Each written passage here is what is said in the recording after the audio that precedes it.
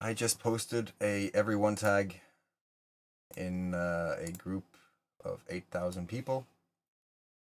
For those who knows, you know. That's always an interesting thing to do because you never know what's going to happen. I can maybe show you live what it looks like when you have something that people resonate with. Sometimes they resonate, sometimes they hate it. This is what we did. This is my little community of amazing people. And here it begins. So now we have one. Let's see, like, let's do 3 minutes here until we go into the actual stream. Oh my god, I am actually nervous. I am nervous, but I know that it's going to be amazing. But what else is that it's really interesting to see how the message has not been delivered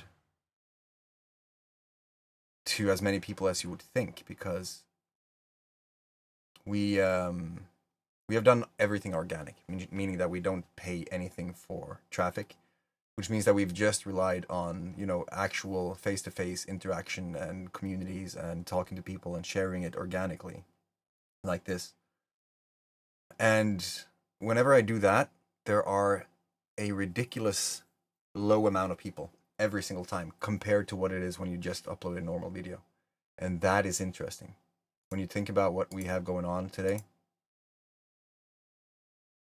it's it's super interesting to see how much your message gets banned, shadow banned, if it is this message, because it seems like it actually knows when the message is of that nature, and that fascinates me to no end. Like, how is that possible? I'm pretty sure that I'm in a category of shadow bans at the moment, but it doesn't matter because the group is growing exponentially. I can't understand how big it is, how quickly this goes. Like, if look at this, an interesting graph. It's just going one way, right? Mm. I love this group. It has caused me a lot of pain. It has caused me a lot of frustration, but I love that group. Best self-development ever. Now I will go in and I will set up to get started.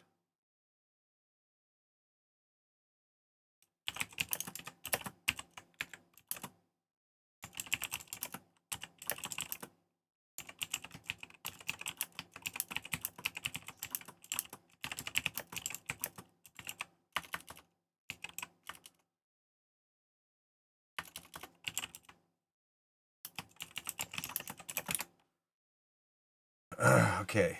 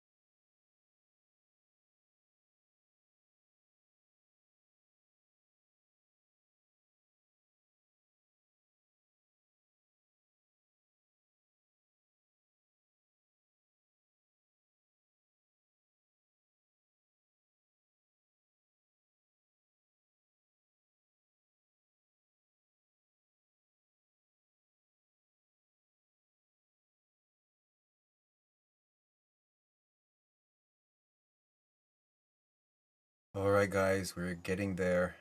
Holy shit, I'm scared shitless for some, like, not scared shitless. We have talked about the whole labeling of emotions, but I feel this one, guys.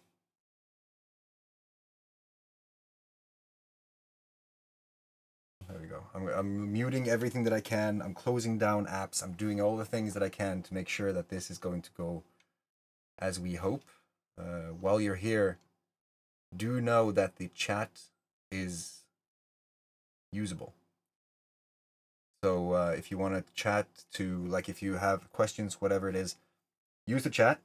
And we also might go up in the Discord group. So for those people who are willing to or wanting to join a little bit more of a exclusive experience, if we do that, then you have the opportunity to jump on and we can have a chat while we're on the event. We're doing this very much like building the plane in the air. Like, this is never, I've never done this before, not like this. And I might go a little bit more into what that is. Like, you've seen a video before, you might have been here before, but this is completely new. Never done this before. And I hope that you're gonna enjoy that thing that we have set up over the time that we have been doing this, because nothing is really prepared other than the things that have been created and seems to have been created in the past for this very moment. Hard to explain. I'm just sitting here smiling as I'm saying this. So I'm just going to continue to get a little bit ready, get some coffee. You can go and find some good stuff to drink. I will also say that I'm treating this as a pre-TTX, meaning that I'm exhausting myself. I have not eaten and I slept 3 hours last night. I'm trying to kind of purge almost before the experience, and I'm gonna get more into what exactly that means during the stream, because this is a very interesting experience, and I hope that you're gonna enjoy the thing we're gonna talk about: mental health and things. I'm just gonna say energy is a very big part of this, and you're gonna feel it more than I have to explain it. That is kind of the essence of this. This is the point of this, is to show you what it feels like and to see how good we can make that online instead of the physical thing, because I think we can do it online. I have a what if going on, and I look forward to see what happens on the other end of that what if. I'm gonna put on some music for you guys, and maybe I'm gonna be done by the time the song is over.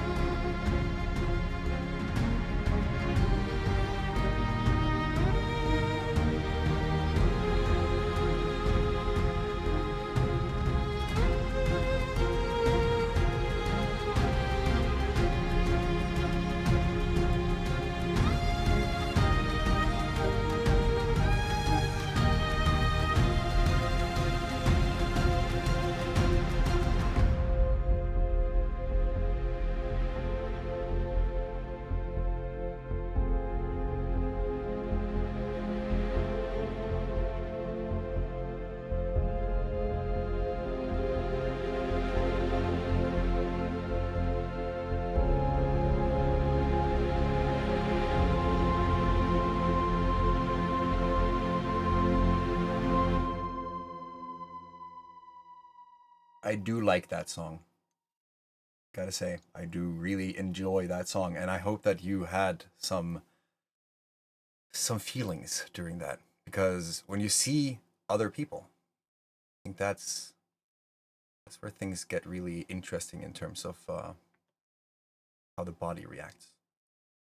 We still have a few minutes until we get started officially. I will try not to jump the gun on this one. Try to take my time and just enjoy this process, because it's going to be a very interesting thing to behold for my part, and for a lot of people in the stream community, in the audience, in the tribe, wherever you are. Many of you know how huge this is, and I've been basically going around and updating people on what's going on without really being able to tell them what's going on, because it's almost like a rebirth.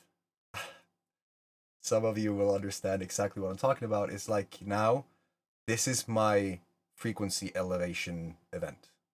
We can call it that. It's one of those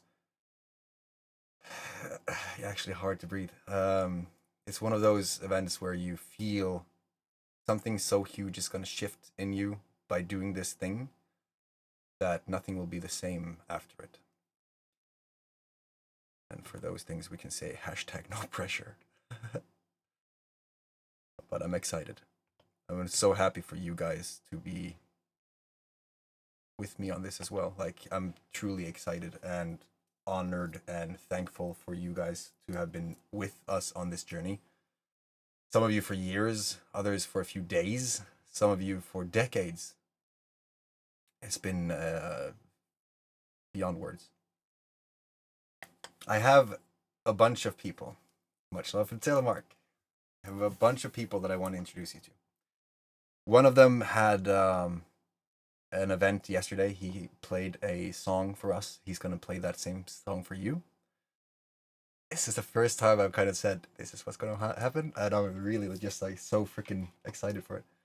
He's going to play a song for you, which is very special. So for you guys who don't usually listen to lyrics, try to feel the lyrics, because it's very much about you. It's very much about this. It's very much about what we do in the Legacy Forge. It's very much about everything that has been coming to pass. And honestly, I have no idea how to start this. I think that if we go straight back to where the TTX event started, it would be overwhelming for some. And I'm saying that genuinely, because it's so huge sometimes to kind of go into that memory, and then you start to think about the things that you experienced in that and the things that it led to. It gets overwhelming really quickly. So we have to kind of set the tone, have some fun, get some energy going, elevate some frequencies, and then I think we're going to have a beautiful time. I love the fact that you guys are active in the chat.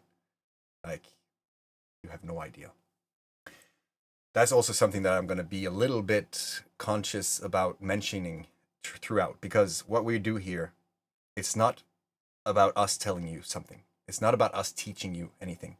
We're going to talk about experiences. We're going to talk about what we have seen based on the things that we do. But essentially, the whole thing will be up to you. So if I say that, click this link, there is often something that you can't really expect on the other side of it.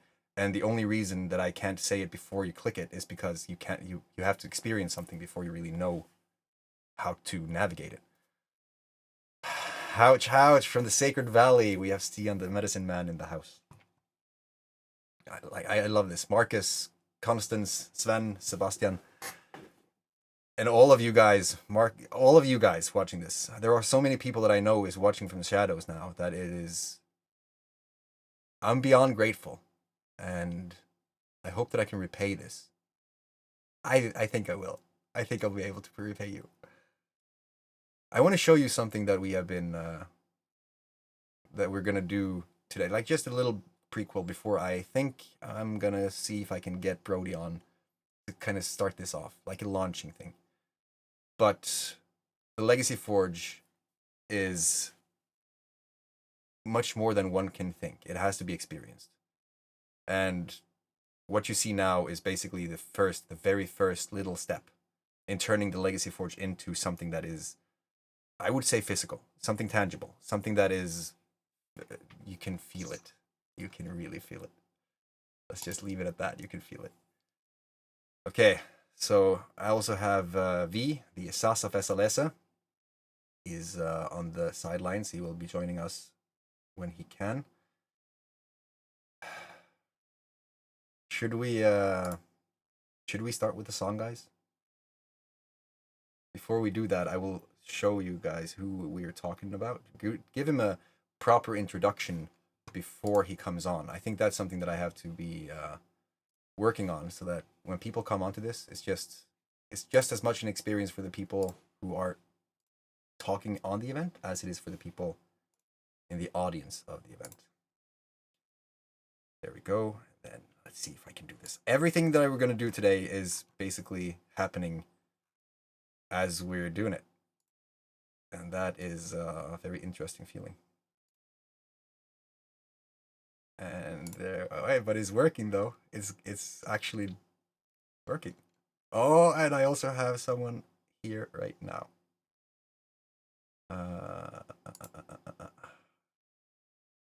You want me to take him in?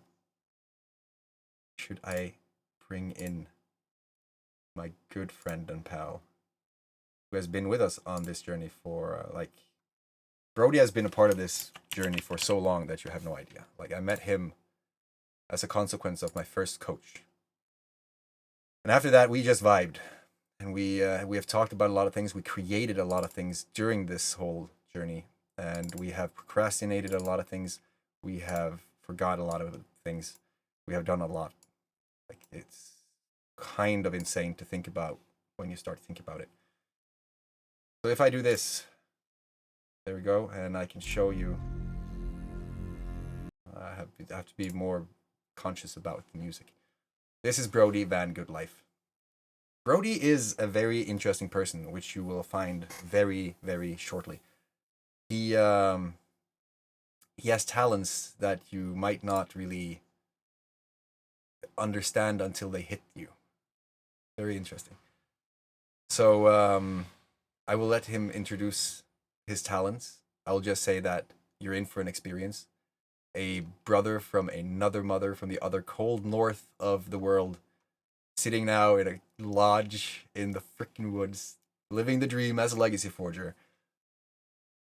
Ah, God, I'm humbled. Like, I'm emotional. I can feel emotional. Oh God. Hello, hello. Hello, hello. Oh, I'm so happy. This is going so perfectly. Hi. So, bro, how have your last few hours been, and how do you feel? What are you gonna show us?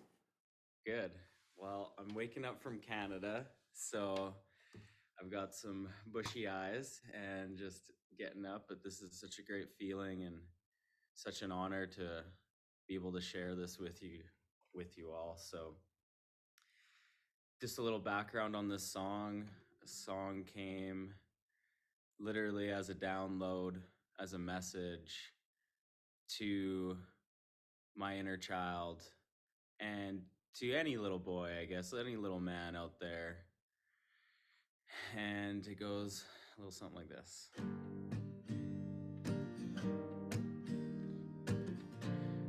The song's a promise. A promise to a little boy whose eyes shine so bright. I wish you may return, don't stop, take flight. Your world is not rigid, it's not about the fight. And always know you're protected when you sleep at night. I promise to remember you every day, even when I get busy or when I lost my way. See, life changes fast, it can get you into trouble. You may trip, you may fall, you may take it tumble. Now you know you are here by my side. I love you, little man, promise to be your guide. Unconditionally love my past, present, future. If I haven't till now, thank you for being my trooper. Now you're my best man that I could ever ask for. If I ever waver, you can send me out the door. I'm your best man, and you're connected to me like the fish in the ocean and the birds and the bees. I promise to that little boy blue, eyes so bright you can see the truth. Don't put me away in your pocket for a rainy day. Think of me every morning, every time you play. I promise.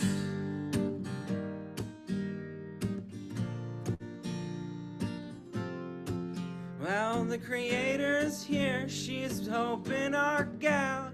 Just send her the word and she'll turn up the dial. Live that good life, don't get lost in 9 to 5. Well, you are here to do it all, not to just survive. I believe in you, and we'll pull on through. Meet more people like me that are just like you. We're all looking for the same thing, that little boy blue, eyes so bright you can see the truth. Don't put me away in your pocket for a rainy day. Think of me every morning, every time you play. I promise. Speechless, bro. Seriously. Again. You changed it. You changed it. That was not the same that you played yesterday. It's literally evolving the It's song. literally evolving as you are. Like, it's... I love that. Thank you. Thank you. And I think that... I don't think that people watching this was expecting that. Like, it's so kind of beyond what you could expect. You were like, oh, I just want to lean into it, but I think I'll just show him this song. Yeah. I love it. And also, I just had a conversation before this inside of the Discord, and someone came on, and he had never been on before. Like, it was a facing of fear. It was crossing a bridge of bravery. I have such respect for you, bro, because you are able to release into that tone. I've been trying to kind of find my voice a long time, and when you are able to kind of go into that presentation there, I respect that to fucking no end. Like, I see you. So thank you for sharing that with us. Appreciate it, brother. Yeah, that's I've never been like I've always played music my whole entire life. I've written some songs or at least changed songs and made them my own, and was never really a good singer, but I felt like I could sing to some degree. And yeah, it's a combination of just freaking singing your heart out, I guess, and trusting and believing that you enjoy it, and then if you enjoy it, other people out there are probably gonna enjoy it. And yeah, I didn't. You're never gonna sing it perfect, and that's fine. That's what gives it the authenticity of it all, and gives it the rawness, I think, of where I'm at with it. But I just wanted to share with this song, and just even lately, is when you're close to the source, you can feel it and it feels right. And when you're farther away from it, it starts to just kind of like fog out. And I know that sounds very vague, but once you get that feeling and you understand it, you're able to know when you're on track, especially within creating and within song and music and stuff like that, because it's so vibrational that way. In language, you can get away with it quite a bit. But in song, you can't get away. If it, even if I have a twang in my voice or whatever it is, it's still a vibe or an energy that I've crafted and worked on. That's me, that I feel that's like soothing or enjoyable for the listener that way. And that's 100%. like, it doesn't matter if it's writing poetry, mechanical engineering, or like whatever, like, type of thing.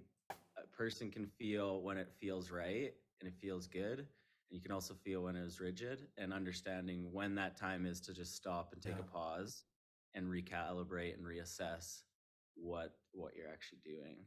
Yeah. And that's what came through for me with the song, and yeah, what's been building for me lately from it. So I love that. yeah, go write a song, go write some poetry. It's so freaking powerful. And so yeah, this is gonna be the first song I ever record, and I'm gonna release it, and the tribe's gonna know about it for sure. And yeah, just really excited because yeah, just really excited about the message and the meaning, and I think it's what the world really is asking for right now for a song on the masculine energy side of things. So Mm, yeah, I agree and 100%. potentially the feminine side of things that are dealing with still masculine wounds. That's on that Yeah. side. Like that's what this is for. And my vision already was just like, this is the masculine version of the song, but I love then for a female to come out and like Yeah. do the female version of that little girl, and that, that healing that way too, and it be like that perfect kind of duet in the verses and stuff like that. So That's literally why we're sitting here right now.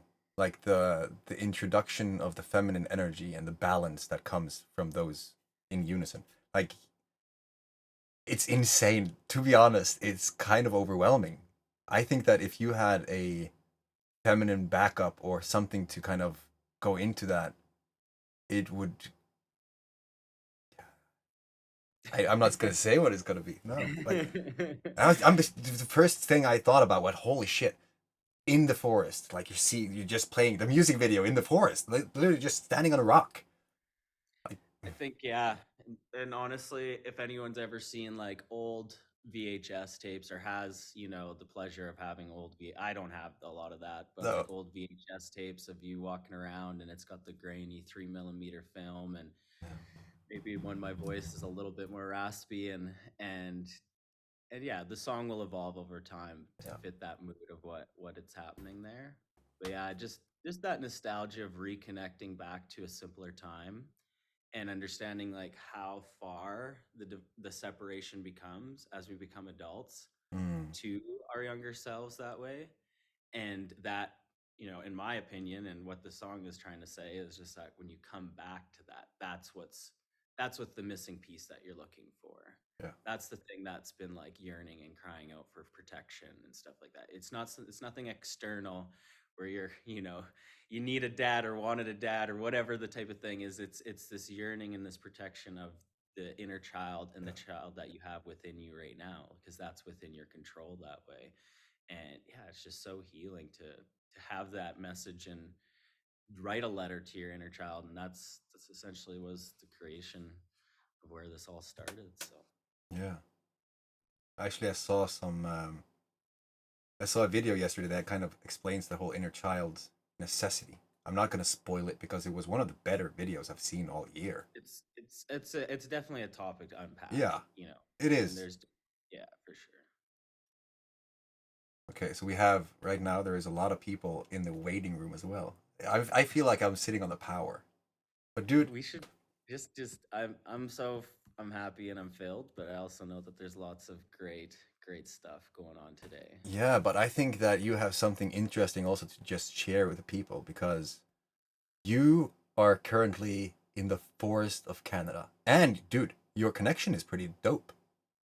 Yeah. Yeah, and that's saying something. I mean, you and me, we know what I'm talking about when I'm saying your connection right now where you are is good. Can you talk about your location there? Is it? Right. So me and my fiance, uh, we initially our relationship was romantic, but also we connected on our vision. And my vision when I first started in 2016 was to build a larger center that we could just mastermind at.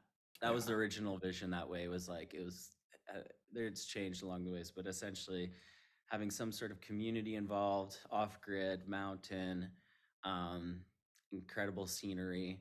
And in the beginning, it was like so people could meet up for like business and stuff like that. And I still want to be able to provide people with skills and tools to make their dreams a reality that way. But it eventually became just helping people with the inner, that helped them with all the external. He fixed the machine inside, and it starts to just fix everything else. Everything else is kind of uh, semantics or illusion until that point. So, with that, yeah, it was a long journey, and it was a lot of like riding around in our cars like gypsies for a long time, going from event to event, and then putting on the nice clothes and the suit and tie and making it look like we had made it. But all along with the vision of there's people out there that need this message, there's people that out there that want this message, and when we provide that message, it changes their life and changes their perspective on where they're looking at. And sometimes it would be that one thing that's been holding people back for years and Yeah. years and years. And me and my fiance working in the same realms, just helping people rise up that way, Mm. seeing that transformation and how quickly it just was a no-brainer for me. It was like, oh, this is what I want to do. This is the impact I want to leave that way. So that's fueled and charged the mission again and the vision.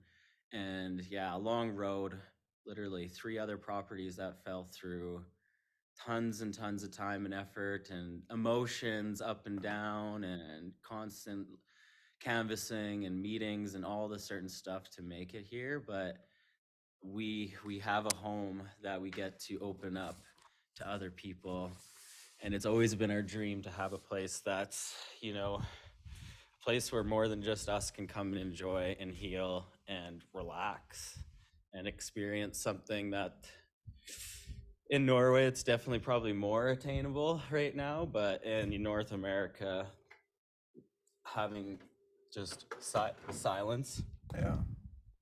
is basically our biggest it's our biggest quality out here, because it's just Wow.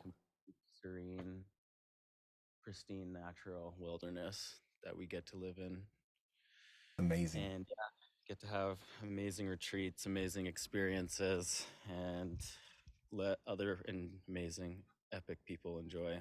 Yeah. We've got kitties. Oh, there's a kitty. And we're gonna have TTX events at that location. It's in Metonia because I always forget the It's in name. Alberta, Yeah, but Canada, Alberta. you had a name for the actual compound, didn't you? Uh, yeah, there's a few brands that go around, but this specific location is called Rock Lake Earth Lodge. See, just their names. In Norway, we don't have that. It's like no. We have a place that's kind of loosely translated to Danger Cove, but it's really sounds it doesn't sound like that in Norwegian. Yeah, But so we're a wilderness Alberta lodge yeah, in Alberta, Canada, right on the continental divide. So the Rocky Mountains are like right in our back door, and yeah, the energy there is it's probably insane. you have to come and experience it. Oh, I'm coming. You know I'm coming. Yeah. We're all coming. Yeah, we are all coming, and you're coming up to. We're gonna have a TTX event on what we call lovingly the Trollcock, which is literally a stone formation shaped like a penis, which they call that in Norway, and it's right next to the Jotunheim, I believe. So, or maybe I'm completely off, and they're two different places. But we're gonna have TTX events at both, just enjoying nature and going back to that energy. Yeah, Yeah, and it's so amazing. The biggest thing, we live really close to a lot of the like westernized, well, not really close, I should say, but about 2 hours away is the like westernized version of the Canadian Rockies that everyone knows or has maybe heard of, Jasper and Banff. mm, And those locations have been there's so much tourism there now that they actually can't expand anymore. And you can feel it when you're there in high times. Like it's almost yeah, shoulder to shoulder. And especially at some of the greater spots to go, it's just like take your picture and leave type of thing. And it's just, ah, there's no spark, there's no, that energy is lost of what, because me and my fiance were having a walk yesterday, and we're trying to, we have been trying to figure out what's the best way to be the best stewards of this land. And obviously, I just said, we're walking and we're enjoying the mountains. I said, this is it.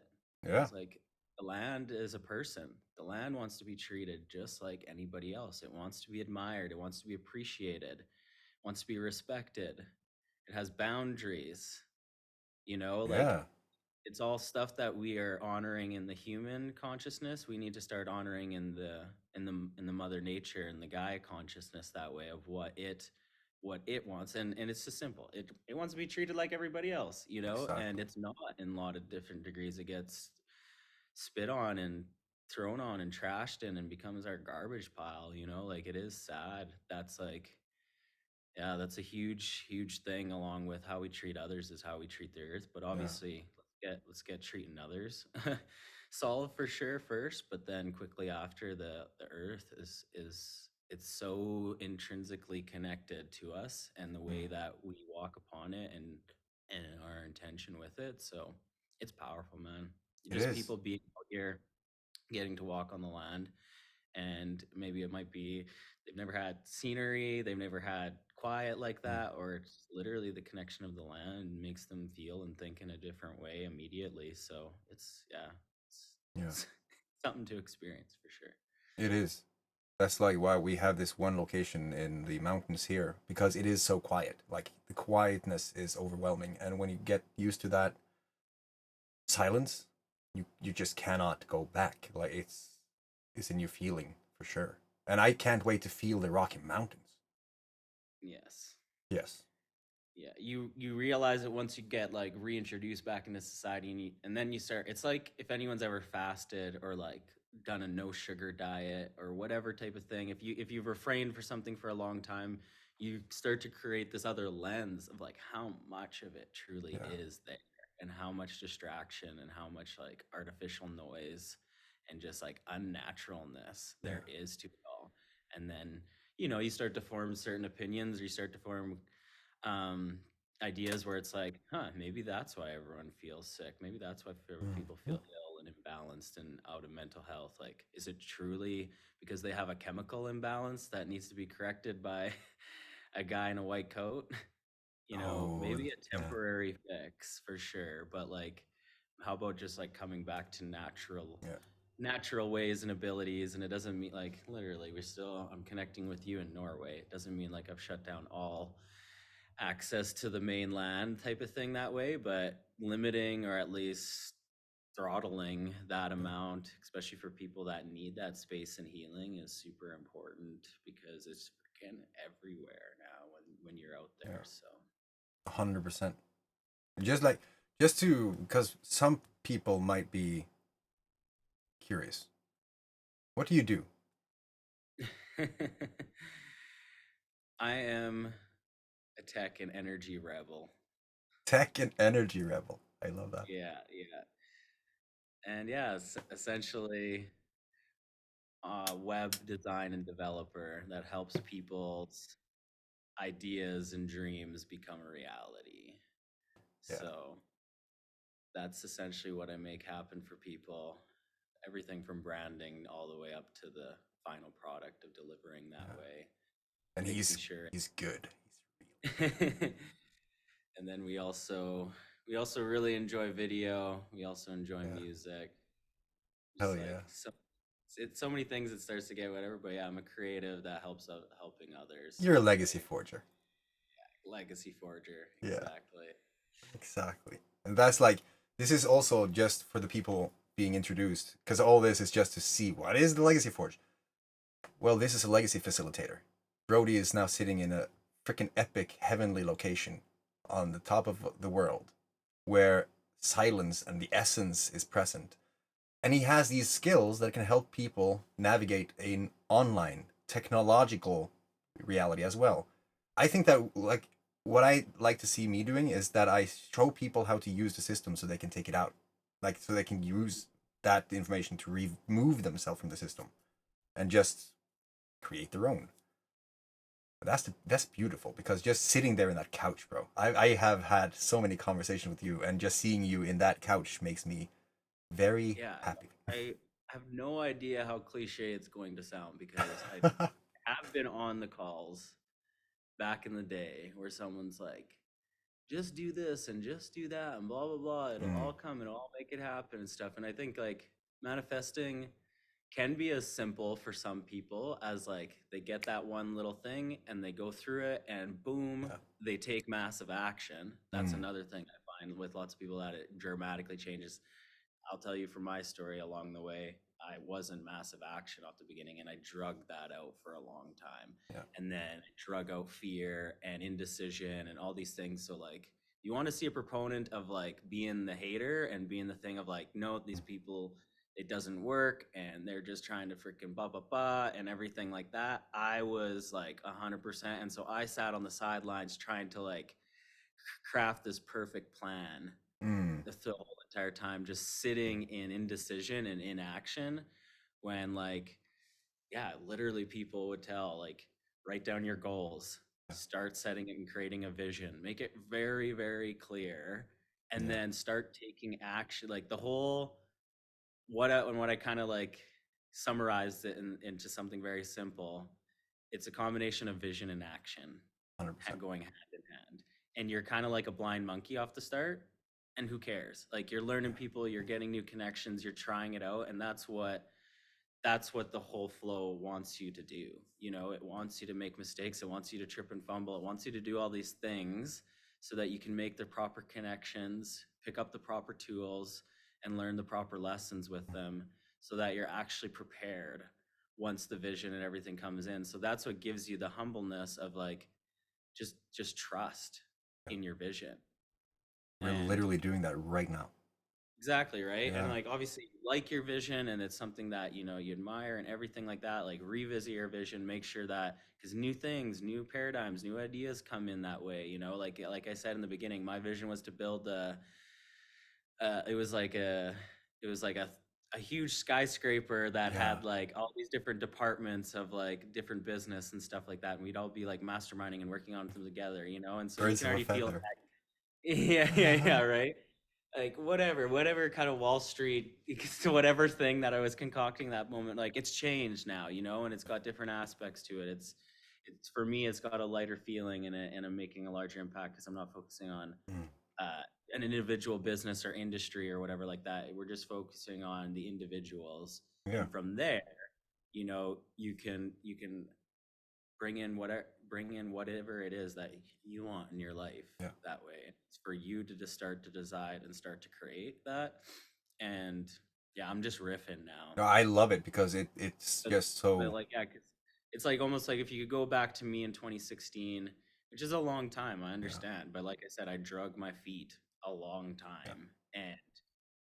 And even up until like recent times, it's easy to slip out of the veil and end up, or I guess to explain my onion analogy. By the end of this week, everyone will know my onion analogy, and then I can just start going into it. But essentially, energy um, is like an onion, and then when you're close to it in the source, like when I feel it in my lyrics, and when I feel it, in the love of the energy, like you're close to the source and you can feel it, and it's when you're in the right place and you're doing the right thing.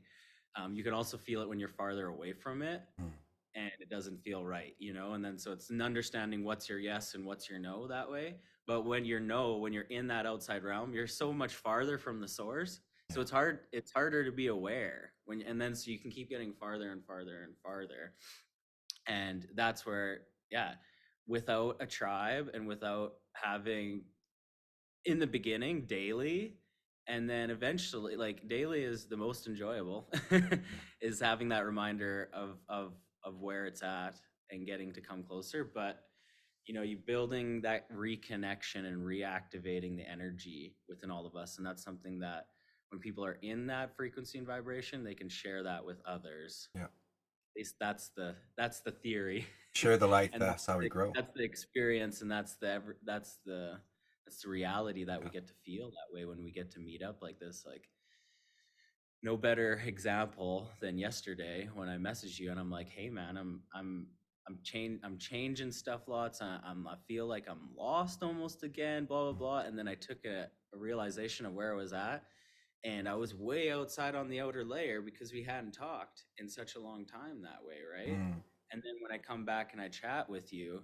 the one message you said to me is, just come.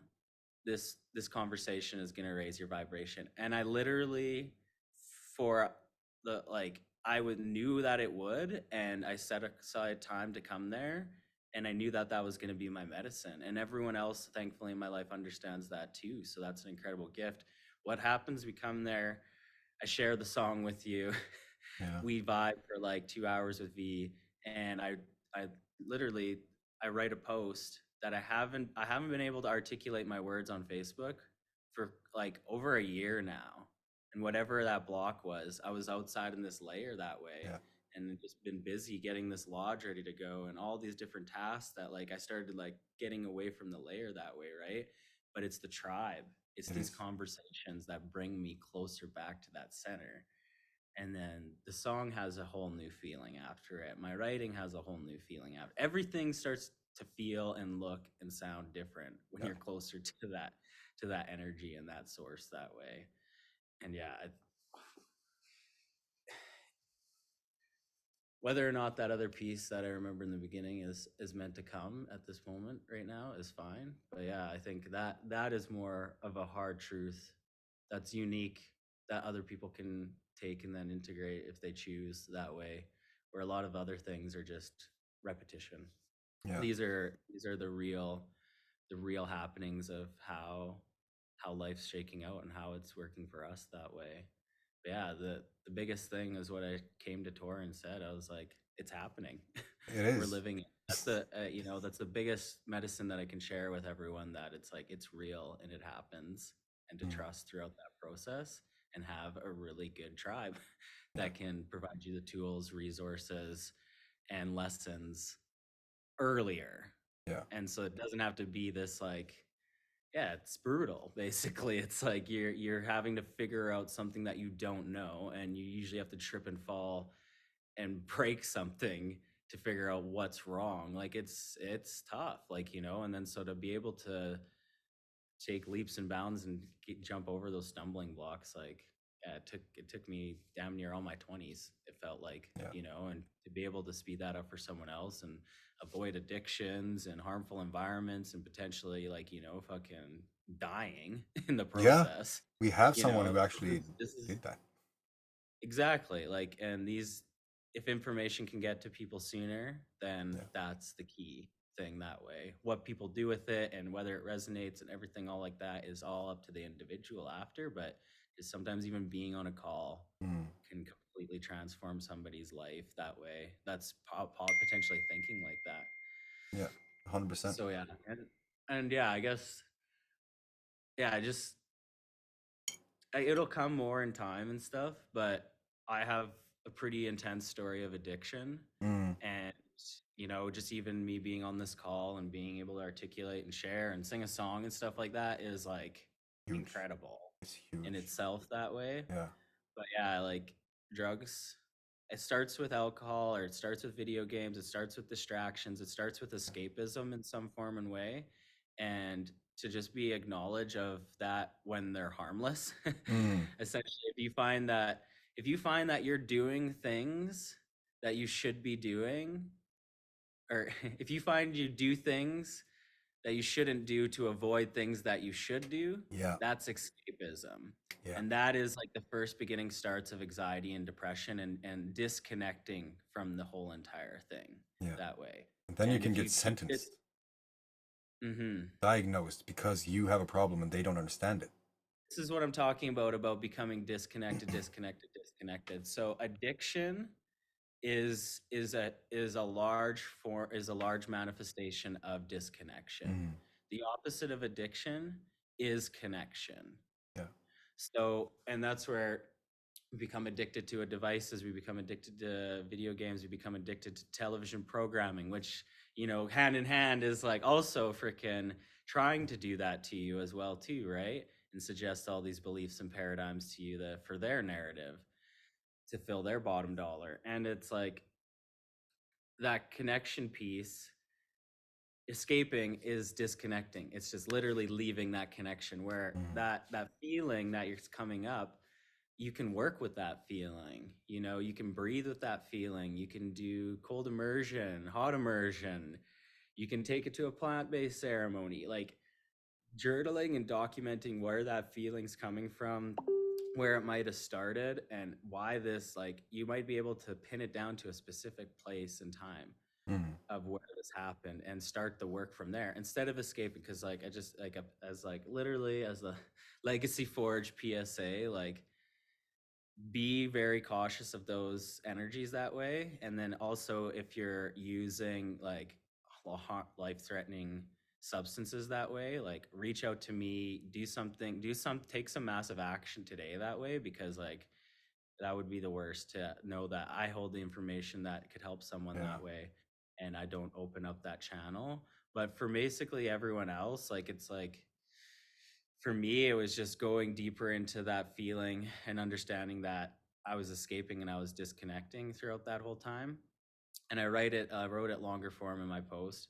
Um, but for me, when I was back at home in Saskatchewan, you know, everything has to do with drinking. Yeah. Literally, all the hobbies are to do with drinking, and this is it could almost remind you of like Southern United States kind of vibe. Like everyone, like it's country bumpkin, growing up on farms, hard work and hard play. That's Yeah. always the thing. Work hard, play hard, right? So these people work to the bone so hard for this paycheck, and then some of them, and myself at the time, spend it all Yeah. just on releasing, escaping the whole time, and then come back, and it's this perfect slave system Yeah. because same amount of money that they make, they go drain it down the hole at the casino, drugs, gambling, alcohol, and then they have to come back and make more, blah blah blah type of thing. And it's so sad, Yeah. and it's so poisoning and toxic that way.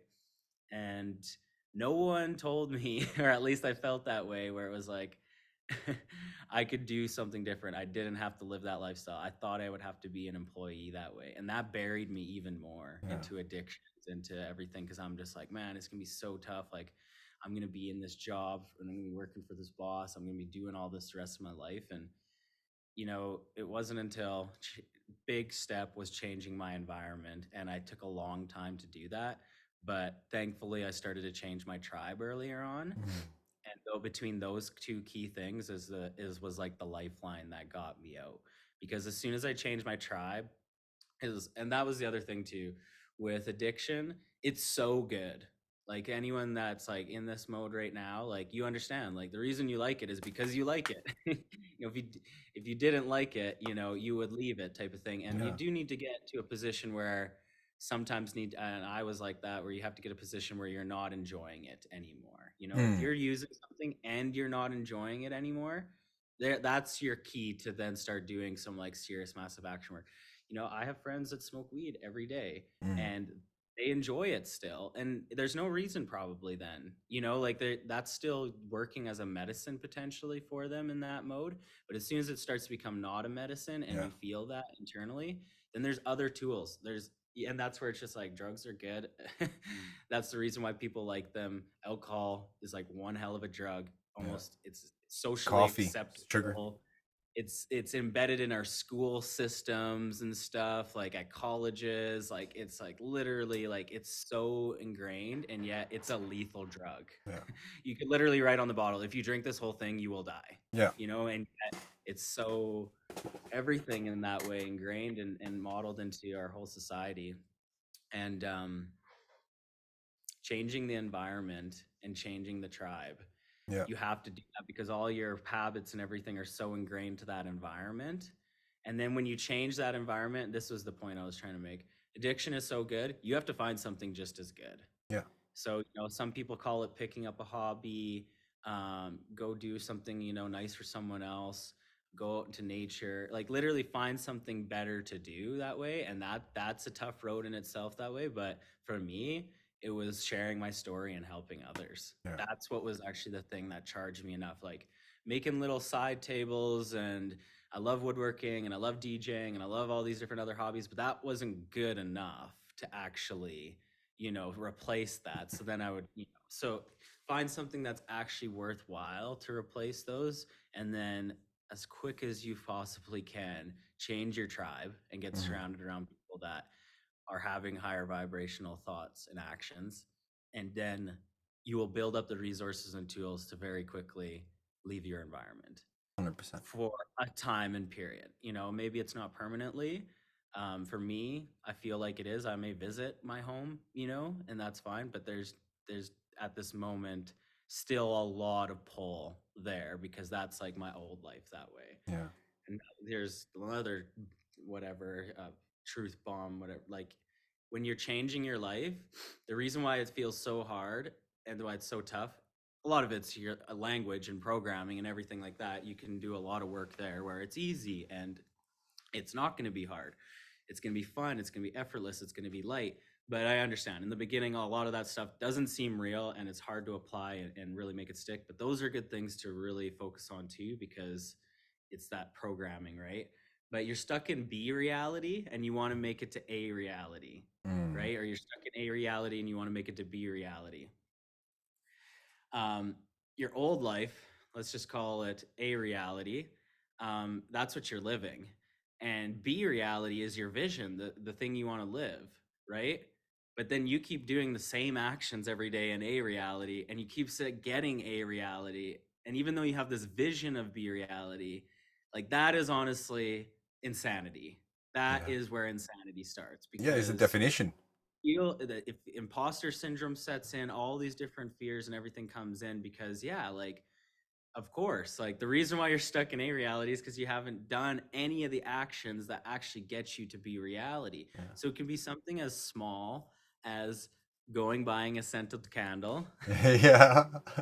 It can be as easy as, going for a walk, doing some exercise, writing some poetry, listening to some music, Mm. literally putting up some colors on the screen of like different color, like taking a different way to work. Like the first initial action is so easy that way, and then you just continue to do more and more different actions than you normally do, and then you can start to organize and categorize them as like, oh, which actions are actually going to get me closer to this B reality, because it's not just, oh, we popped into this lodge one day, and I know a lot of people want to say that when it's like, oh, Lucky bastard. believing is thinking. I just come from that whole devil's advocate, so if that annoys you or anyone or whatever, I always kind of come back to that just to share with people because I understand that vibration that way a lot. But yeah, it takes you actually figuring out the things that are get you closer to Yeah. that B reality and then taking action on them. And they don't have to be these like things that are impossible. Like No. get those things in your mind. Get the things that are possible and doable and attainable today and start doing those. There's stuff that's actionable. And then as you make that move over, here's the kind of like secret level of this, because some people might have heard that analogy in a sense. When you're on your way from A to B, this is your old life and it all knows you as this identity, and it's going to try and keep you there as long as it can because that's what it's comfortable with. Yeah. It's safe. People, time, scenarios, the whole entire like fabric is trying to pull you magnetically back to that each time you're pulling to B. Mm. And you have to be conscious of that, and you have to set boundaries with literally individuals, actual other people, in the collective that way. You have to do it with scenarios, careers, like essentially it comes down to conversations with people that way, and conversations with yourself of like locations, environments, places that you tell yourself that that's my boundary. If I'm there, I'm going to do this. If I'm not going to enter that boundary.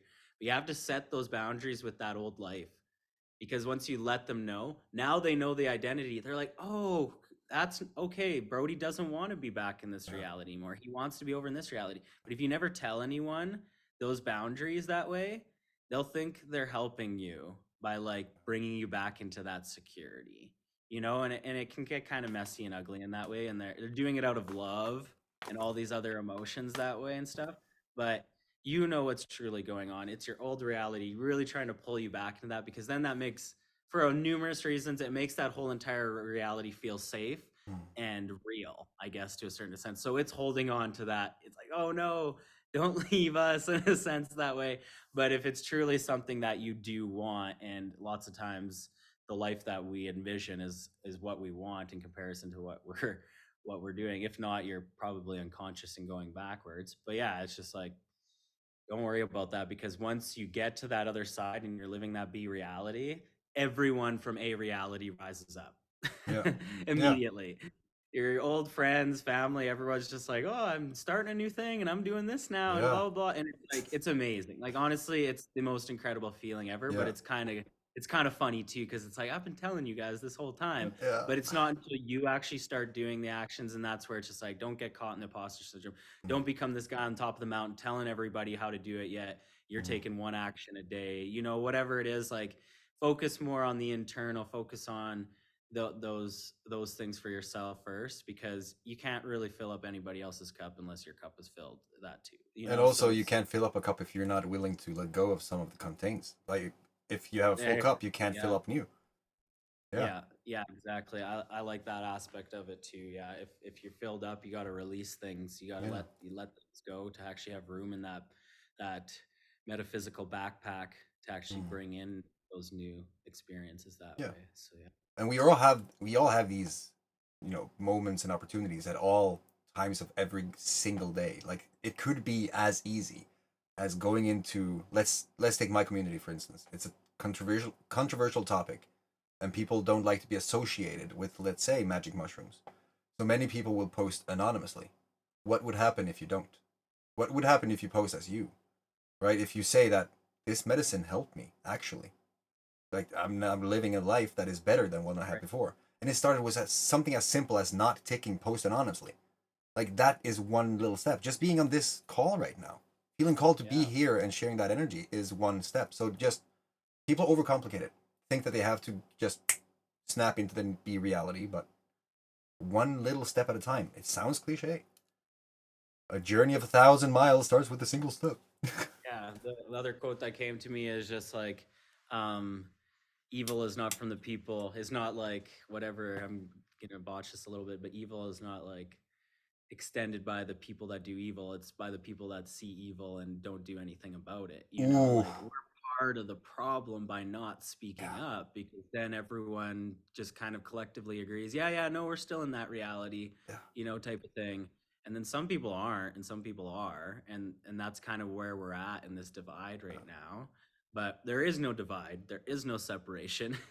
There's people feeling really good, there's people feeling really upset and really unhappy. yeah, You decide and you choose. It's fate or destiny. yeah, And it's definitely your choice and your decision at that moment. It's just we can only share our experience on what it's done for us and what yeah. the feeling of it is, or try to at least explain the feeling. It might just sound like we're crazy or something to some people, Sometimes but people do think we're crazy. Yeah. and that's okay, because I used to look at that and think they're crazy people. But you plant that seed, right? Then they go talk with their buddies. You couldn't believe what I seen today. This person was blah blah blah talking about, like, now it's like we're here.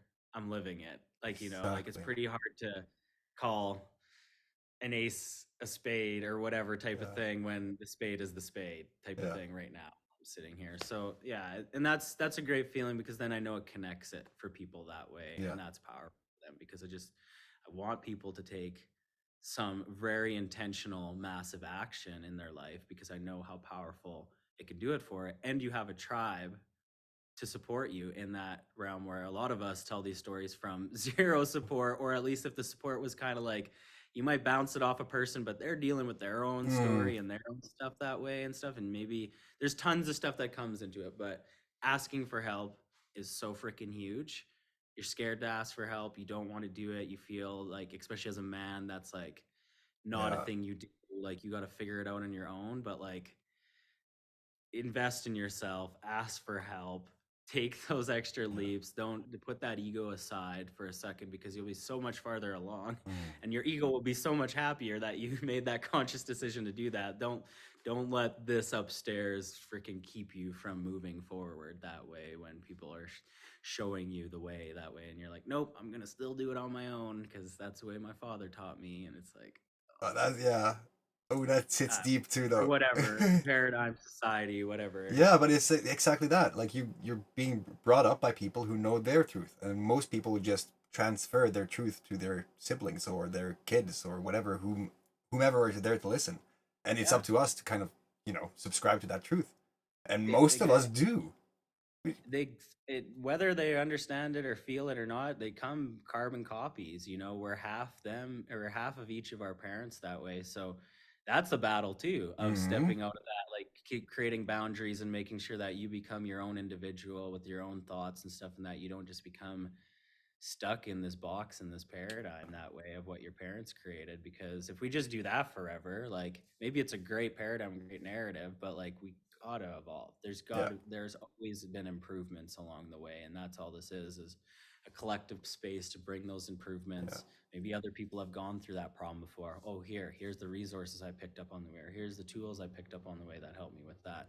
There's so much farther ahead. Yeah. And the And Legacy Forge is just the composition of all that. Like the tribe, you and me, we've been connected since 2018 or 17, like a long time. yeah, And all the other people who have been coming into this journey, every single one who has been on this frequency has found themselves in the tribe that is just expanding. Like many of us didn't even realize that this was what it was.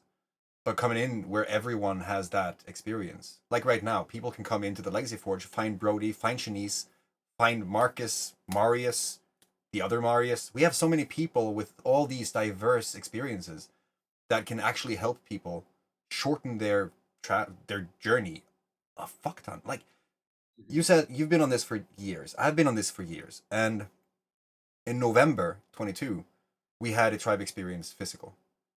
There, Stian, who is currently in the chat right now, he had a dream of going down to Peru. Well, he's now sitting in the Sacred Valley. He's been there for months. So it's like, how much of an action are you willing to take, and how much fear are you willing to face to get what you say you want? And when you have people who have walked that distance before and they can literally just take the flashlight and point it backwards so that you can see the path you're walking on, it's nothing more than that. Like you're getting a map through other people's hellhole. Like sometimes you went through some stuff that you had to really work to get through, but you learned stuff that can help other people integrate this in the fraction of a time. Yeah, I think that mentorship and the practice of transferring information and knowledge and wisdom has been lost. And I think that's what we're doing here. We're basically bringing back the campfire from olden days and just sharing stories that is going to elevate other people. It's powerful. It's powerful, and it's this constant evolution and growth. And yeah, if I could summarize what the hurt and the pain of the world is, it comes down to communication and our loss of these teaching and these wisdoms from the older teachings that way. Because before we can even learn from our elders that way, they're getting stuffed in homes or they're getting pilled up or whatever it is that way, right? So having these conversations earlier on and carrying on that torch is so freaking powerful that way. You're never too young to teach. You're never too old to learn. It's so simple. Oh, and this is the point, because I was like, if you ever see me pausing, it's because I'm thinking about something that I thought about before, and then I'm trying to remember it. But it's this constant expansion that way, right? Where our trials and tribulations from trailblazing become literally golden nuggets for someone else, so they don't have to trip and fall and stumble. Essentially, this whole like nurture nature version of how that goes down.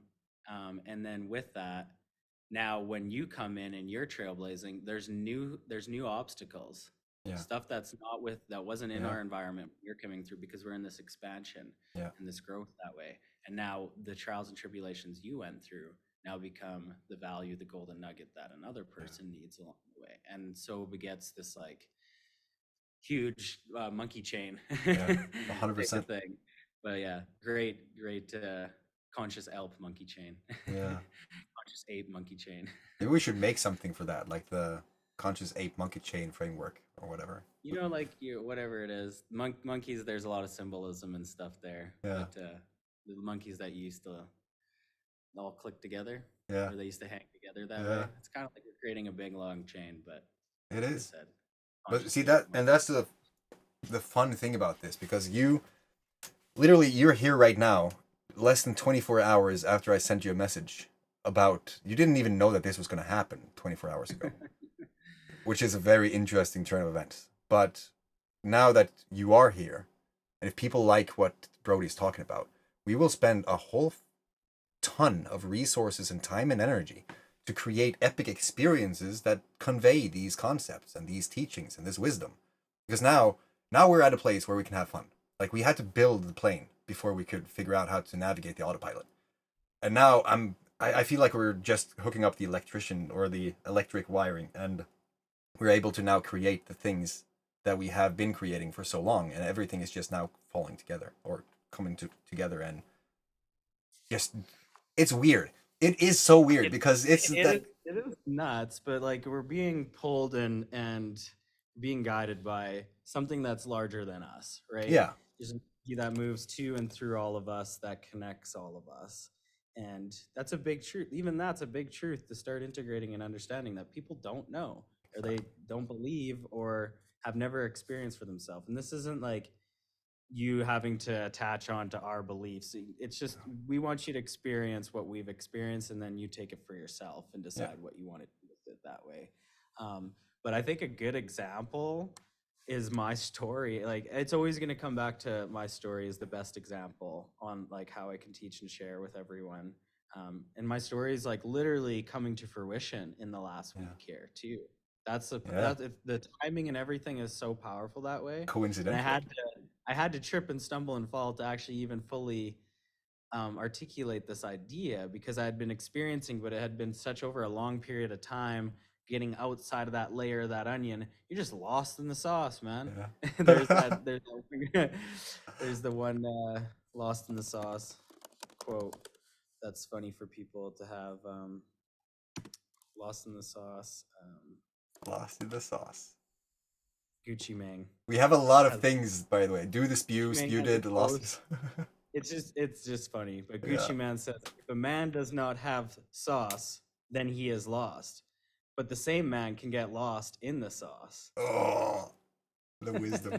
I love it. Yeah, it's a little wisdom drop with that. So I was lost in the sauce, just like literally 48 hours ago. I think it was was when I had the kind of aha. So how it had been was, when I was down in Vancouver and we were on the island, and that was like a weekend experience, a thing that me and my fiance wanted to do forever, and we just packed up a trailer and we went and we did, and we loved it down there. And there I was like, we got to build this thing. We got to build the Legacy Forge with Tor. And also we had this idea of like helping others create their dreams the same way that we have that way. And that was the general purpose of it, at least in my eyes. You fleshed it out into this beautiful thing along the way too, that I just love and admire so much that way. And then it's going to evolve with everybody else's input and everything that way. It's going to be this growing, living human being that way, living thing.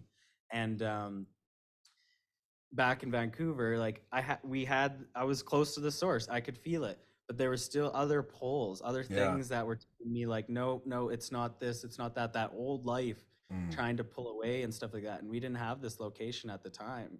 We weren't in it.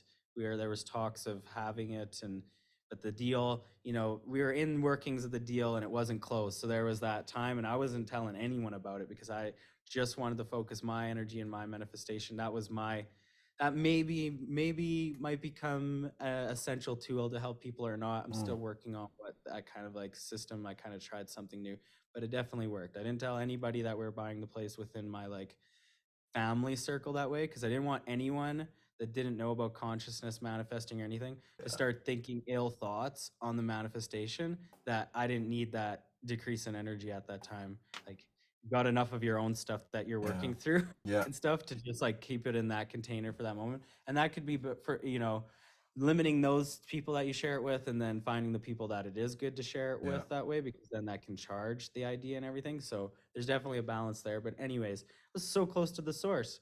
We were like almost literally a day away from launching it, and then the stepping out of the onion happens, right? And it could be a whole course of different stuff that like goes into it, but essentially taking actions and unconsciousness that are stepping you out.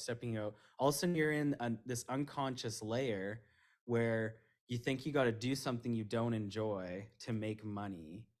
And it's just like, in my experience, it's like I went through all different types of marketing, Facebook ads, e-commerce, all these different types of like things that are promising that it's going to make you money, blah, blah, blah, right? And I'd been basically hoodwinked into this loop so many times that way. And I came back to the source and said, you know what? And then so you're on the outside doing something that you hate to do to make money, right? And then you move into the layer of, oh, I'm so smart, I'm going to do something I love, but then you don't really connect the money piece after it. So then you're not really actually doing that as a thing. You're saying you're doing that as a thing. Let's say woodworking. Oh, I love woodworking and passion. I have this Etsy store, but then I'm also working this 9-to-5 or at this place. That's what's actually paying the bills. But this is my passion that way, right? But where's the disconnect again, right? Like, you're doing something you're passionate about, but it's not actually connecting you to any value or any in the market that way.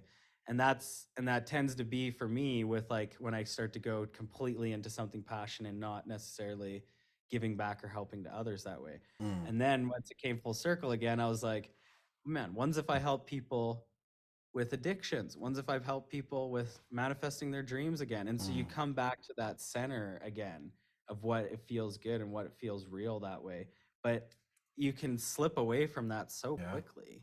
Yeah, and then you can get stuck doing something that you don't want to do and it making you not the money that you want it to do for you.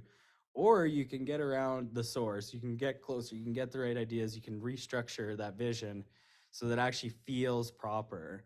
And you'll know when it feels good. You'll know when you're on track and you're in alignment. And like I said, you also know when you feel when it's out of alignment. It's an understanding when to ask for help, when to pause, when to meditate, relax, and go for a walk in nature and just like let that whole busyness, unconscious, whatever habit loop thing that's got you in this outer layer just quiet down. So then you can actually, and sometimes for some people, it's as immediate as just that quieting, that meditation, that walk, listening to music can then bring them back to more that original you thought of where this was headed and what this was all about type of thing. 100%. That is essentially what we're doing in the Legacy Forge. Like, to the word, because in the autumn months from August to October, we have Essence Anvil. Essence. Find your essence. And if you do that, I see, like, it's very easy. It's very simple, because I see in chat people are saying like, but we need money to survive. And it's extremely simple to make money doing something you love if you're willing to take that plunge. Because if you go to work 9 to 5 every day and you're so tired when you come home, you don't have any energy, then it's going to be very hard for you to do the things that you need to do in order to do whatever else that you really love. Like if you have a passion for creating clothes, but you don't have time to create those clothes, like knit that sweater or whatever, it's going to be hard. But if you focus all your attention at that one thing, that's just going to be exponentially quicker to achieve. Because if you keep fragmenting your energy, let's say that you have 1 hour a day over the span of a year, compared to having 8 hours a day. Like if you set up contingencies to say, okay, right now I have 2 months of leeway.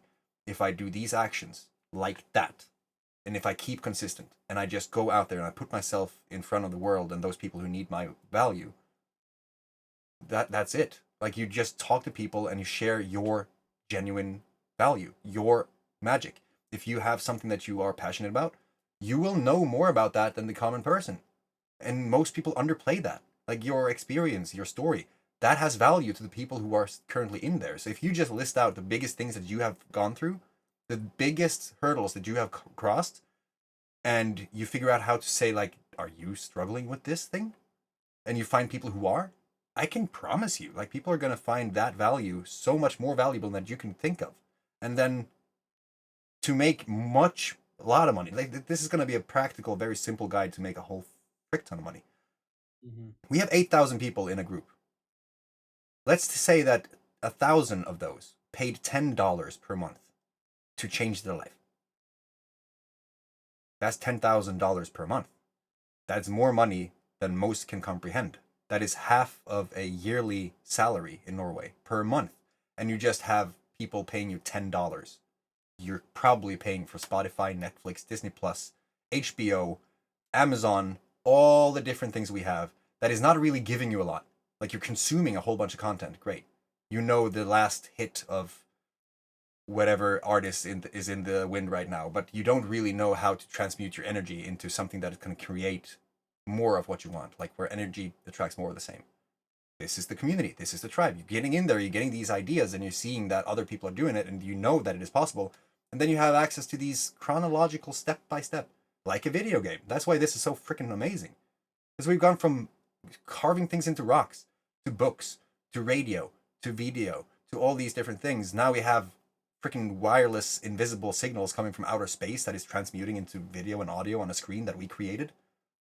Isn't it then kind of arrogant to think that we are not able to create some pure magic with the things that created the technology that we're currently using?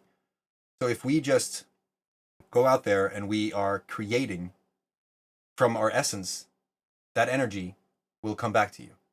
And just being affected, like being in this energy, over a span of not that long, actually, having a few conversations like this with people who see you and can give you practical steps is going to make you start your video game of life, like the adventure game of life. You're just following set resources, and you are the one who decides what to do with that. Like, here is a checklist how to do that or how to do this. This is an idea you can ponder. What would you do if you had all the money in the world and you had 2 months to live? What would your day look like? Things that people don't really consider. But it's going to change how you view reality, and it's going to set you up for something new. Because honestly, statistically, based on experience, I don't know how many people are on this stream right now. I don't know how many people are going to see this in the future, but I can almost guarantee that 70% at least have no dreams or goals of what they're doing right now. There is a minority of people who have sat down, thought to themselves, what do I want? And then started to create it. And then with the support of people who see that. It's literally probably the biggest hurdle that a lot of people on ground one are facing is the fear of getting started is so much larger than the actual desire. Because you're comfortable and it's okay. Like, you're just getting by and it's good enough, you know, type of thing. But deep down, there's that freaking pull where you are unsatisfied. You have not lived to your full potential that way.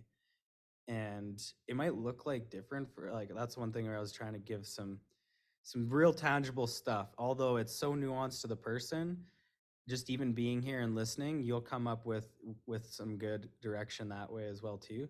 But for some people, it's going to be a Steon type of experience. You literally drop everything, you put it all into a backpack, and you literally catch whatever you can catch to get out type of thing, you 100%. Know? Might be a little bit rough and rowdy off the beginnings and stuff like that, but incredible story, incredible connections, a little bit maybe on the more rebellious, adventurous side of personality types for sure. But it could maybe favor to someone that's really introvert to just dive in and go into that aspect of things too, right? Like, there's so many nuances to it, but I think there's value in find a job that doesn't suck the life out of you. Yeah. That's the first thing to do. So if you're working in a job like Tor is saying, where there actually is no other time to work on this and it feels like a prison, you're like, how am I ever going to get out of this if I'm so exhausted after work, kids, bills, blah, blah, blah, everything, and paperwork done by the end of the night? I just have enough time to, like, pour myself a glass of wine and then pass out or whatever, right? It is, like, type of thing. Well, then you need to change and get out of that job that's sucking all your life and energy and basically essence away. And then once you're in that position, that might be taking a lower pay, but then getting more actual time to then start focusing on this dream and this vision that way. And and it doesn't actually necessarily have to be lower pay, but finding a job that doesn't suck the life out of you is super crucial and important. It will probably, if you're in that system where you're driving to go to work type of thing that way, that's what you're comfortable with. That's what feels secure. It's probably going to be a similar job like that. Now you have more time to actually start focusing on something for yourself, something that is you, something that you're building. The low-hanging fruit is like, oh, I seen this guy, he said I could make money making e-com. Oh, they seen this guy, he said he could make money doing social media management agency, running Facebook ads, designing websites, doing all these different things like that. And then some of them are straight up like, become my salesperson for this product. And like, your best to don't get started with things that aren't your essence or aren't you that way. That is just for money, basically. Yeah, you know, and it's just like sometimes there's some good pairing where it's like, oh, I'm really passionate about this and it's involved with this. There might be some cool scenarios, like bring it to the group, see what people feel, see what people think about it. Like that, they might be able to see it from a different lens, whether, hey, that's actually is a cool opportunity, is something interesting that you should, from your perspective or whatever, give it a shot type of thing. Or some people might be like, I tried that avenue and it did not work for me, but like all the power to you that way. And the reason why a lot of those things don't work is because there's a true essence, there's a true thing that you're here to provide and a purpose and a place for you that way. And it takes a little bit to work that out. But if you have a tribe and you do have your job and income coming in that way, but it's not sucking the life out of you, now you can start spending some time working on that dream and that vision that way. And that is an exit strategy. It's a slower exit strategy, but for people maybe with kids, other responsibilities and stuff like that, that might be the more that might be taking the plunge for you type of thing. And honor that every single action is honorable that way. Some are able to take larger actions and it happens quicker for them.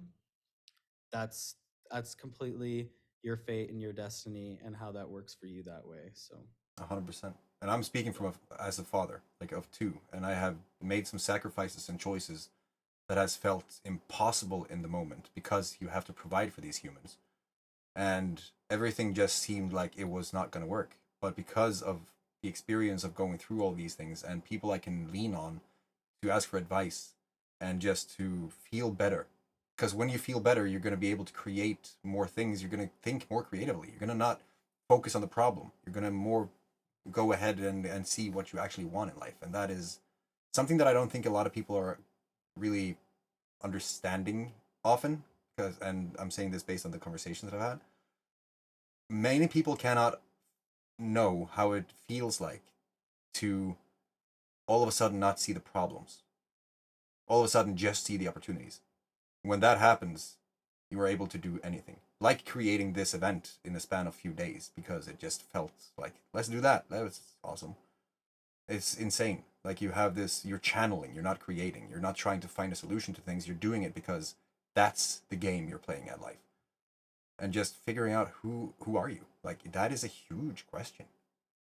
It's a huge question. I think people who say that they know who they are and still work at a job that is just paying them 20,000 euros per month because that's why they want it,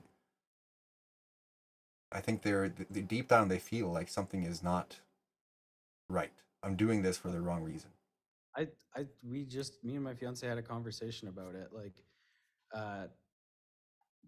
at the lodge here, we have some cabins as well. We rent them out on Airbnb, and get lots of different people from all around the world that come in. But the people that can afford it here tend to be in the oil field and work these like really intense oil field style jobs that are like, I've been in the industry. I've seen it's very stressful, very energy sucking, toxic that way.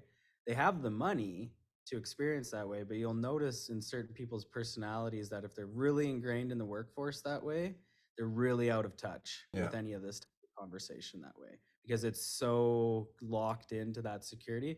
They're apprehensive, they're very skeptical, they're very disconnected from their essence that way. They're very much a number, they're very much attached to that system and stuff, and that's where they're gaining all of their identity from. And yeah, it's great. Like, I'm glad that they get to come out and enjoy this experience because of that job. And they drive a nice vehicle and they look things look on the outside like, yo, that's looks great. But you can see it in their eyes, you can see it in their conversations with each other and how they're interacting with each other. It's just like the essence is dead there. And they know it too. Very hard to explain that in a hey, how's it going conversation that way, but that's where we're opening up these more type of deeper conversations for people then to go, I didn't realize that was what I was feeling. Like, it might be conscious to them, but they just don't know what it is. Like, why do I not feel fulfilled right now? Like, why? Well, I'm doing all the right things that society said I was supposed to do, yet I'm still super unhappy. You can see why that's not an effective plan anymore. 100%. People should watch Soul by Pixar. It's a good movie. It's about this. Yeah, it's so good. Yeah. Bro, I think we have been talking for a long time, and I know that there's gonna be flows, and maybe we're gonna jump back on a little later. But I think that if Ray, are you watching right now? If you are, send me a message on the Facebooks. We can start to think about how to transition this into. I was thinking as we're talking, because it's gonna be much of what we're talking about is going to be about setting yourself free. And today, honestly, if you don't have money, you can't do shit. So we're going to talk about money, but it's not about the money. It's about the freedom that you get from the money. So I'm going to bring in a few people to kind of just give you an example. That's it. Do not think that you have to do the same thing. That is the first thing. Like, if you have gone through shit and experiences, Marcus, I'm looking at you in the chat. You're saying that you've gone through some stories. You can help another person with that. And it's a valuable thing that people will appreciate. So you saying that you don't, ironically, you wanted to help people with that, that's your superpower, because you have now seen what that can do. So getting perspectives from people like Brody and Ray, and there's gonna be another Marcus coming on sooner where he has been living the fame life of being an actor. And I think that hearing the perspectives of these different individuals will really give you a new perspective of what's possible, because you have a unique thing that you have to do. And we're just going to try to install that little thought, if needed, to allow you to see that it's completely possible. By the end of this stream, there's actually going to be, like, I went through the slides earlier, Brody. Like, I called Marius and I went through, I have 44 slides. And I knew that 3 of them is like 2 hours if I go into it. So we're going to try to just go back and forth and just talk about a few of the concepts, because all of this, there's a reason we had to build the Legacy Forge, because you cannot learn these things in a day. You have to take it incrementally and just seed one idea at a time. So there he is. Raymond Langdon is in the chat. Let's do a little like transition, like one of those epic Legacy Forger transitions, and then I'll set up everything on the back end. When we come back, you are going to see Raymond Langdon. Thank you so much for sharing your story, Brody. You're gonna be part of this.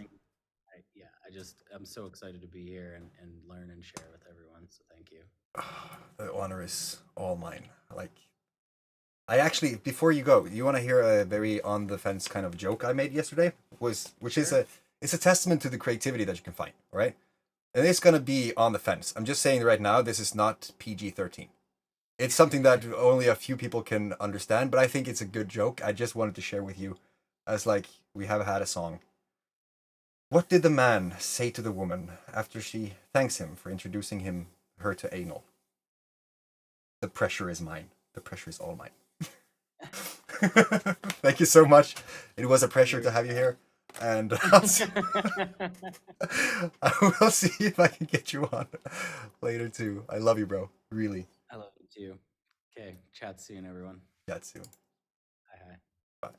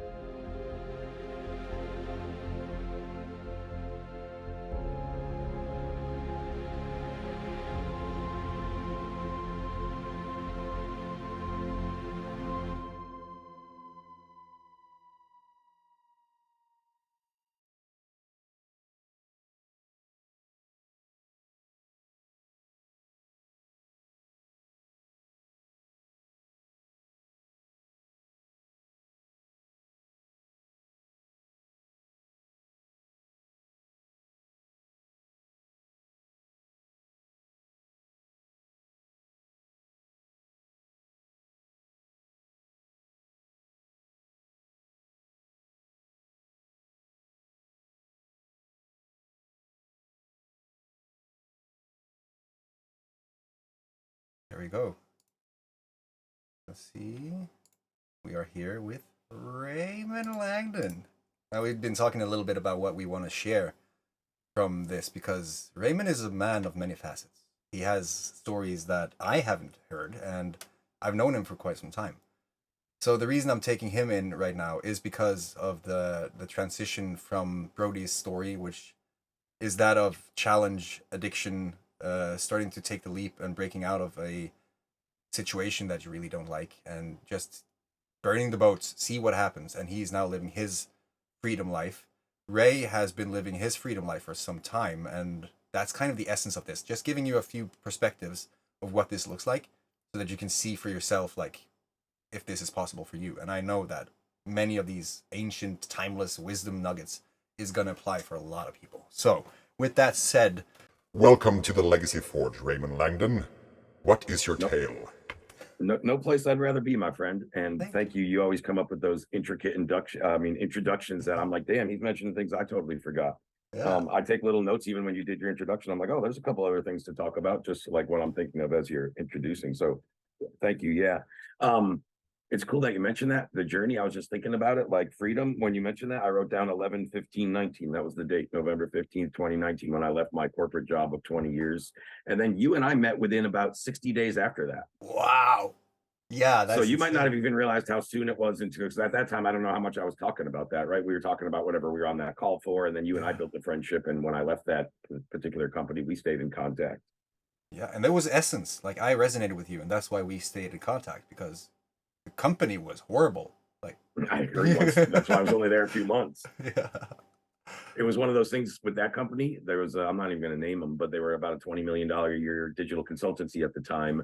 And as with many things, you just don't know what you don't know, right? So like, I worked in sales there. That was my first job there. And my first job kind of in high ticket sales was with that company.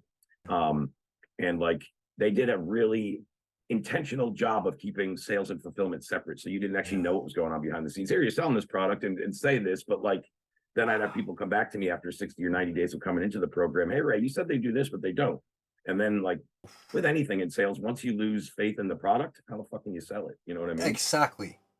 Ooh, that's a good one, actually. Just to put that down on the digital records. The frequency of belief in yourself. That is like, if you don't have the frequency of belief necessary to sell a product, you're going to fail. Turn that belief into yourself as the product. And you can now benefit the world insanely. Like, just energy attracts more of the same. Thank you for that. That was good. I never even thought of that way, though, the way you just put it, because no matter what you're selling, you're right. Yourself is the product, whether you're selling your own services, somebody else's things. They're not just buying that. They're buying you, the relationship, and the bridge you're gapping, whatever that, I mean, the gap that you're bridging, right? Whatever that may be. Yeah. And this is literally that. Like, in my eyes, to reframe salesmanship or selling in general, it was the product. It was not the product. It was the person that people bought. That was one thing. But also, selling is not what most people have been taught to believe it is. Like, I'm selling to you if I'm telling you about Avatar 2 and how insanely fit the whole symbolism between the universe and the water is. Like, that is selling to help other people understand, bridging the gap from not knowing to knowing. That's literally it. And if you can explain something good, then they are selling themselves. That's the weirdest thing about it. Just change this paradigm. No, that's true. That's my biggest phrase in like my sales training to students or reps that come through my stuff and I train them. The number one motto, I think, is telling isn't selling. That's what so if you want to tell somebody, so, hey, my program's the best, and scream it, like, they're going to take that with some bias, right? Because you're the salesman. But if you can ask the questions to get them to say, I need this program, even though you want to tell them that, they're always going to believe what they say. So I didn't think we were going to jump into sales that quick, and we'll probably we can go back into the journey. Yeah. But that was just a good point. That, like, when you said that, I'm like, you know, and again, I looked at sales much differently too. We just had this conversation before you introduced me, and I was like, most people don't know this, but I used to despise actual professional salesmen and like the whole persona of that, especially for 20 years working in a corporate American job, you know, 40, 50, 60 grand a year throughout my 20 years, not making a ton of money, but decent, right? Like, kind of what the last guest was talking about, how a lot of people are just in that comfort zone. If they make enough, they get by, but they don't really live, right? They don't really enjoy. You know, they set aside their money for their 2 weeks of vacation, right? And they, you know, or whatever. and it's so like scripted. And even when you're out doing fun stuff, when you're living that lifestyle, it's still kind of all planned and scripted. It's not much of a journey. You know what I mean? It's like I think part of a journey is the, you know, the impromptu things that you do, right? The unscripted things. And I always like to say one of my core four, you know, I think you and I have talked about it before, having core values when you do anything, like when you start a new company or an offer. I know your values are embedded in it. It's not just a product, but it's got to, you know, it's got to represent you. One of my core four values in everything I do is just being unfiltered, right? Just say what you mean, be straight up, right? People always say like a wolf's in sheep's clothing. I'd rather be a wolf in wolf clothing, tell you I'm a wolf, right? Like just be straight up. That's good. Be a wolf. It's like a jaguar won't tell other people what a jaguar is like. It's a jaguar. You see that it's a jaguar because it is. Yes. I love that. Freaking warrior of love. Yeah, but that's really cool. But if we want to go back to like, so everybody, whoever's watching now in the future, whenever, you know, I'll talk a little about my experience, but pretty early on, I got into like, you know, I graduated high school kind of high in my class. I was pretty smart, I guess, when it came to book smart. Not that that really ever mattered too much, but school was easy for me. I could look at information and go take a test and ace it. I just had that luxury. And I saw a lot of people having to work hard in school to get good grades. Yeah. It came easy for me, but I didn't go on to college. I just went right to the workforce. And then for me, that was the right decision. I think a lot of people, younger people, you know, debate college, and a lot of people go just because that's like the social norm or maybe what their parents expect. But I think, you know, unless you're going for something specific, doctor, lawyer, right, where you need those certifications and that schooling, sure, go to college. But, you know, most of the people that, you know, back from my high school days that I talked to 10, 15 years later, they went to college, they paid 80, 100, 50, whatever, thousands of dollars for an education. And they come out making less than I'm making in a workforce working 40 hours. They're making 25, 30 grand after paying hundreds of thousands of dollars for an education. It's like, think about it. If you're going to go in and just become a tradesman or a plumber, or there's a lot of, you know, there's a lot of respect in that, you know, there's a lot of admiration for just going out and doing something to help people. Those guys only need to go to 6 months of a trade school, get, you know, a little apprenticeship, and then they're making 60, 70, 80 grand a year. So people shouldn't shy away from like blue collar work either. Just because you and I live this digital lifestyle, I don't want people to think that that's the only thing out there. Like, and the only thing out there also isn't a college education. Go out and do some blue collar work, get your hands dirty, right? And actually provide services. Turn on somebody's heat today that was cold, right? You know, all those things still have value in the world, and people overlook that, going for a fucking master's degree in ancient artifacts, right? Like, where are you ever going to take that and go get a job unless you plan on being, you know, something to do with that? But people take some weird college courses and spend a lot of money, and then they come out and they're making, you know, they're making 25 grand, 30 grand a year and paying back, you know, six figures in education. So anyway, that's my high school and like thinking about college. And I went right into the workforce. And after a couple of odd jobs, one I may or may not have talked to you about, most people don't know, another revelation here. One of my favorite jobs I ever had was actually cleaning ductwork, heating and air conditioning, ventilation ductwork. I used to work for a duct cleaning company. Some ductwork big enough where I had to crawl through it with a Tyvek suit and a little vacuum and a scraper. Ductwork big enough I could walk through. It was like a cave. And then I got to the point where I started running jobs. So I'd go around and cut holes in the ductwork and shove my crew member, and you have to crawl. I'm no longer that guy. And then when he comes out, you patch it back up. And like, but that was actually a cool job. There just wasn't a lot of money there. And I was young, 19, whatever. I was hungry, and I got an opportunity for like an actual career, a corporate job. And I took that. And that was in a kind of obscure industry, industrial laundry. Industrial laundry. Yeah, I worked for 20 years for big industrial laundry companies. Yeah. One is over $1 billion a year company. Another one's a $500 million a year company. Some big corporations, and then one mom and pop little. They have like one location. That one was so much different than the corporate world there, but they both had their pros and cons, I guess. But yeah, I would get in my truck, load my truck full of my products and my clean laundry, right? Napkins, uniforms, towels, aprons, shop towels, all kinds of things that we would wash for people. Go out, drive about 1,000 miles a week and make my delivery to 20 or 30 places a day. Just getting conversations with real dudes, going to machine shops, right? Restaurants, just, you know, and that was cool. I guess my job was actually route sales, but I was more of a service-based individual, and I would upsell, hey, you want an extra carpet for your front door so people can wipe their feet and save your floors here for $5 a week, right? I'd sell little shit like that. Yeah. And that was so easy. It was sample selling, lay it out. They'd come in next week. I'd be like, dude, that rug's filthy. Like, I obviously stopped a lot of dirt from going into your building. You want to keep that there? What is it, right? $5. Oh, fuck it. Yeah, keep it on my bill, right? And that's like what I did for sales. So I had a different perception of like actual salesmen. I didn't consider myself a salesman. Providing the experience. Yeah, and something that they needed. Hey, man, do you need this? If not, I'll take it back. Yeah. Exactly. And that's what it should be like. Instead of forcing yourself upon people, this is what it's like. You want it? I love that. So yeah, and then about 2017, my real transition and what kind of everybody I think kind of goes through some of the same steps of like they see somebody else can make a transition to a better life, right? And then they kind of think at first like, okay, they did it, but that doesn't necessarily mean it's feasible for me, right? But then they get to a point where they maybe they either have an epiphany or something happens and they kind of have to make a decision at some point.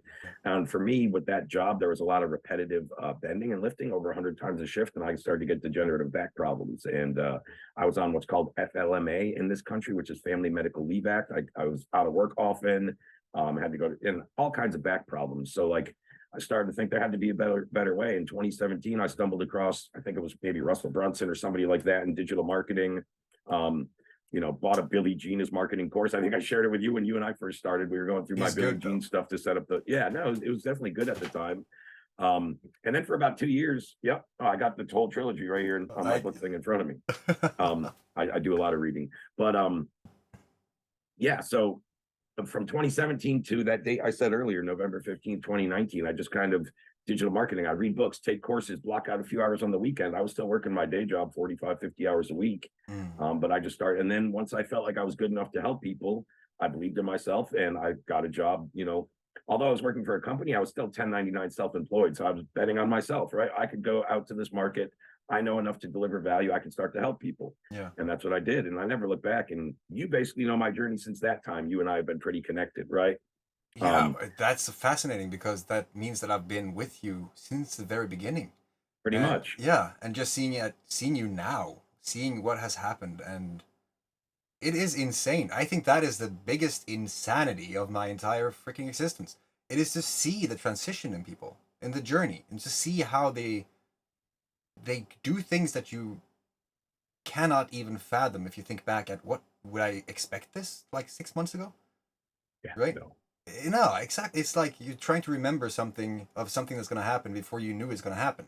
And it's impossible. Like it blows my mind. So it's been a fascinating journey to follow you. And we still haven't talked about UFOs or any of the things that you have. That's awesome. Right? And all the history stuff. We have talked so many times, and there are still so many facets that I have yet to discover in your story. And it just blows my mind. Just your beard today got me all excited. That goes both ways, our stories. The beard's actually kind of a funny thing too, right? Thank you for that. You brought that up when we first joined before you had it live or everyone was watching, I think. Yeah. But in that corporate job, something that again a lot of people don't know is that in all of my company policies, because I worked for a private company, right? They can make their own policies and kind of do what they want. I couldn't have facial hair below the corner of the mouth. And I was never just a mustache guy, you know what I mean? So like now that I work for myself, this is kind of a F everybody. I'm doing what I want and just let my beard go crazy. Yeah. Because for 20 years I couldn't. I had to be clean shaven every day, or you'd get freaking written up, and you know what I mean. Oh wow, that's the world I used to live in. I would not have prisons that we break out of that you never even think about. You know what I mean? Yeah.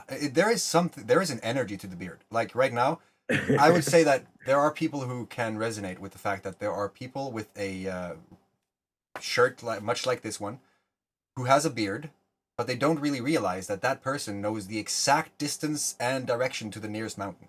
There's some superpower that just comes, and you get really good at chopping wood. They do go hand in hand, huh? Yeah.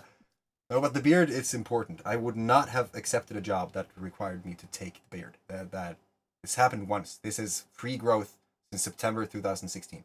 Actually, no. Really? Actually, I went to the barbershop for the first time ever. I was going to say, I think I've seen it longer than that. Yeah, exactly. Yeah, I went to the barbershop. I figured out if I'm going to style it now, I can have it like equal length and just actually tend to it. Maybe I'm going to get more beard. I think so. But I have a terminal length. This is my first summer having it. I thought summer would be the time maybe where I give up and shave it because it might get too hot with all this hair on your face. But we had the coolest summer in history, and I loved it.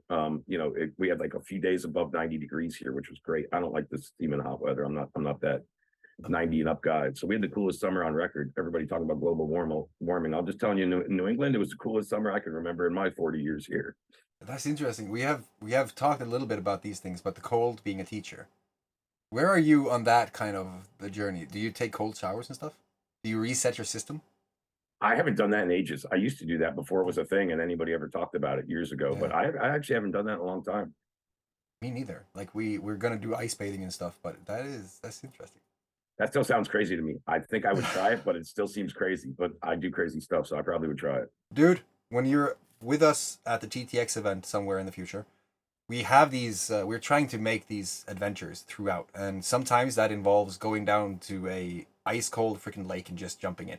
And I guess something happens when you do that in a like not just willy nilly. You're doing it with preparation, and you're doing it with the intent of discovering something, and you know what you could discover. So you're really going into it with a different perspective. And to be honest, it's documented. The 11th of the 11th, 22, when all this started, we had one of those ice baths that just hopped my consciousness, basically. That's cool. Yeah, it's interesting. But I think you mentioned something good earlier. I think it was when your last guest on, but just like I remember you were talking to me about it in the segue as well. Just about the people we get to meet on our journeys. That's been probably the most fascinating thing for me too, right? Like, you know more than others, but I'll explain really quickly. Like, all I do is talk to people all day, every day too. Sales calls, client calls, fulfillment calls, team calls, management calls. Yeah. You know, I went from, again, quitting that 20-year corporate job in 2019, working for another company for a handful of months. And then I went right when the pandemic hit, it actually worked in my benefit, where most people thought like that was the worst time, but it was the best time, in my opinion, to launch a digital business, helping people get their knowledge out there for money, you know, at the time. And since then, now I'm co-owner of 3 different companies, 2 7-figure and 1 8-figure companies we've now hit within them. One geared all around sales called the Sales Lab. We have our original PDOCS method, our copywriting, communication, research, and organic outreach system. And then we have our new kind of the 10-figure, the 8-figure, $10 million run rate company is Audience Lab, our new data and tech platform. So like, what's happened? Who would have guessed that would have happened in 3 years? No freaking way I could ever predicted that. And most of that's from the people I met. Yourself, I met working for that company. Jesse, one of my 2 direct business partners still, who you know Jesse a little bit, was from cold calling from that same company I met you. One of my at least 13 clients from that network enrolled into my stuff later and said how much better it was than the company that charged 2 or 3 times what I charge. And then since then, over 2,500 students, currently like 1,000 private clients, like all the conversations and the people I meet. I got on yesterday onboarding a new guy into one of my high ticket programs. Turns out he's just like a beast entrepreneur in so many different lanes. We just vibed the whole call. I don't even know if I got into everything I was supposed to cover in terms of like curriculum, because we were just like having a good conversation. He's like, oh, Ray, well, now that I know that, I'm going to come into your other business as a client. How much does that cost? I'm like, okay, well, like this stuff just happens because you're building relationships. I wouldn't going to pitch the guy anything. I would actually, I would say that is your energy. Like, people respond to energy. It doesn't matter how much of a curriculum you have, if you can really provide the energy so that they know where you come from. That's true. Yeah, and so the more people you talk to, statistically, you're just gonna hit the right person. And I mean, I've met so many people on my journey, and when you stop to just think, how many people have you really built a relationship with over the past few months, or how many times last week did you send a message to a person just saying, dude, I appreciate your work, or hey sister, I love what you're doing right now, I see you. Those things, I don't think people understand how huge of an impact that can make on a person. Just doing something good and making them feel better, it's gonna come back. That's a good point. I don't even think about those things, but now you mention it, I was like, oh, yesterday I sent somebody a message telling her how awesome she was as an entrepreneur and how she was always creating explosive, innovative shit. And like, she's like, oh, thanks, Ray, you rock. But those are just things that are like part of my daily things. So I don't really think about it. But you're right. It's not normal, I guess. Not everybody does that. No, because most people are following a recipe. And that goes for love as well, bro. I've seen many things where they think that there's a structure to follow. And if they kind of jump a point, or they don't remember what to do in that point, it just falls off the vibe. But if you have that genuine essence, you're just doing it because you're a jaguar. You're a fucking wolf, right? And you don't need to explain it. Like, people, that's why that removes rejection. Right now, I have no idea how many people are watching this live. And that doesn't bother me because I love doing this, right? I'm doing this because I want to do this. I need to do this. And so if you send someone a compliment or I sent you the epic fucking image yesterday, it became better, actually. That was cool. Yeah. That was really cool. And in those things, like, I sent that to a few complete strangers. Like, I've seen them on Facebook. I never met them again for the first time, basically. So I just sent that, and they're like, what is that? what is that? Oh my God, I look good, right? And I was like, yeah, you do. You should really see you for who you are. And then when people, I'm a badass. yeah, exactly, that makes you feel something. And then you can't help it. If Elon Musk received one of those things and he loved it, and let's say that it was also coupled with something that he needed, then Elon Musk can pay more than most people would think is reasonable to pay for something. But it depends on who you're talking to. Do you like to be with people who see things as you are? High vibing, not talking about problems all the time? It's so interesting and simple. And what you said there about, like, it's just about vibing with people on calls, not whether it's sales, whether it doesn't really matter, or like you said, covering the curriculum. It's more about vibing with somebody. Yeah. And when you're doing that in the process, like you said, you're going to vibe with more and more the more you talk to. Yes, but you're also going to figure out who you don't vibe with and who you don't want to be on these conversations with. And that's very powerful when you can do that. Yeah. And say no to people. And no, I don't really want to work with you, man. I mean, let's just be straight up. You're just not my vibe, right? I don't think I'm best to help you. Go talk to this guy, whatever. But like, I think when you get into like the online business and client acquisition, not that I want to talk about that too much, but I think people just feel like they need to take in all the revenue and all the clients they can. And then stuff breaks because you're working with the wrong clients and you don't fulfill. Then they're complaining. Then they charge back. Like, all these things happen. Yeah. And that's why I've seen so many people start their business, get to a little success, 10, 20K months, and then boom, they're gone because they couldn't sustain because they brought on the wrong people, and it effed them in the long run. Yeah. You know what I mean? It wasn't real. Like, you can feel something that is real when people are just going unscripted. And that's like, we talked about this with Brody as well. If you're doing something that you hate, that energy is going to completely mess you up because you're doing something that you have to consciously focus upon. And it's as easy to focus on the bad as it is to focus on the good. And I just a very practical, realistic experience, like my life experience. I was a criminal kingpin. I worked hard to rob people. Yeah. Like I worked hard to plan the robbery, to go in there and know exactly what to say. Like, I'm saying, this sounds horrible, but it actually required effort. It required less effort than what it does to create something of value to other people, but it required effort. So you have to go on both sides of the scale. You have to choose. Go to the good, high vibing, or do the easy, low vibing. Like, we can go into 3D, 5D. We can go into all these different things. Hating, loving. It's so simple. Like, it's logical. I guess when you're attuned with yourself, you think differently. You don't think about the things that you have to do at work tomorrow. You think differently, more free, more able to actualize yourself, which means that you are going to expand your consciousness just by doing that. And then it's going to go back to the place where most people are talking about things that does not even matter. Like, you're focusing on problems that there is a waste of energy. And because of that, you can just, well, I don't need that. I'm jaguaring myself out of there. Yeah. Yep. And when you do that over time, it's going to be a habit. You're going to start to praise people just because you're an amazing person. God damn, I love your style, right? It's insane. Thank you for that. I love the way you worded. I love the way you worded that. You could vibe with high energy people and do good, or you could do what's easy, right? Most people pin good versus bad, but sometimes it's just doing what's easy or comfortable, or that's a great part about personal growth in any development, right? Yeah. Personal life, relationship, business, whatever it is being comfortable being uncomfortable, if that makes sense to people. Like, you got to be able to put yourself, like you mentioned, like people with relationship and where they get lost. It's if, like, you don't have structure. Oh, next I'm supposed to ask her out after the third date and go study or whatever. There's a structure. When they lose that, they're like, oh, I don't know what to do. Yeah. Right. But like, you got to be uncomfortable with the lack of structure and just being yourself and then vibing in that situation. And if whatever you decide without the structure doesn't work with that person, then it wasn't meant to be. And you live and learn. Right. Exactly. And it is that simple. You live or you learn. It goes back to, like, I think that I'm blessed. I'm beyond blessed. Because I woke up more or less at 28-ish. And my kids... Much sooner than me. I wasn't until I was almost 40. I was about 40. That's interesting. Because I think that, the level or the timing of your ascension or awakening or whatever you want to call it, when you're just fed up with the bullshit. It's so... Man. Yeah. Like, my kids are 5 years old and 8 years old, and they're talking in a way that I am right now. Like, they are limitless in the way they think. I can ask, what is the strongest power in the universe? And my daughter will say, well, love, duh. So she knows the practical implications of quantum physics. I just haven't told her that that is what she's doing. But she's doing things limitlessly creative, so that she has more empathy than most others. She's drawn people to her.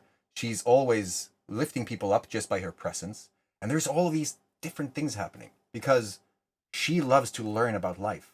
And I just said this a few days ago. Life is a video game if you learn how to play it. So imagine what happens if you learn how to play it at 5 and 8. Just as a point, I'm going to make my son more wealthy than his mom by the end of his 12th birthday. So in 4 years, he's going to be more wealthy than his mom. And how? I'm going to create a YouTube channel with Roblox because that goes viral. That's it. That's it. It's so simple if you see what tools and resources we have today and just doing it because you wanted to. And then a few simple things like, what should you call a YouTube video? You should probably call it something that would interest some people who are looking for something, right? Just these simple frameworks. Yeah.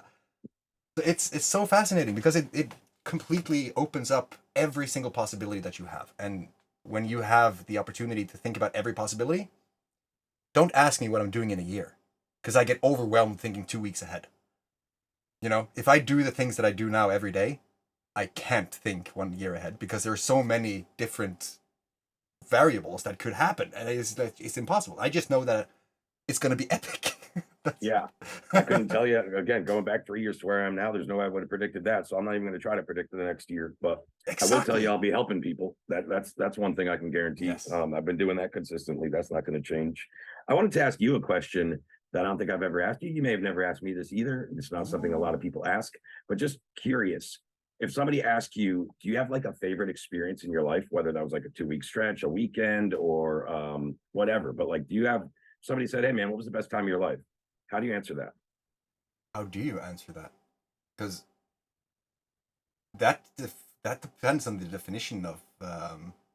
It's only your definition. Yeah, exactly. You're the only one being asked. You're asking me things that I'm now like, oh shit, am I that sadistic? That's what I was trying to do. Oh damn, that's a good question. Okay, so I have a lot of I have milestones in my life where I see that there has been most change, and my life has always been kind of a uphill struggle, kind of, if you choose to see it that way.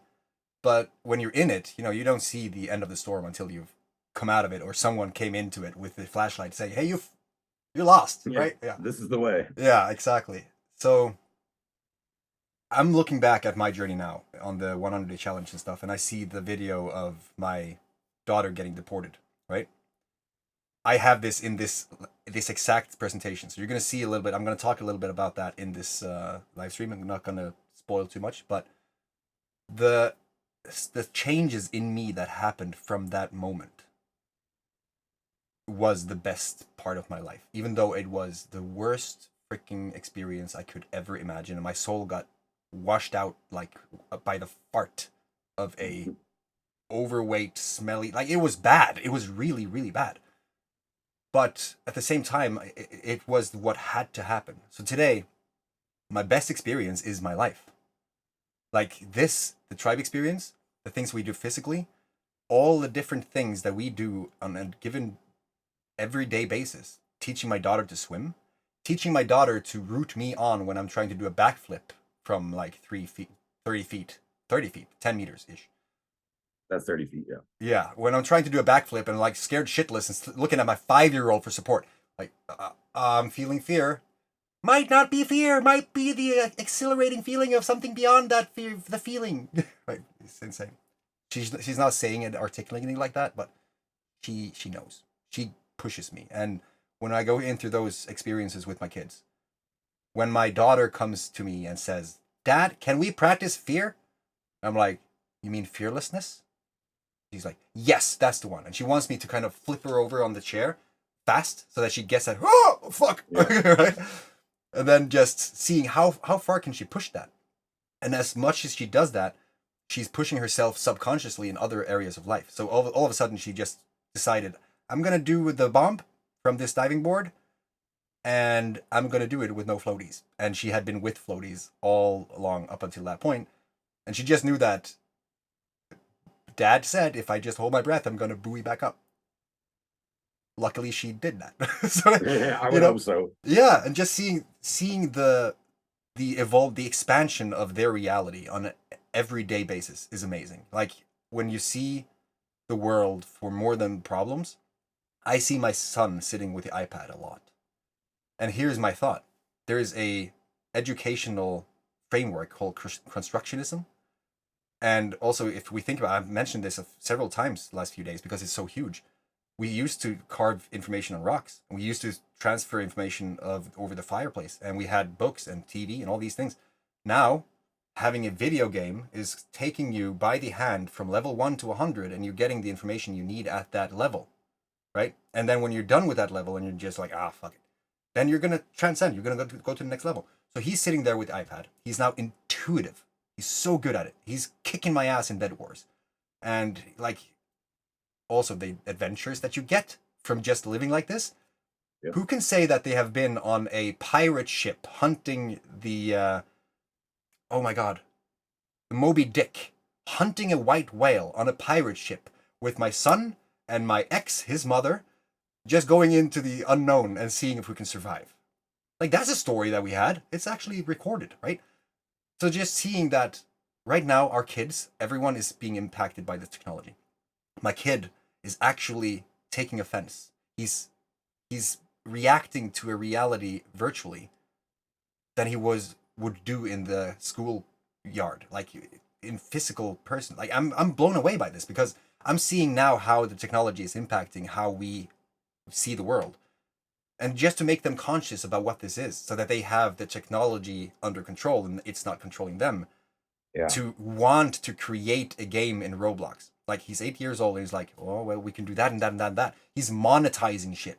He's talking to me about how he can raise capital, basically, based on sharing value and getting the energy in return. And just to prove my point, he was in Sweden.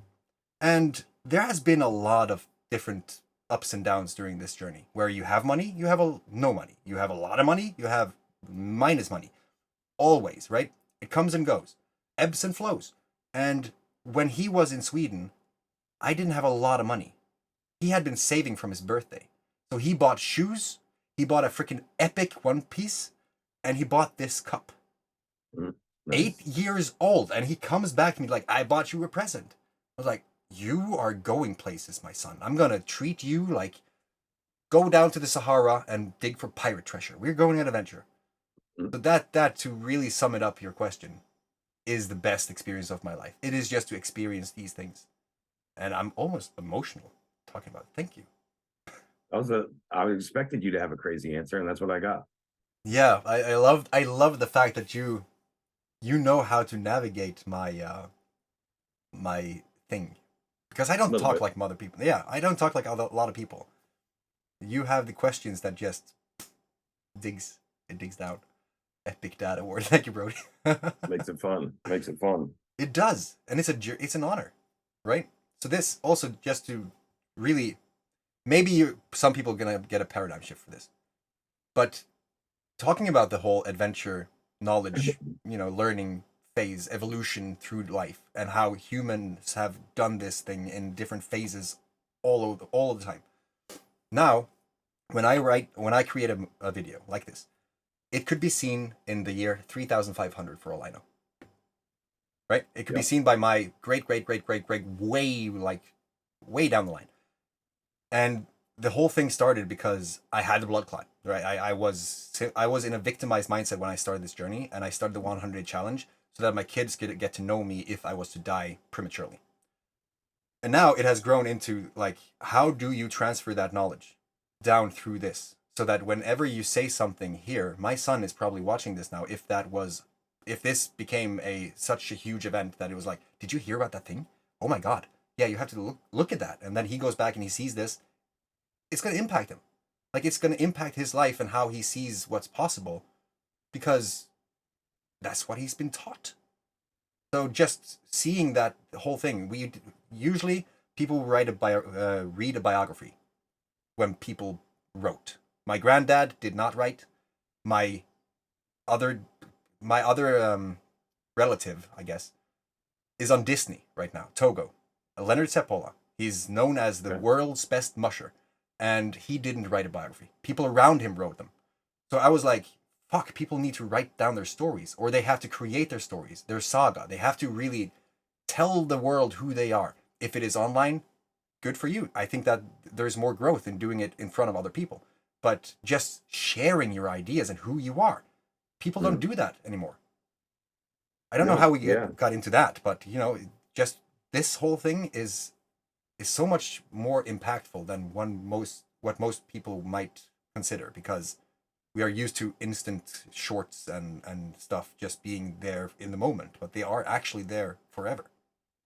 Depends on what you do with that. So many fascinating things when you think about it. And that's why you're like, I don't know how we got there, because you talk about fascinating things and you go down, you don't know where you're going always, you know, in terms of where the conversation is going to be led. Exactly. Channeling is just a journey. I think for me, in a very simple answer, like my favorite experience, maybe I'm a little more selfish. I'm doing it more from my point of view than like life changing, right? Of course, your kid's birth and all those things, but I'm just talking about like in the moment how I was enjoying it and like, you know, felt the best I might have ever felt, because I have 3 kids as well. Well, I have 3 kids, 23, 21, and 13. So 2 of my 3 already grown up and moved out. And my daughter Brooke, you probably see all over my Facebook posts and everywhere, because we're out doing adventures and stuff kind of every week. We go do pick-in at antique shops or go to carnivals or live music festivals. We're kind of doing something like that pretty much every week, which is cool. But yeah, that probably you do know this. I'm kind of a live music junkie. I've been to somewhere between 500 and 1,000 live concerts. I don't really know anymore. But probably my favorite like life experience was probably the summer of '98 for about 2 weeks, traveling through about, I don't know, 7 or 11 different states and seeing 7 different concerts in a 10-day stretch, all from my favorite band, just kind of touring with them around the country down to Virginia Beach. I went through what at that time what's called, I don't know if you're familiar with, the Chesapeake Bay Bridge Tunnel here. It's like 17-mile bridge which goes under the ocean and then back over. It's like the coolest bridge I've ever been on in my life. It's freaking crazy. Nice.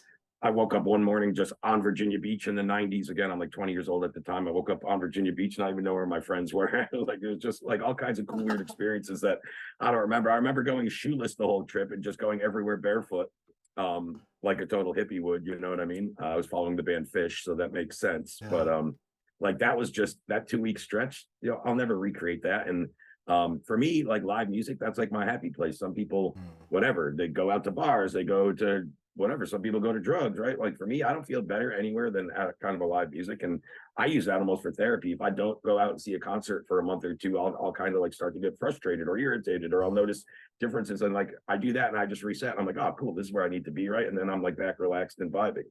So that's kind of how I use live music. People, I don't think, look at it that way, but I think music is therapy for a lot of people. Absolutely. Absolutely. We're talking about how to share our message through music as well, just expressing ourselves through music. It's interesting. I had never sung before, never played the guitar, but it was this need of just seeing how can you use this language to transfer that feeling. Do you sing? Do you do anything like in terms of musicians or like? No, I just criticize. And support. Well, my best friend that for 30 years, my best friend Dean is the drummer. He gigs like over 100 times a year. He's a drummer in a Grateful Dead cover band. Now they play other stuff, but they're kind of known as the Grateful Dead. Well, as they should be. Their name's the Deadheads Massachusetts chapter, right? Deadheads MA or whatever. But my buddy's always asking me, and I'm like, I watch from a fan's point of view, but I also watch to like tell them how tight they are, where they missed a change. I notice stupid little things in music that most people wouldn't catch.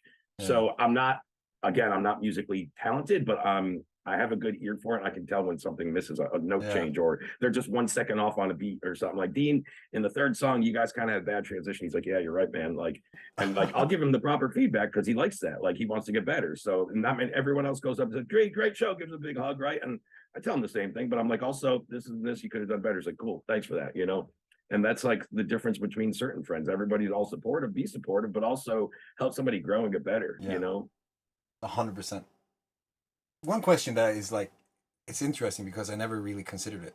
Some people listen to the rhythms and the melodies. Some people listen to the message, the vocals, like the lyrics. What is your preference or preference? Definitely the music is more impactful to me if I like the melody, the rhythm, you know, but definitely, you know, all the best songs by critically acclaimed and, you know, top voted, I have a great combination of both, right? Like, I think on every chart I ever see, if you look at best rock songs of all time, they might be flipped 1 and 2, but you're always going to see Freebird and what the hell is the Zeppelin songs? Stairway to Heaven. are like always going to be the top two because they have great like musical jams, changes, intricacies, but they also have a very powerful message, and the vocals are strong in them. So I think you need both to make like, you know, a mass pop, like a population hit song, right? Like the masses. But I think to individuals, I think you're right. I think a lot of people listen more for the lyrics. I think that's secondary to me to the actual music. Can have good lyrics, but if like I don't jive with the actual lyrical, I mean the musical aspect of it, it's just I'll listen to it, but it doesn't do the same for me. You know what I mean? Like you can't, I don't know. I guess you can, but I picture myself like closing my eyes and swaying at a show. I'm not thinking of the lyrics. I'm driving to the vibe, to the rhythm, right? It's not really the lyrics.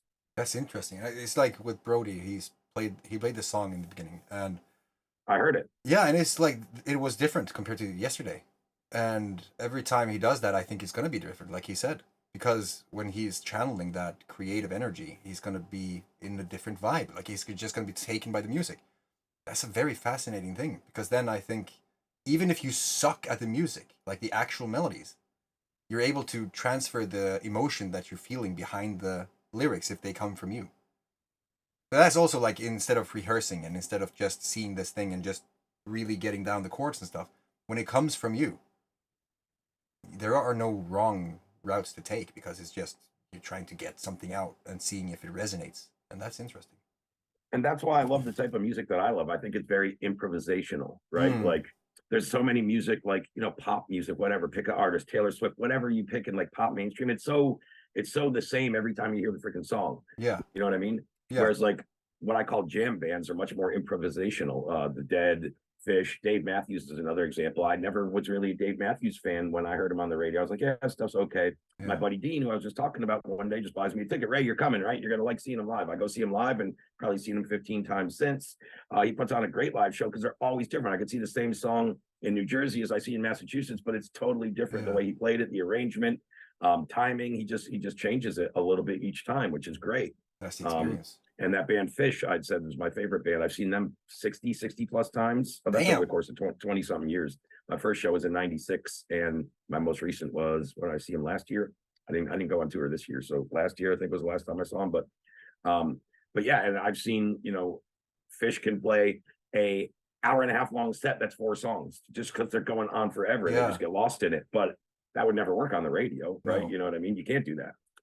So like that's the big difference between live music and finding bands that like, you know, improvise. It to me is much more intriguing and fun to see than rather than the same freaking song every time played the same way. Yeah, it's very much like this. The thing that we're doing right now, it's improv. It's just seeing what happens. True.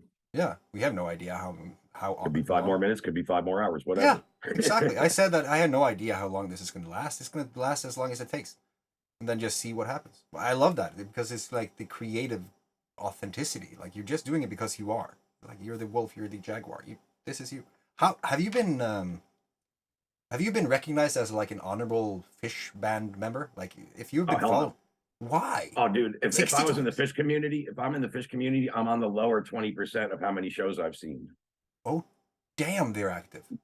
Yeah, most Fish has a huge live following. That's where they make their money. If you look them up, their net worth for each individual or the band, they're actually one of the top grossing bands, but almost nobody's really heard of them in mainstream, in radio play. But they actually bring in more revenue in live ticket sales than the Rolling Stones and almost anybody. Yeah. Which you would never get. And it's because so many people, I talk to so many people shows, this is my 183rd show. This is my 311th show. I'm like, oh, I'm at 50 something, you know, whatever. Insane. I stopped counting at a certain point, but like for when you first start becoming like a fan, you're like, oh, you like take pride in it. And then once you get to a certain number, you're like, I don't know, I'm around 50 or 60, something like that. You know what I mean? But you still got people that I talk to in the Fish communities. 318th show today. I'm like, holy shit, man. Wow. Like, yeah, I'm not as diehard as you would think. And again, that's over the course of 20 something years, right? I've known people that have done 60 in a year. Wow. And it also just respect Fish. Damn. And also it's like a lifestyle. Their whole following, it's like a huge community. Like when the first Fish show I ever went to, I was 16. I had no clue what to expect. At the time, I was into bands like Nirvana, Bush, like grunge rock, 90s rock, right? My older brother, 6 years older than me, Kenny, and still to this day, the smartest person I know, a lot of wasted potential, but still the most intelligent person I know that I've ever met in my life. Anyway, he kind of lived Kenny has the most interesting life out of anybody I know. Talk about people that should write a book.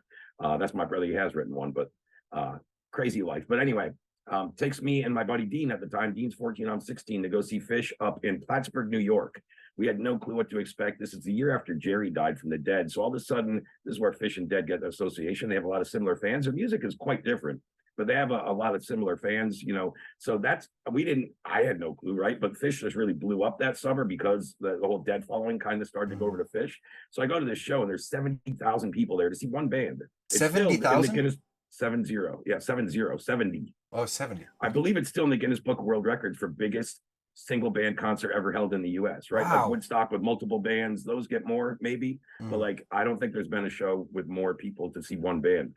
So like, we get there and it's just like craziness everywhere. And I said to my brother, I'm like, this is what he's normally like? He's like, no, he's like, this is fucking crazy, right? And my brother had been already following them for a few years. Yeah.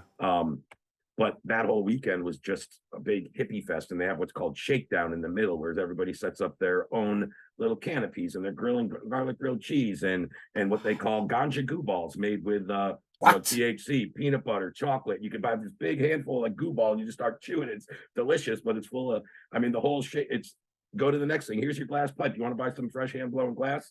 I mean, there's just a whole shakedown community of people. Here's beers, $1 per beer, ice cold. It's just. We had a guy, we lost our money or something happened at one point, and we had this guy giving out free grilled cheeses, right, for donations. All he had was a hat there, wasn't charging anybody. Yeah. So it threw a little nugget in there and $1, you know, at the beginning. Then we ran out of money. I remember my friend Dean going back toward the end and reaching out, looking the other way because he'd taken like 4 grilled cheeses, but he couldn't put anything in the donation. Just little shit like that. Like the whole weekend was crazy. I remember he and I leaning up against a couple porta potties. And we're 14 and 16, and we're on LSD at the time. 14. Well, hold on. You're 14 years old. 14 and 16. He was 14. I'm 16. Dean, myself and Dean. Yeah, we're leaning up against this porta potty, and a cop rolls up in a car and looks over at us and goes, "You boys all right?" We're like, "Yeah, thanks." And he just rolled off. Like that was like the whole vibe. Just smelling my thoughts over here. God it was damn. Just a whole crazy experience. But yeah, like that was my first introduction to them, and I was like, dude, this is nuts. Like, and then when I heard the music, I didn't think I would like it. My brother like put on a, you know, back in the day we were still listening to cassette tapes, put on a tape as we're driving up there. And even the drive up there, dude, we were going to Plattsburgh, New York. So where I live, we have to go through a town called Burlington, Vermont, which is kind of like a hippie. That's where Fish is known as starting. They started at little bars there. A bar called Picture of Nectar, actually, is kind of where they got their fame. And they were, you know, 40, 50, 60 people, turned in like 200 in that bar, and then they expanded out. So we had to go up to Burlington and then take a ferry over Lake Champlain into what's called Plattsburgh, New York. But that night we were in Burlington. We had nowhere to sleep. We were just kind of whimming it. And my brother's like, come on, my brother. He's like, come on, I know this kid. We can go sleep in his tree fort. And like, I don't know how he knew this was there, but we ended up, my brother, my best friend, and myself sleeping in some kid's tree fort in the backyard. And then waking up in the morning, having no way to get on the ferry. So my brother went and schmoozed up with this girl and hitched a ride, and she invited him along. So we get on the ferry. It was just like this whole impromptu trip. That was just like so many memories that are just, you know, so vivid that when I think about it, explaining it, it's just crazy. An adventure. Damn. Yeah. No, my brother, I remember recently did a post, and he's like, something about nowhere to stay. He's like, oh, I know a tree fort where we can stay. And I was just fucking start cracking up. I'm thinking back to 1996. I was like, fucking idiot. We realized the next morning that like he didn't know the person, and some little kid like tell their dad, I think someone's in my tree fort. We're like, oh shit, I think it's time to go. God damn. Thank you for that. Also, something just stood out, like herd mentality and tribe mentality. Mm-hmm. Yeah, 70,000, like Fish having that kind of an underground audience. It kind of makes you see that what we're all presented is not the whole world. Like there are people probably sitting there knitting Taiwanese cat sweaters somewhere, and they have a huge following, and they can just live completely free based on that. While others have been taught to believe what the masses are supposed to believe. So having a tribe and having a herd, two different fucking things. And I think that goes back to, with a band like that, the energy they put out is what they get back. They put out great energy, good vibes, a positive experience, and then people flock to it, and they tell their friend, like, they grew based on word of mouth. And that like you said, that really cult following, for lack of a better phrase, like people are just diehard. I mean, I can't believe when I talk to people, it's my 486th show. I'm like, wow, crying out loud. Yeah, I mean, some people turn that into their whole economy. Again, like just loading up their cooler, cooking supplies, bringing a grill, and just flipping at every show, selling cheese and sodas and beers, and they're making enough money to hit the next town, and that was their life. It was just a tour on the road. make enough money to get to the next show, and that was always the goal. That is beingness. Like that is Yeah, awesome. it was really cool. Yeah, that's I never awesome. did it that die hard. Like, I wish I had a chance to, but I just didn't. I had mortgage, kids, house. I could take my 2-week adventures and go, follow them for like 7 states that year in '98, like I did, and that was great. The first show we hit in that whole '98 run, we had tickets to go down to Virginia Beach, and we didn't know there was 5 of us driving down in the car. I remember one kid was even unaged to drive, and he's driving part of the time. I woke up at one point in the trip, and he's looking in the back seat, going, "Hey guys, am I driving okay?" I'm like, "Hey, look that way." And B, you're the only one in the car without a license. Why the hell are you driving?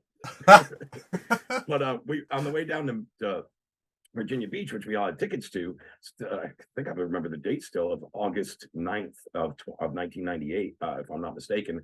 But on the way down there, they had a show in Maryland, which is on the way to Virginia Beach geographically, and we had an extra day. So we're like, we don't have tickets, but let's go. And we had never really, we didn't know what to expect. We end up buying some tickets from a scalper in the lot. Turns out that they're fake, right? But we find out they're fake. So we go confront this guy. We get our money back, but he doesn't take the tickets. So there's 5 of us. One of my friends, when there was that money exchange and we got our money back, he gave the fake ticket back. The other 4 of us kept them. And when we went to work, they actually worked. When we got in, the scanner let the fake ticket in. So now 4 of us get in. My other friend doesn't have a ticket. So the last one of us to go through, this kid, Eric Schlegel, by the way, rest in peace, Eric's passed since, drops his ticket after they scan it. So the 5th member, my friend, picks it up and they're like, "Where's your ticket?" He's like, "Oh, right here," even though it was the kid. So all 5 of us get in absolutely free with fake tickets, getting our money back. And that's how we started our little run. Then we went down to Virginia. Then we hit them on a show in New Jersey, then Pittsburgh, Pennsylvania, and then we finished up in northern Maine in Limestone. Oh, we did Vernon Downs, Vernon, New York as well. So that was like the kind of little thing we did. And that was the time I was talking about. But even how it started was just like epic. Yeah, it's pretty cool. Like Brody says, it's like a modern Oregon Trail on acid. It's a good little analogy. Yeah, dude. Thank you so much. I have another one that I have to get to because he's currently in Taiwan, and right there, I think hell yeah, man! I get it. I've been going for a while. I'm glad we kept it. I'm glad we kept it more like we did though than going about sales. Yeah. I like the way you titled it though. I was like, I told somebody, I was like, I never thought of it as sales magician. It's like everyone says sales professional, sales trainer, sales this, sales that. I was like, sales magician. I was like, that's so good because if you do things right, it's almost like you made the magic wine and helped somebody made a decision that's going to further their life or their business or whatever, right? Exactly. So that was really cool. Just even like a little phrase, like I was like, why did I never think of that? It starts with a thought. It's right? Like sometimes I don't do that. Sometimes I just do and I don't think. Yeah, but see, that's the genius juice of this whole thing. Like we're just talking to people of the same energy, and just a word, just a phrasing of something, just unlocks a completely new path to something epic, and I love that. So we're gonna have, because I've already kind of installed you into the Legacy Forge without actually asking you. I went and actually created a profile today. Nice. See? I took initiative. You took initiative. You took the first leap, and the idea is that people get to know the Legacy Forges within the Forge. So coming to Ray, you see the story you come to learn who you are, and then to really vibe. That's the best word. Build a connection. Build a connection. I say life's really about 2 things: actions and connections. The actions you take, you're responsible for, and then the connections you make with people. That's kind of like if I had a manifesto, it'd be actions and connections. That's what I kind of like to focus on. Be responsible for making good actions and make connections with powerful people. If you do that, I think you can enjoy life. I think so too. Because your network is everything, and just doing it alone is also really lonely. Like it's boring actually to be alone all the time. Yeah, and I think people also think they need to focus on 10 things to change their life. Like, no, pick like 2 things that you can really, want to focus on. You're setting goals or tasks that are too daunting to actually do. Yeah, I got to do these 10 things today. Well, what's the odds you did all 10 when the end of the day when you go through that checklist? So I did 4 of them. So let's focus on 4 then. Something we can actually achieve every day.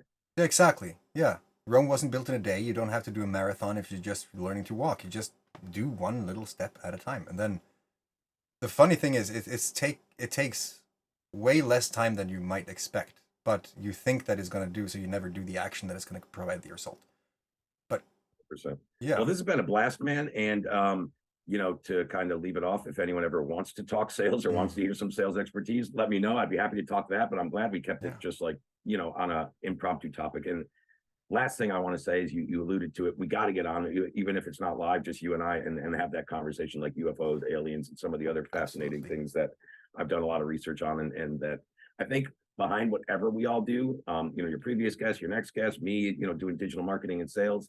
I think you still have to have your passions and your interests that really keep people going, outside. Like, I love what I do, but I like when I take time off and I go focus on, researching certain antiques because I'm into antiques and collectibles, or checking out a new documentary. Like I just did a couple weeks ago, a new UFO story that I never knew about, and just so much more cool shit. Like I try to batch out time to really get my interests and passions in outside of, my professional life as well. Yeah. So that's the last thing I just want to touch on. I think it's important for people. I love that. And also that's kind of the vibe in the whole thing. If we see Legacy Forge as a school, there's a classroom with the name Ray. Like in the Ray wing 101. In the wing of Ragnarok or Saga. We have many places inside of there where we can really just get to know all the different things, just get new ideas on all the different topics that has any, like, just vibes.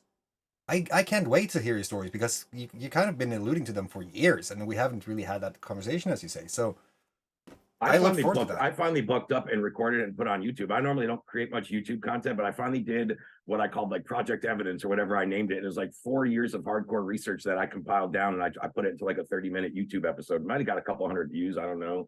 But I actually did challenge myself and say, hey man, everyone always hears you talk about this, Ray. I actually create something. So I did.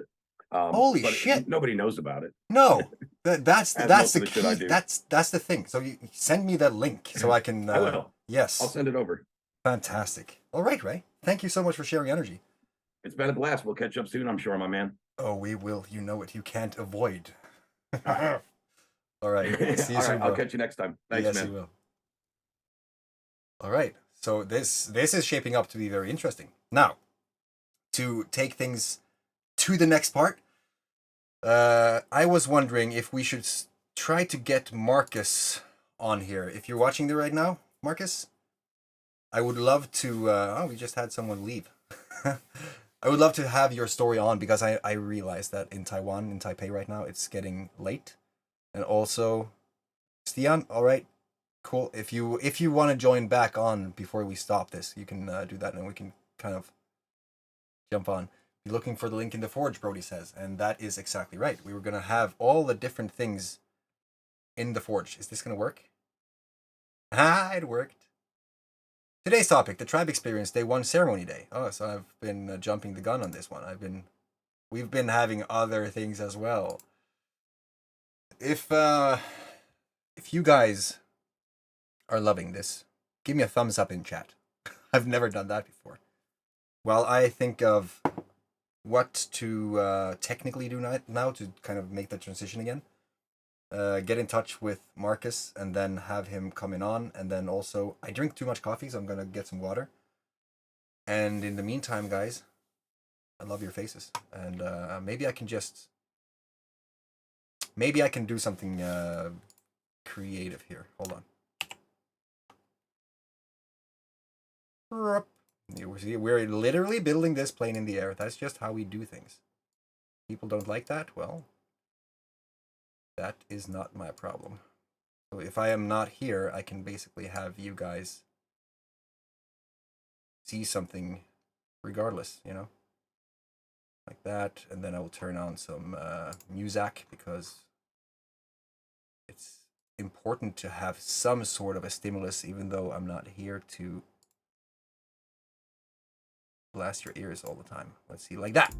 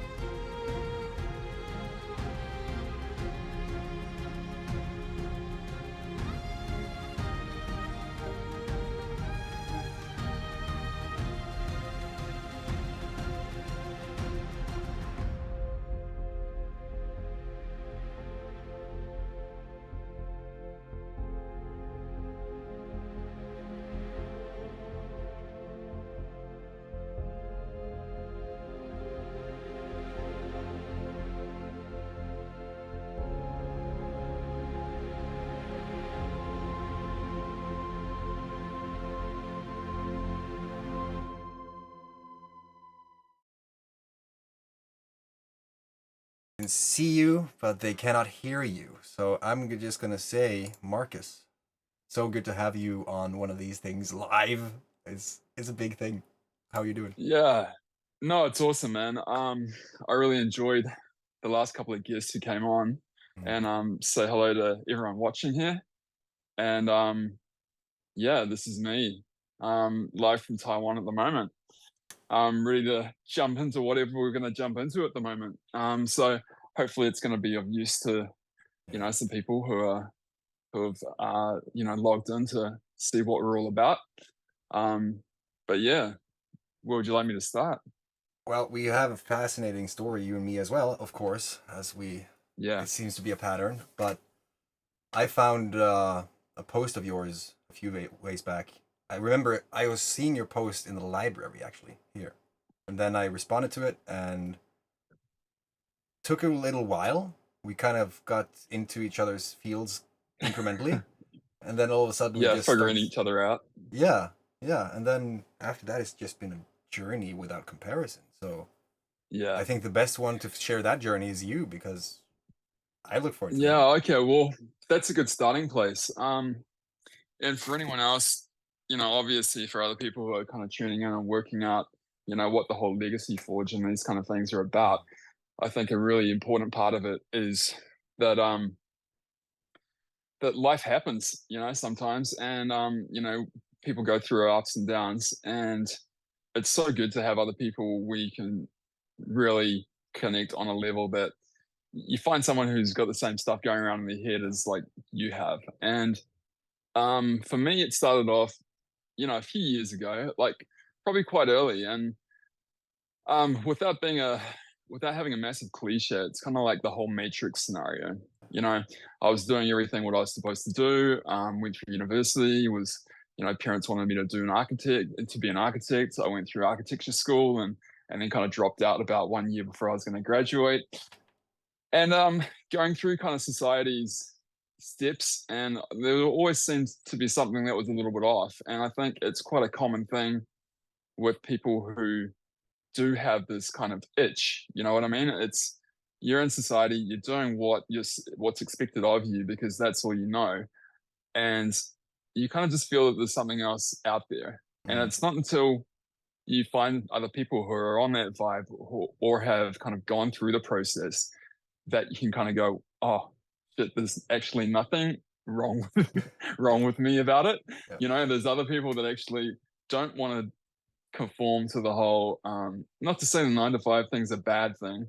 If that's what you want and you're completely happy with it, man, there's nothing wrong with it. But it's just, I think we pick up a lot of things along the way from our parents, from schools, from society, and we start to put extra things on our personality that wasn't there before, and they can kind of weigh people down, and then it becomes this big suit that we're carrying around with that gets heavy, and we kind of forget how to be ourselves and forget what our passions are and conform to a life that possibly we don't really want. And on the other side of the coin, if people are completely happy doing that, there's absolutely nothing wrong with it. But I think there's more and more people now, and COVID seemed to be a catalyst for that, of people kind of waking up and going, well, I've only got one shot at life.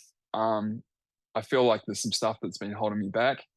And then having a group of people or having that kind of a support system where you can navigate that and start to unload and come back to your kind of your true self and your true passions, and then figure out that maybe it's transformation and these kind of changes.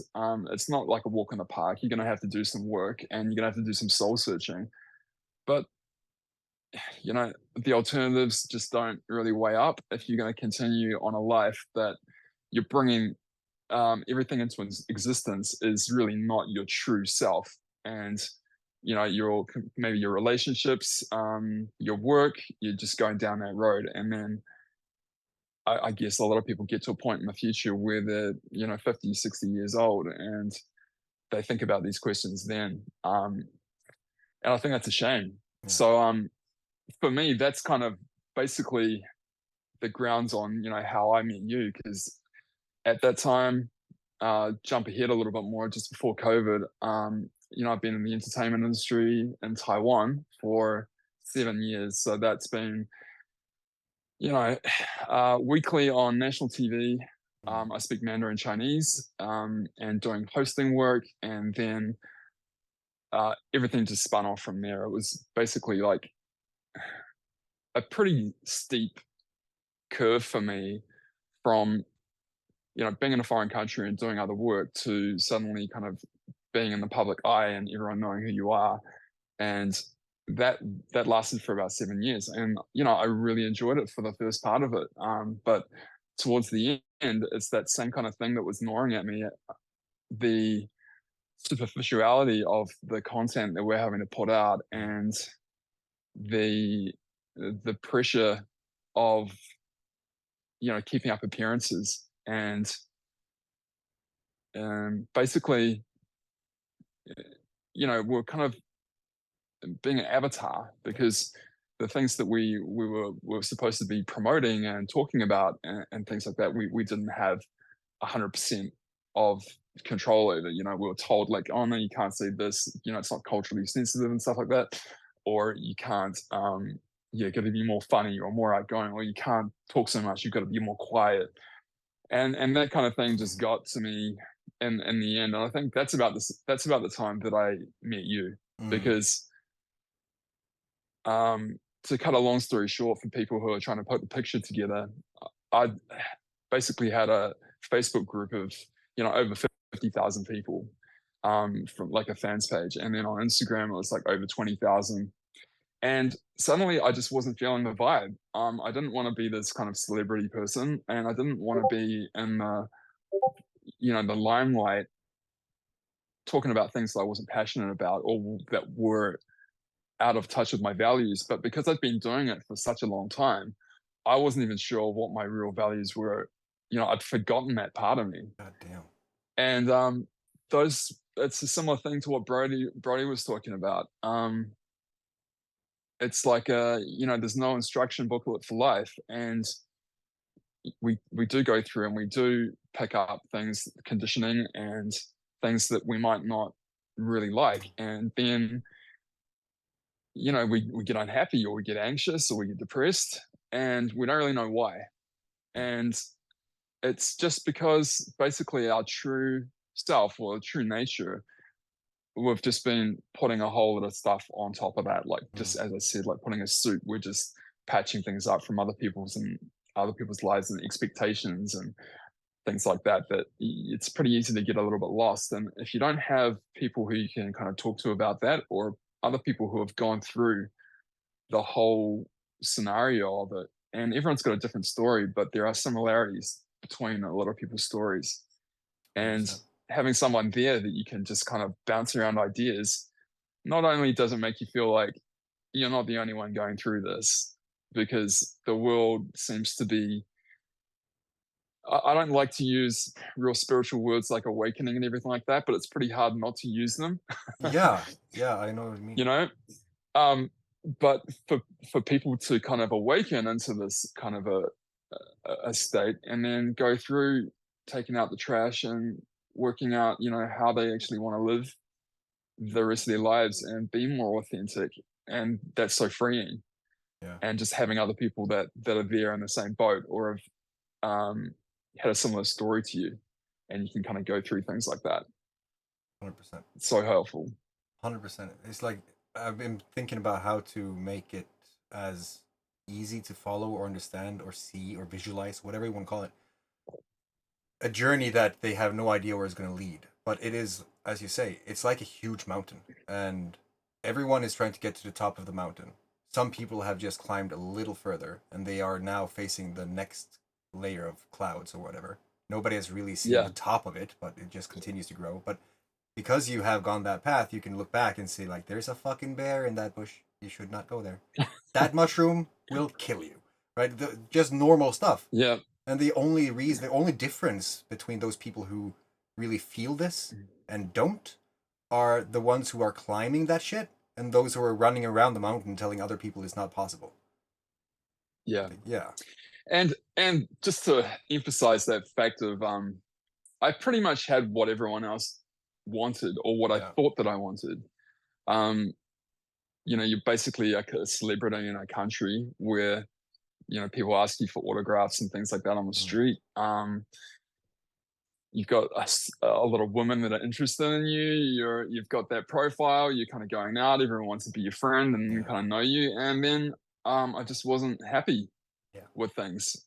And then I started looking around at the people who had been in the industry for even longer than me. And you know, it's not all bad. There's a lot of good things, but it depends how you go about it. But a lot of people who had been in the industry for even longer than me, I kind of looked at their lives, and I didn't really like what I saw. It's like a depth syndrome. Like it seemed like that. Yeah. I mean, if you can't be yourself and everyone expects you to be someone, imagine going around the world, anywhere you go, and people call you Jack Sparrow. And you didn't even see the movie. Like, people don't know who you are. They just, I saw you on that screen once. It's insane. And it also ties into what would happen if you had $1 billion overnight and all of a sudden people knew that you had $1 billion. Who are your friends? Who are not? Who will come and who will go?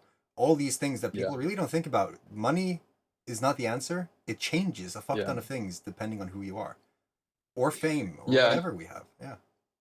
And if you follow this kind of societal, you know, epitome of success, that you know, you're going to be happy once you've got like a shitload of money, or you're going to be happy once you're famous, and you buy into that.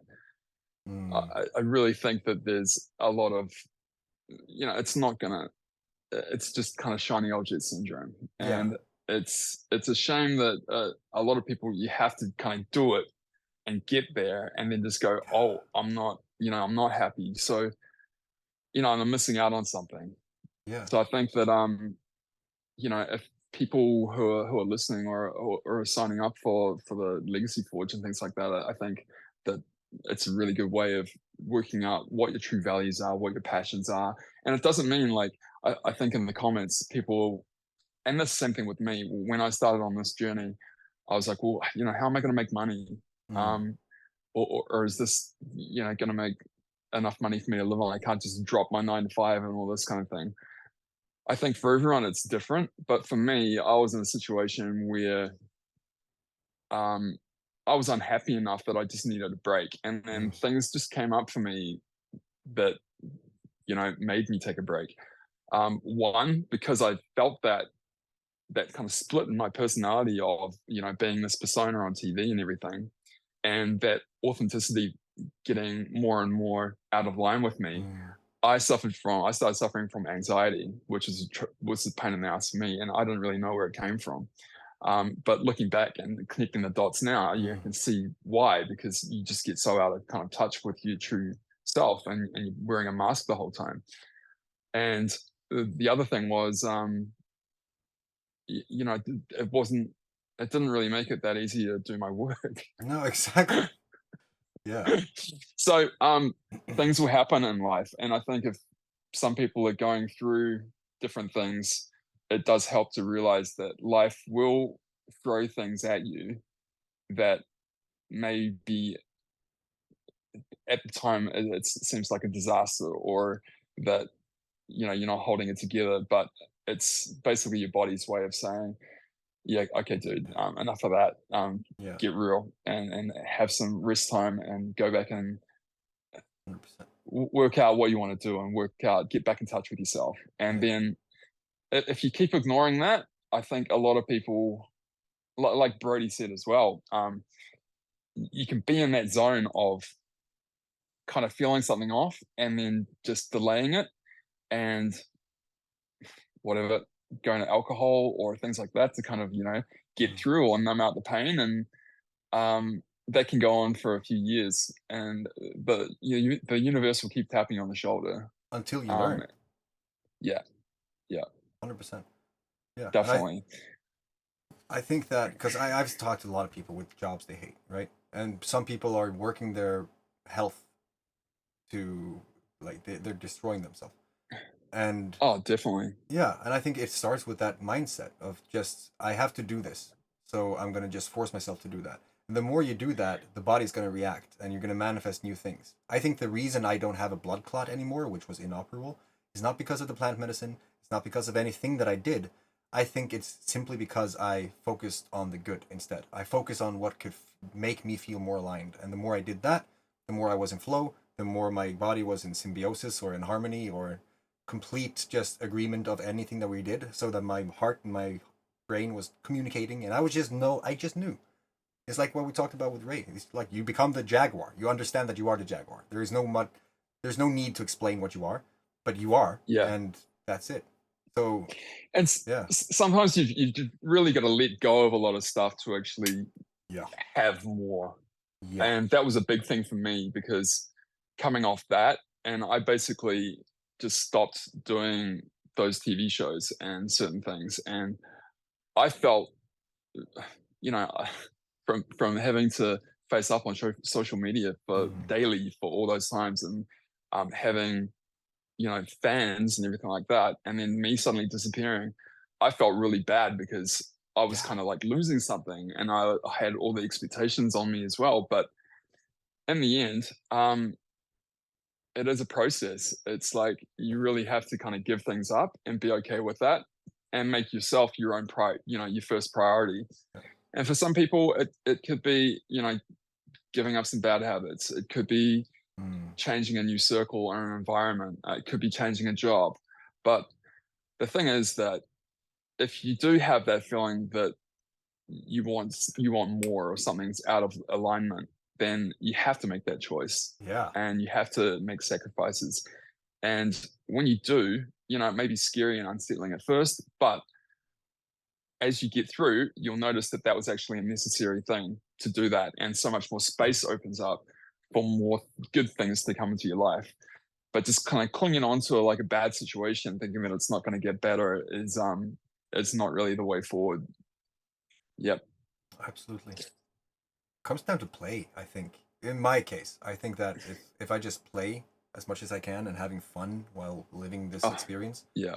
Yeah. Because it's like, there was one thing that popped up while we were talking about the the money and the fame and that stuff. Like, if your goals is to make $100,000, then what do you do when you reach that?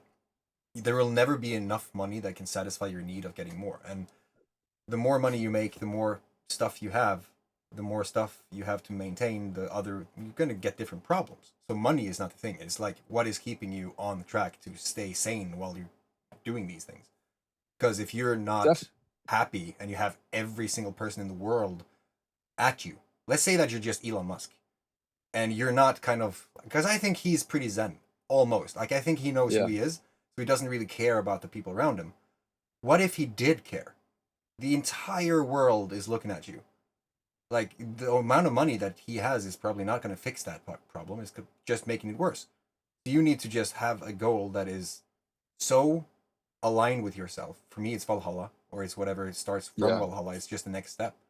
And from Elon is Mars. If the decision does not make him closer to Mars, then it's not worth focusing on. And as long as he has that thing, everything else is problem solving. Just like Brody said earlier, like, you're going in, or yesterday, I'm not sure. I have so many interesting conversations. You're basically problem solving based on what you have. You're reacting to the opportunities. Everything is a reaction. How do you react, good or bad? Yeah, thank you. Yeah, the conversation with Brody was really, I'm gonna have to go over it again, because I kind of felt like I was talking to myself in a way, with so many of the things that he was saying, and also problems with addiction, and because that's what people do when they're kind of unhappy. And if you find yourself in a situation where you are kind of putting things off, and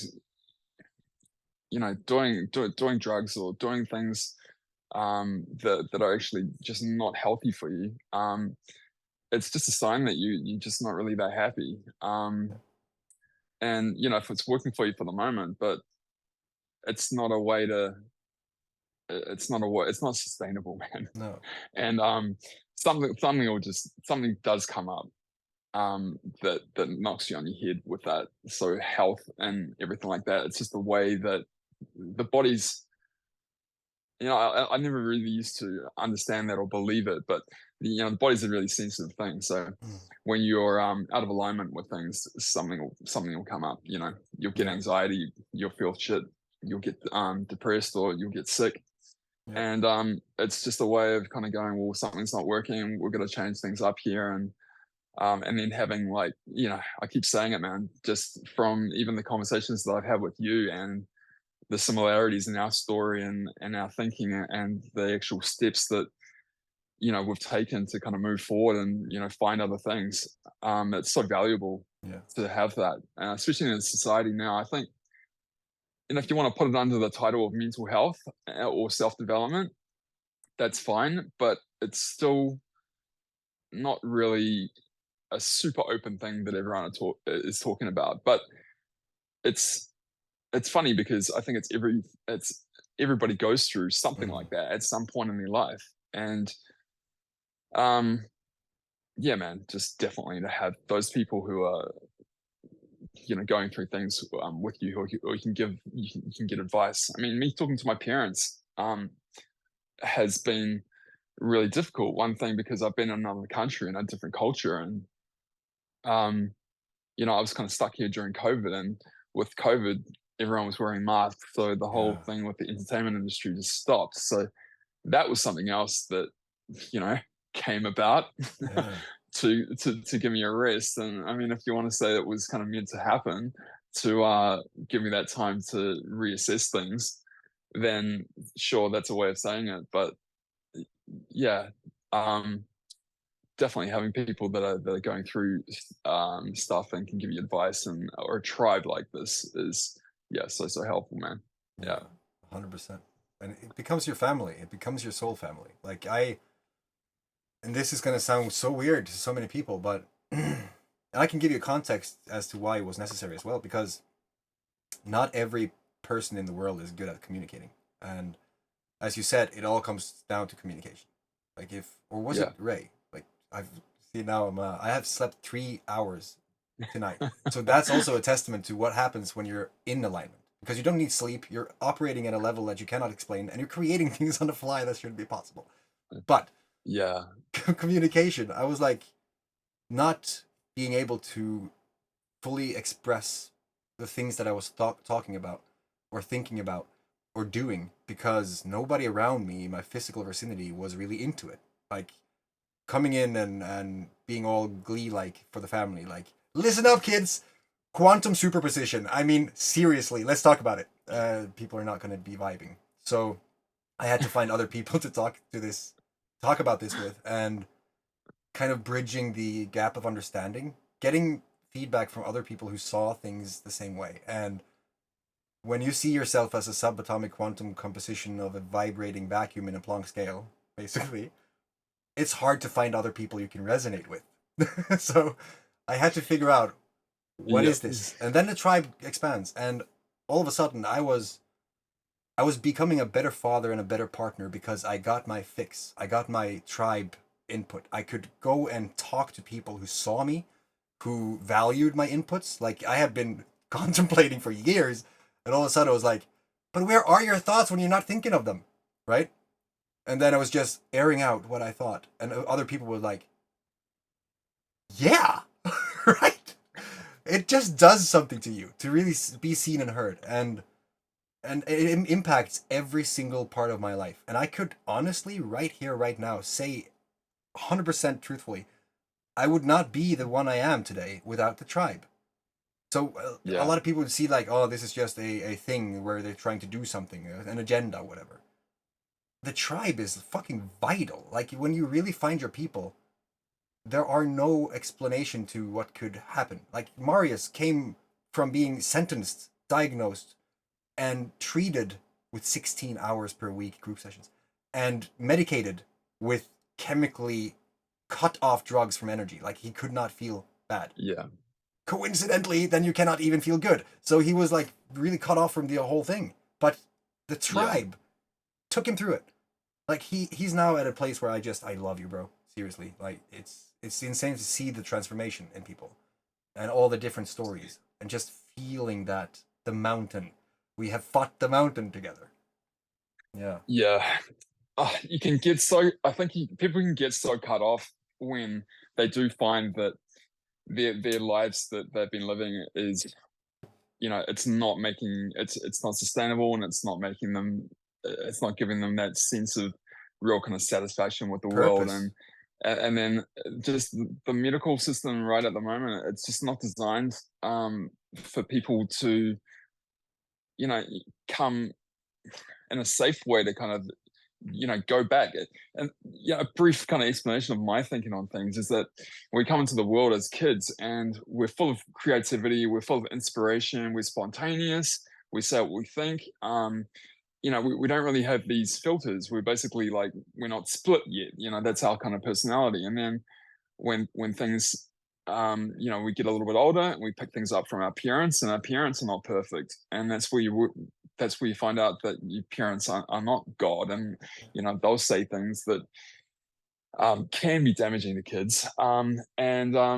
We take all this stuff on all throughout our lives, and then our personality kind of splits. We've got the kind of the true self that we were born with, and then all these adaptations, and some of them are good, some of them are bad. Some of them tell you to look both ways before you cross a really busy street or a highway, or not to put your finger on the oven or something like that. These are all fine, but the other things that we pick up that we're too loud, or we're too quiet, or we can't do this, or we can't do that. Or we're just not, we're not worthy of different things, or that money is really hard to make, or that we have to be a lawyer or something like that to feel like we belong in the world and for other people to accept us. At these points where people do feel like they're waking up, and I'll just use that real spiritual word, but that's the only reason, that's the only other way that I can explain it. It does kind of create things like depression, anxiety, and from what you said of kind of Marius, you go to the doctor and you say, well, I'm not feeling good. I'm feeling depressed. I can't get out of bed. I don't feel like doing normal things. I've lost interest in the things that I used to be able to do, or I'm feeling anxious.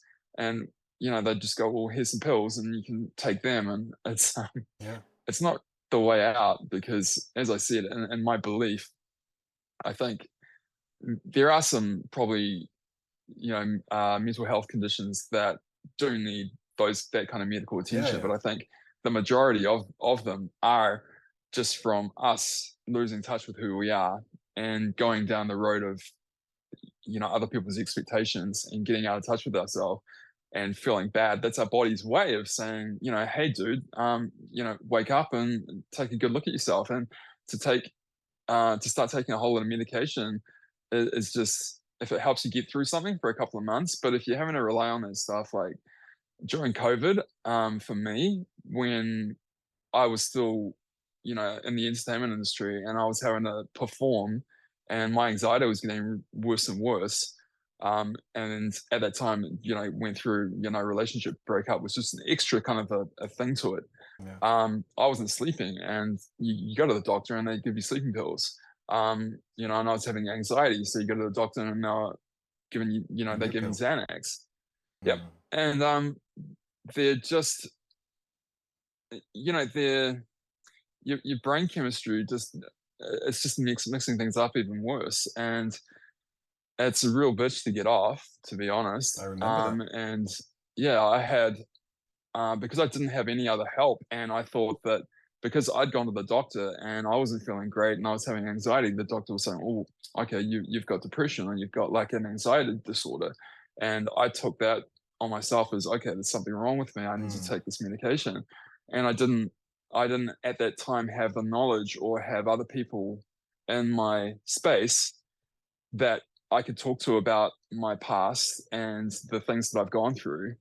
Because as soon as I did, people were like, dude, you're a foreign guy, you're a guy from New Zealand, and you've grown up in this society where there's so many expectations on you, and then you've been in the entertainment industry, like high stress environment where you can't really be yourself. I mean, of course you're gonna have like anxiety and stuff like this. And then it was then that I realized, okay, it's not taking a drug that's going to help me. It's going back over these things and working out what's out of alignment with me And you know, the stuff that is in the Legacy Forge and things like that, the people who have gone through it, like do some meditation, look after yourself, try to Have start fun doing it. undoing some of those negative beliefs and have fun.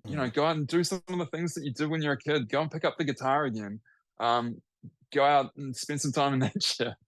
Fuck yeah. Yeah, I say that, and I haven't picked up the guitar since like I was in a band in university, but you were in a band? That's on my list to do. Yeah. Yeah, because yesterday we were playing, I was playing the Legacy Forge song, which is still in development, but the lyrics are there, and we just had to work on it. And, Brody comes in. There's a lot of other musicians. That was a harder word than I expected. But yeah, having these vibe sessions, just that is in itself so freaking healing. Like if you're just going on I don't know how many people have done that.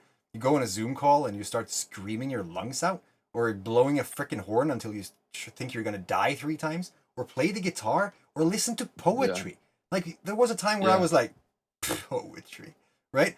But now having heard V talk, and I'm gonna get him on after you, having him recite poems that comes from the heart, where he has put in the repetition over 10 years, right? He said yesterday that for the first time ever, he closed his eyes and he recited one of his own poems to himself. And that is a powerful fucking experience. So I don't... Dude, I wrote a poem randomly the other day.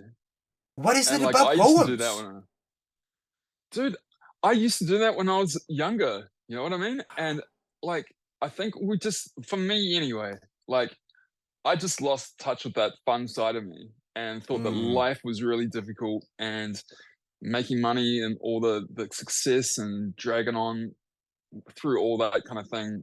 And now, I've made a conscious effort to, just go and have some more fun, give yourself a break, and pick up some of the stuff that you used to do when you were a kid. But like, poetry is awesome, man. It's just a way of being a kid again, expressing yourself, and like getting a pen and writing stuff down, actually writing it down and not typing on a computer. Just those kind of basic things can, free you up in a way and kind of let that creative juice flow, the source. Exactly, and the source, because I figured like this is a good time to kind of try something new and see if we can see what happens. Because right now we talk about a lot of things we talk about a lot of things inside of the Legacy Forge. We try to have fun while we're doing it, and we're trying to do things that is kind of like emotionally felt or physically felt. And now we have tools like AI. I'm just going to drop it right there. Like we have AI, and people don't really realize how huge that is. Like you can use AI as a platform for you to kind of program it. And I'm saying programming, but it's not that hard. AI is so powerful because you're talking to it like a human. So if you know how to communicate your own thoughts, then articulating your sensations is kind of a hard thing to do. But if you can do that, AI can take out insights from the whole populace of humanity since like way back when up until 21. Like now it reads the internet, so there's no freaking limits to what you can do. You can have an app coded for you in a Python language, and you don't even know how to turn on the computer, and you can have it done in 10 minutes because it does everything for you. It's insane. So to bring this to the point, yesterday I was trying to play the guitar to get this Legacy Forge song out, and I'm struggling with rhythm, I'm struggling with the pattern of strumming, all the things, and trying to sing on top of it. So it's always an interesting journey. And I want to show on the stream now today 2 things. First, I'm going to take V up on a thing, and Brody, because we had a little coaching thing yesterday where they taught me what to do in order to find my flow creatively in music and art, right? I need that too, man. Yeah, I know, it's huge, because like he was like, you're trying to do it from here, but you're supposed to do it from here. Like you don't stay in the box, don't follow the thing. You're trying to strum a pattern, but there's no pattern. Get it out. And they kind of hated on me because I had used AI for this, but I had used my own thoughts to kind of make it say something in a musical language that I could not.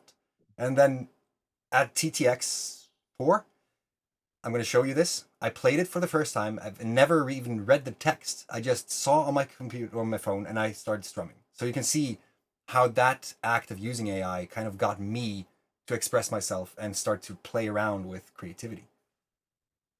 So I don't know. Definitely. Would it be better like this? Because I think here we have two scenarios. I could be like this to try to find my tone in my my frequency of voice. Or it could be like this, where it's more of a Legacy Forge thing, but it's dramatic and it's not really the same. Which one has more kind of impact? You're smiling from the last one, so maybe if I'm making it like a epic tale of the Legacy Forge and then use that. Yeah, I just can't picture their voice singing. No, that's song that can't sing. I can try to sing too, just without any music, like we tried yesterday, and then we're gonna have another transformational, like transcendence event, whatever you want to call it, like the frequency shift, the elevation of frequency. That's what happened. And I think really just doing anything like this that can get you into that zone. Yeah. Like I don't talk a lot about kind of plant medicine stuff, but I think that, you know, it is a useful tool for some people. Yeah. I'm not going to go out and recommend it for everyone, but I actually did a ceremony. Like I've done a few ceremonies, and it was, you know, ayahuasca, and the guy who was doing the ceremony, he was like a Brazilian guy, and like a year before he started, or 6 months before, you know, I met him, he couldn't play the guitar. Yeah. And during the ayahuasca ceremony, he was just strumming along on the guitar while singing, and it's just been, you know, doing something that you're totally in the zone with. Yes. It's so. I'm gonna get the guitars. Yeah, it's infectious, man. It's infectious. For those people who have a really good ear for untuned guitars, bear with me. This is just to try something. Doesn't sound too bad, right? I'm gonna try it. Okay. Let's try this. I'm just gonna see where it goes. So this is very much like the live stream we're currently at. It's just gonna be, let's build that plane in the air so that we can refuel the plane we're currently fucking building in the air. Yeah. Okay. Gazing at the cabin, nestled neath the trees. Whispers of the ancients, carried by the breeze. Guitar strings are humming, firelight aglow. Legacy Forgers, it's time to let go. For tonight, we dive deep into realms unknown. With plant medicine's guidance, our spirits have truly grown. Tribe experience calls, as the stars do shine. And in this quantum dance, the universe is thine. Dragons we have battled, and demons we have defied. Through the darkest valleys and mountains we've climbed. Now we stand united, warriors of the heart. Now, love is our armor. And this is just the start.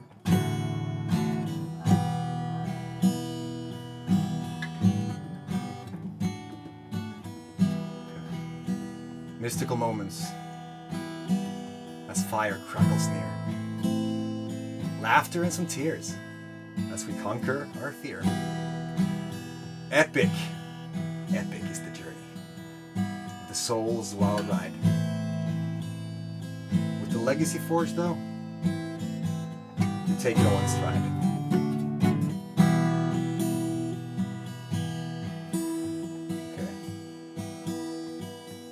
I had something last time I did this where I went into the chorus and I just went rip. For tonight, we ascend into dimensions so vast, embracing the future, honoring the past.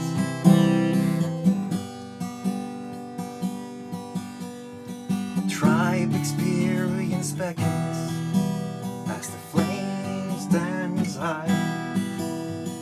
In this cosmic embrace, we touch the sky. Stories of resilience and tales of rebirth. Legacy Forgers, we know our worth. From challenges faced to the love we found. In this sacred space, our spirits are unbound. So here by the cabin, as night turns to day, we'll remember this moment, come what may. For in the heart of nature, with the fire's warm embrace, we found our true calling in this mystical place. Found our true calling in this mystical space. I have to work in the outro, but damn, see, that's the magic that happens in the forge. Dude, fire, man. It's insane. That was awesome, man. That felt awesome. And dude, you haven't, I mean, God, that was only a few months ago you said, I'm going to learn how to play guitar. I know. And I want to... Perfect bridge, bro, because I want to show you why I wanted to learn how to play guitar. The only thing that is missing is that I wasn't doing it around a campfire, and that was kind of the idea. I wanted to play Fuck It All by The Lyrical around a campfire when people sang with me on the chorus. That was the entire idea. But now I will do something that I've never done, which is going to include a little transition for those people watching the stream. And then for you, Marcus, you're going to see from your end like this.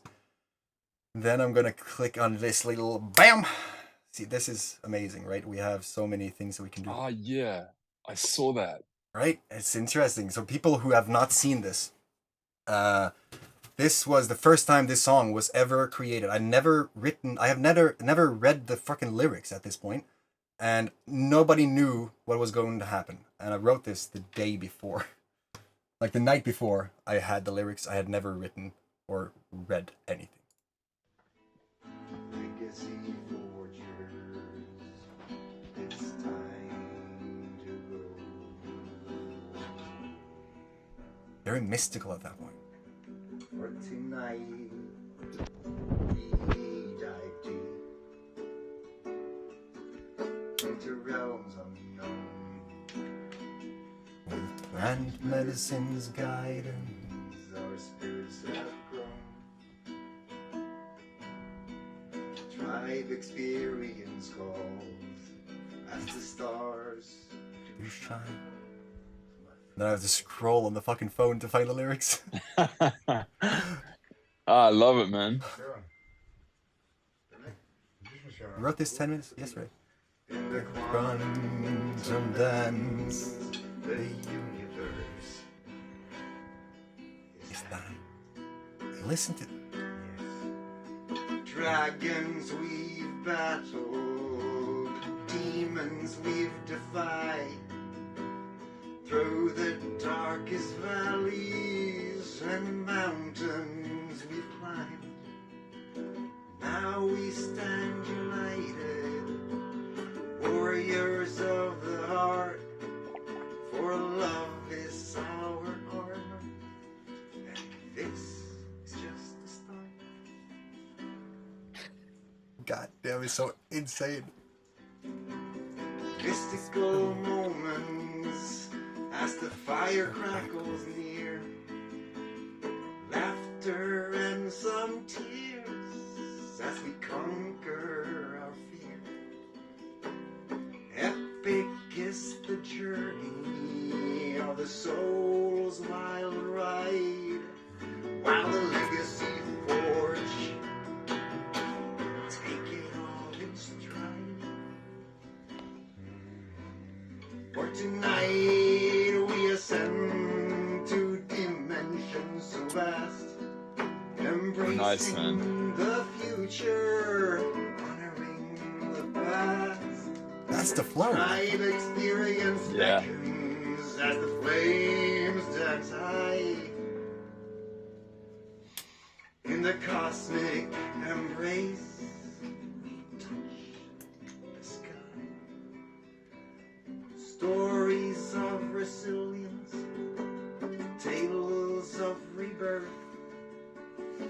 legacy forgers, we know our worth. For challenges faced, to the love we found in this sacred space. Huh? Our spirits are here by the cabin as the night turns to day. You remember this moment, come what may. For in the heart of nature, with the fire's warm embrace, we found our true calling in this mystical place.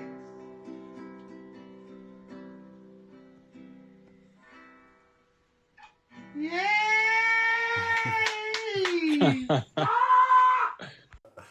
That energy is hard to match anywhere. That's this tribe experience. Like, it's insane how the flow just takes you along. You don't have to work for getting it. It just grab it or let it rip. Like, it's insane.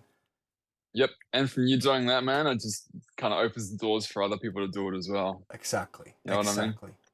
Yeah, because it's, to be honest, like, we don't know how many millions of people are going to see this, but screaming your face off, trying to find like that pitch between those horrible, right? It's just hard to find that note. Yeah, when you're trying too hard, it's going to require some trial and error. Like, it's going to be like, okay, shit, I feel weird. Maybe I should. Yeah, that works. Thank you.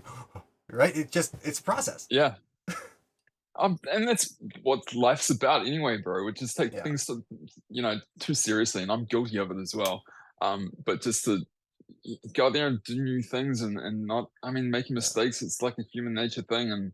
And but yeah, just having other people that are around, like just even me listening to that, man, it's like, dude, I feel guilty. I've got a guitar over there that, dude, I probably have to use a paint scraper to take all the dust off it. You know what I mean? And yeah, totally, dude. That's the fucking magic of tribe. You feel like when you feel kind of almost a little physically impacted by your own kind of shit, it's time. Right, let's do this. I don't like, if enough is enough. I love that. Yep. And it's so back genuine. In the flow state. Yeah, back in the flow state with love and support by other people around. Like, we have a lot of brothers here now. I've been just interviewing men, but that's not all. We have female energy as well in the tribe. So, and this, it dawned on me earlier, like, the stream has now been 3.5 hours, and I realized that we have to go for 15 days to reach all the magic that we have. So this is just going to be the start, just the beginning, just as the song said. It was proclaimed long ago that this was just the start. So the epicness that we have to look forward to, brother, like, holy shit.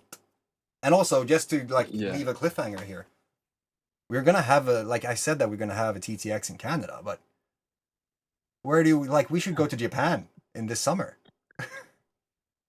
Dude, I mean, Japan totally works. Anything's possible, man. Exactly. Like, what we can do if we just put our minds together and everyone works as a tribe of creation, it's insane what could happen. So it's just, how crazy do we want to be? And you're going to see a lot of craziness. This is just the first step. Some of you have seen this going on. Other people are like, holy shit, they're doing it, right? And then next time is going to be TV. Like, they have already been... there's a lot to talk about. We're not going to go into it. Do you want to have... man. And I want to say that everyone you bring on, it's like, they've all got like a really unique story and all got so much knowledge. And from being on a couple of calls that we've had over the last few years, like, every time I kind of meet one of the people like that you get on, it's like, I really click with them, and we've got so many similarities with our stories, and to be able to just kind of bounce around ideas and this kind of thing is just so valuable. And everyone's totally authentic and able to talk about whatever and help each other along the way. That's that's what it's all about, man. 100%. And in that, like, it doesn't matter if you're living on the streets, zooming in from like using the McDonald's Wi-Fi, or you're making hundreds of millions a month sitting on a private plane, because you're gonna meet all of them on this stream. Like this is a good idea for me to just start being serious about the podcast again, because now I realize I have just opened Pandora's box on myself, so I have to figure out the best system to deal with what's gonna come. And Marcus is gonna be a recurring item. We're gonna really get to know what Marcus, Brody, Ray, all of the people inside of the Legacy Forge. That's the easiest way to say this. Just get into the Forge. Yeah, I look forward to meeting everyone as well. In you've person, met so hopefully few in the future, man. Yeah, it's soon, like within weeks, I predict. Days? Maybe even days. Who knows? Like, anything that we don't do now is like, this is the disclaimer. I've said this disclaimer to so many people. Whatever I say is not a dream. It is the things that are happening right now, things are we going to do based on the things that we have implemented, or things that we are going to do straight after the thing that we're doing now. So it's something that is already in the works. It's not like we're sitting there thinking, I feel like I'm sitting in a $90 million mansion and that's why I'm going to get it. No, it's like we see what we want and we have a lot of fun creating it, knowing that if we just do these steps, we're going to create it. It's like you put a brick down every day, you're going to have a friggin' mansion. Yeah. If you're many people doing that, then, just, you have to coordinate. Too much cement there, no bricks there. We just have to coordinate the idea and create. That's it. Yep, and if you don't know how to build a wall, there'll be someone there that can, knows how to build a wall and tells you how to mix up the cement, so it doesn't fall over. And there's so many skills of different people, right? Yeah. Like, something that you've got skills in that someone else may be missing, and they've got some skills that you might be missing, and things come together like that with people who are really open to sharing and just being authentic, man. It's just growth is so fast. It's exponential. Yeah, definitely. Just being able to, just the last couple of calls we've had and just meeting some of the other people on it, it's made such a difference in my life as well. And I'm kicking some bad habits at the moment. So definitely. I mean, everyone's growing. It doesn't really matter if you're listening to, Tor or like Brody or me talking.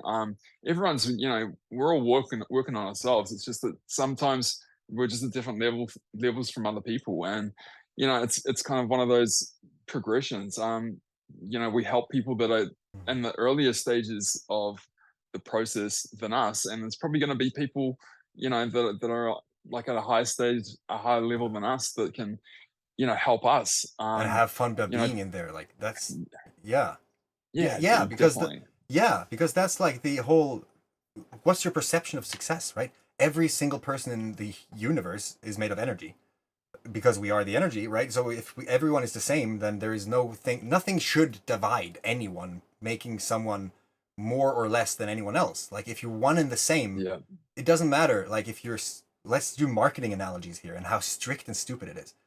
Like they're selling you this chimney on top of the roof of the house instead of focusing on the foundation, right? So that's one thing. They just build willy-nilly. As you said, you have different things, different qualities and skills and experiences that allows you to build everything in the logical order, starting with foundation and then from there.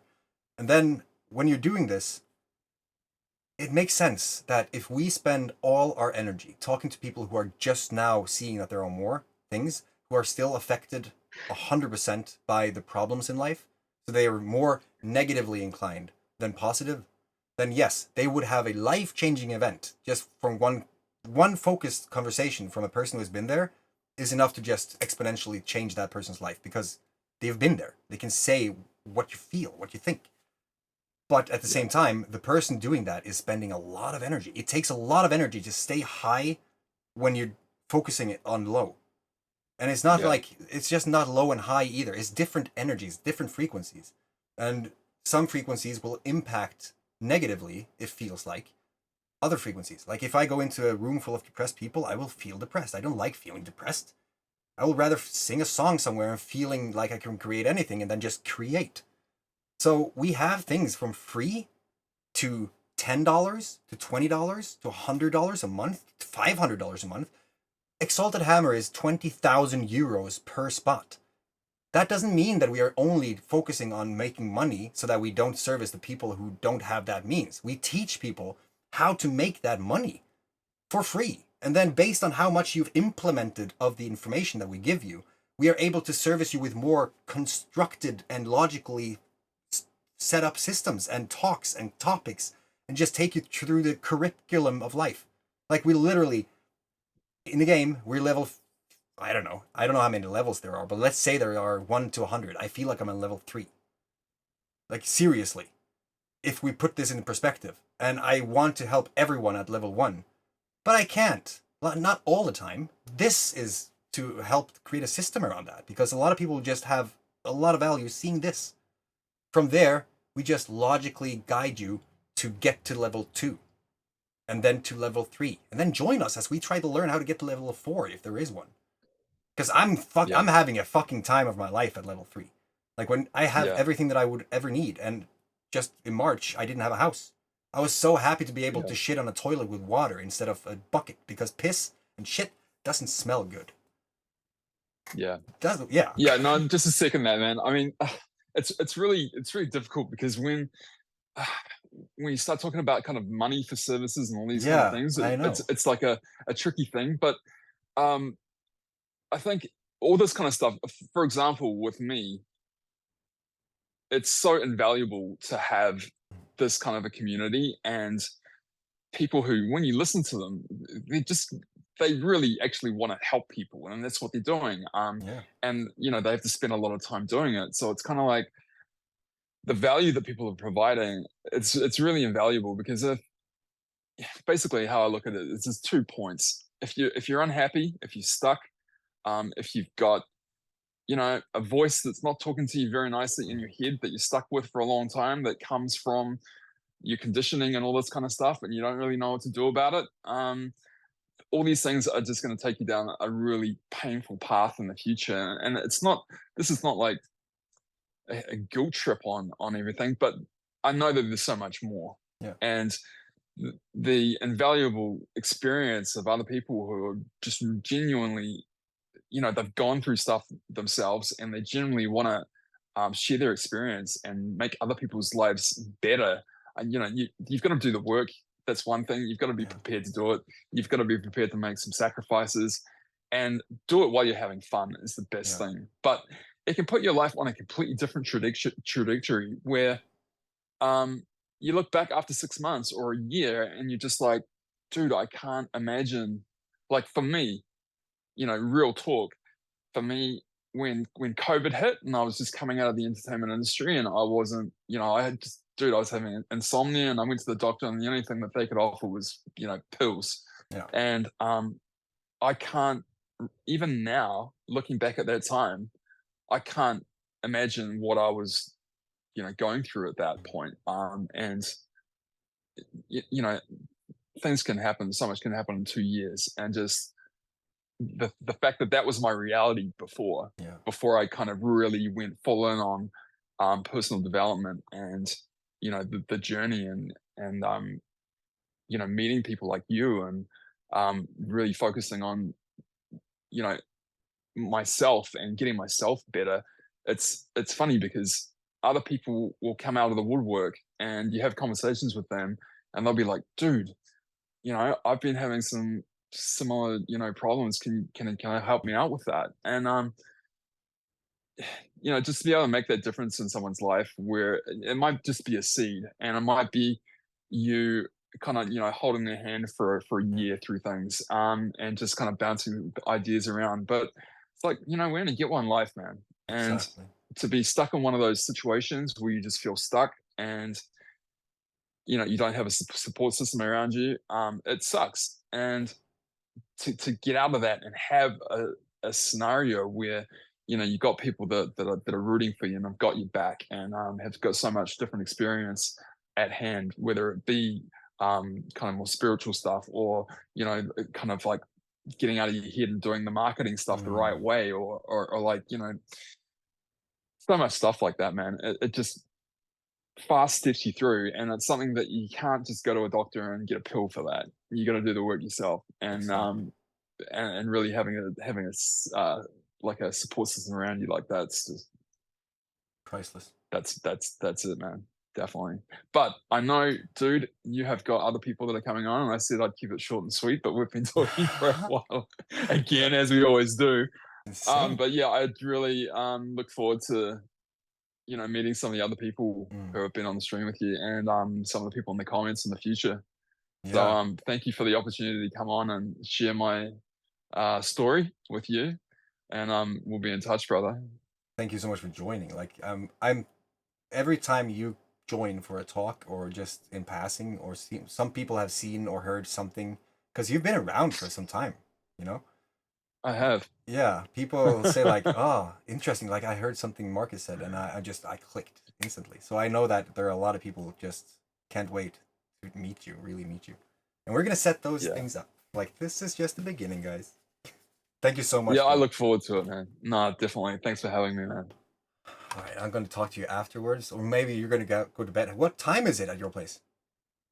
Around 12 o'clock, 12:30, 1 o'clock. Must be 1 a.m., something like that. Yeah, so we're talking. Time. Yeah, we're going like 3 different time zones here, people. We have been talking to Canada. We're all over the place, yeah. It's insane. Now let's call V from India. Well, actually, he's not there, but goddamn. Yeah, I'm gonna stick out. I'm gonna stick out a little bit for V as well because it's been a while since I've seen him.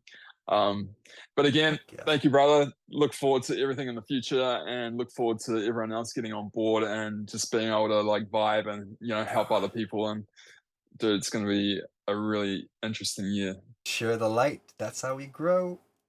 I love it. Peace, man. Peace. All right, V, if you are here now in the stream, are you my friend? Oh, I'm blown away, actually. This is quite overwhelming. Did we mention the fact that I slept 3 hours last night? I went to bed at 7 a.m. this morning and I was back up at like 10. Insane. But that's the energy that we're talking about. I do look forward to getting some sleep, but we have a lot of things that we want to do before that. I'm gonna see if I sent V the link for the Zoom, and then I will get him on. And also, there are a few people that is probably around here now. Let's say Gordon Paul, if you're here as well. I'm gonna see if we can have you also on here, but don't wanna like for the people in the future. Like, if you've seen the entire stream so far, kudos on you because that's a commitment. And that doesn't go unnoticed. Okay, there we go. It's insane. The stream has been on longer than you have slept. That's insane! It is so, and it's true. Oh shit. Going ahead of myself here. I'm gonna find that. There we go. I love looking at my Legacy Forgers and my fellow Trab members, but jumped the gun. I have literally this whole setup was created yesterday. I'm not in. Okay, I respect that. I'm not going to say that out loud. I have been in contact with V. Unfortunately, he is he's doing good, but sometimes you have to head out for a barbecue. I totally understand that, brother. We're going to create a whole freaking bunch of amazing things in the future. I have so many people I want to introduce you to. Like, I befriended this guy today. Russell Bronson. Like, befriended is a very wrong term, but I put him on my radar and I have taken some actions to get him on. And I'm going to do the same with Paul Stamets and Joe Rogan. Well, we've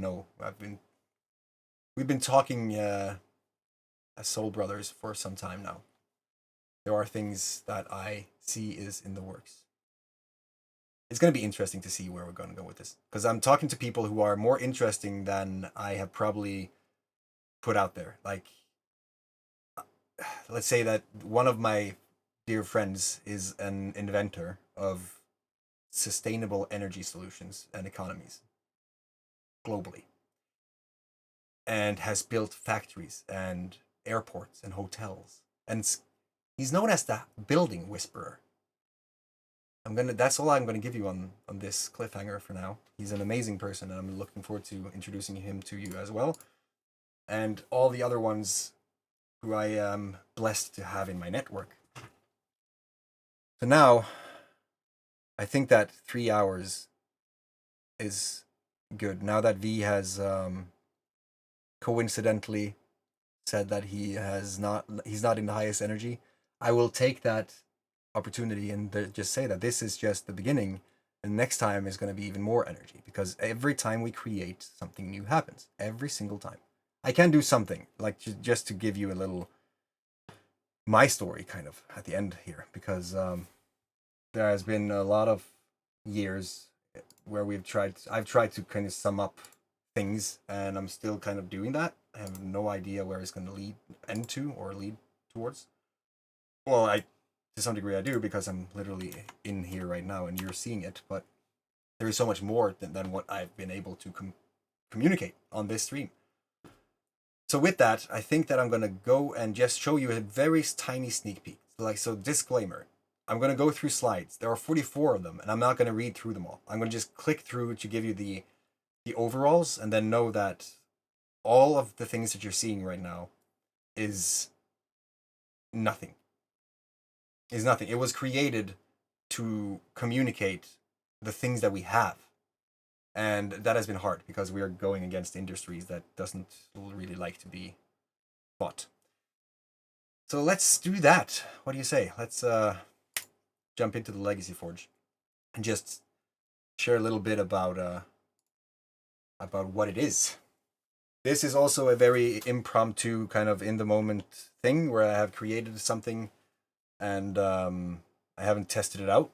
So it's very much happening at this very moment, which means that we can kind of amp up the scene a little bit. I'm going to show you something that I really love. You're going to see my passion right now. And it's going to be interesting to see how he reacts. Because I can do things to kind of... I'm very dark. I don't mind, actually. Because changing the freaking Logitech technology right now would be hard. But we can talk like this, which probably looks a little bit better if it wasn't for that thing in the bit. God damn it, we're going to do it halfway amateurish. Because for some reason my lights are not as they should be. Do you like building the planes in the air? I love it. That's better.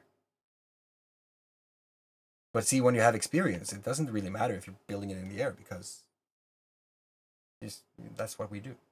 So Legacy Forge, what is that? Well, you have had a little idea by the experience, the energy that you felt by going through the stories of our guests so far. Like, they're not guests, they are Legacy Forgers. They are in their own right, freaking magicians at what they do. And some have realized their gift, some have just found it, other people have no clue that they are amazing. So you're going to see a lot of things just shifting as I'm bringing in all these people that I see. Some people I've seen for a long time and we know each other. Some other people will be welcome to Legacy Forge, actually. Hi. My name is Tor of the Legacy Forge, and I invite you to elevate your frequency. That kind of vibe, right? Because people pay attention when something like that all of a sudden pops up in their newsfeed. But let me tell you a story. I'm not going to do this very scripted. I have very little text on these. So I'm going to just jump through a wrap up of the years that has led up to this. And it's going to be interesting because I've never done that in this kind of way before. So a lot of firsts today. And I know that if you are like me, you appreciate those firsts because those are pretty epic. It all started in May 2005. This I can do. Now I can have fun. I've talked about this story so many times that this time I can make fun of my past. This is something that we should note, I think. I think this might be a frequency elevation.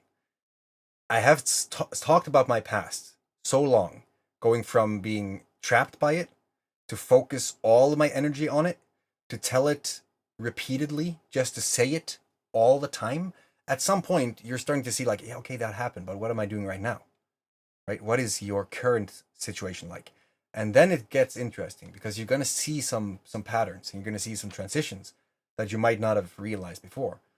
So when I'm going through this, I can do it with humor now. I am at a point where I can kind of make an experience out of my past. And if you can make your past into comedy, almost, not a comedy, it's going to be a drama, like It's going to be a comedy in the oldest sense of the word.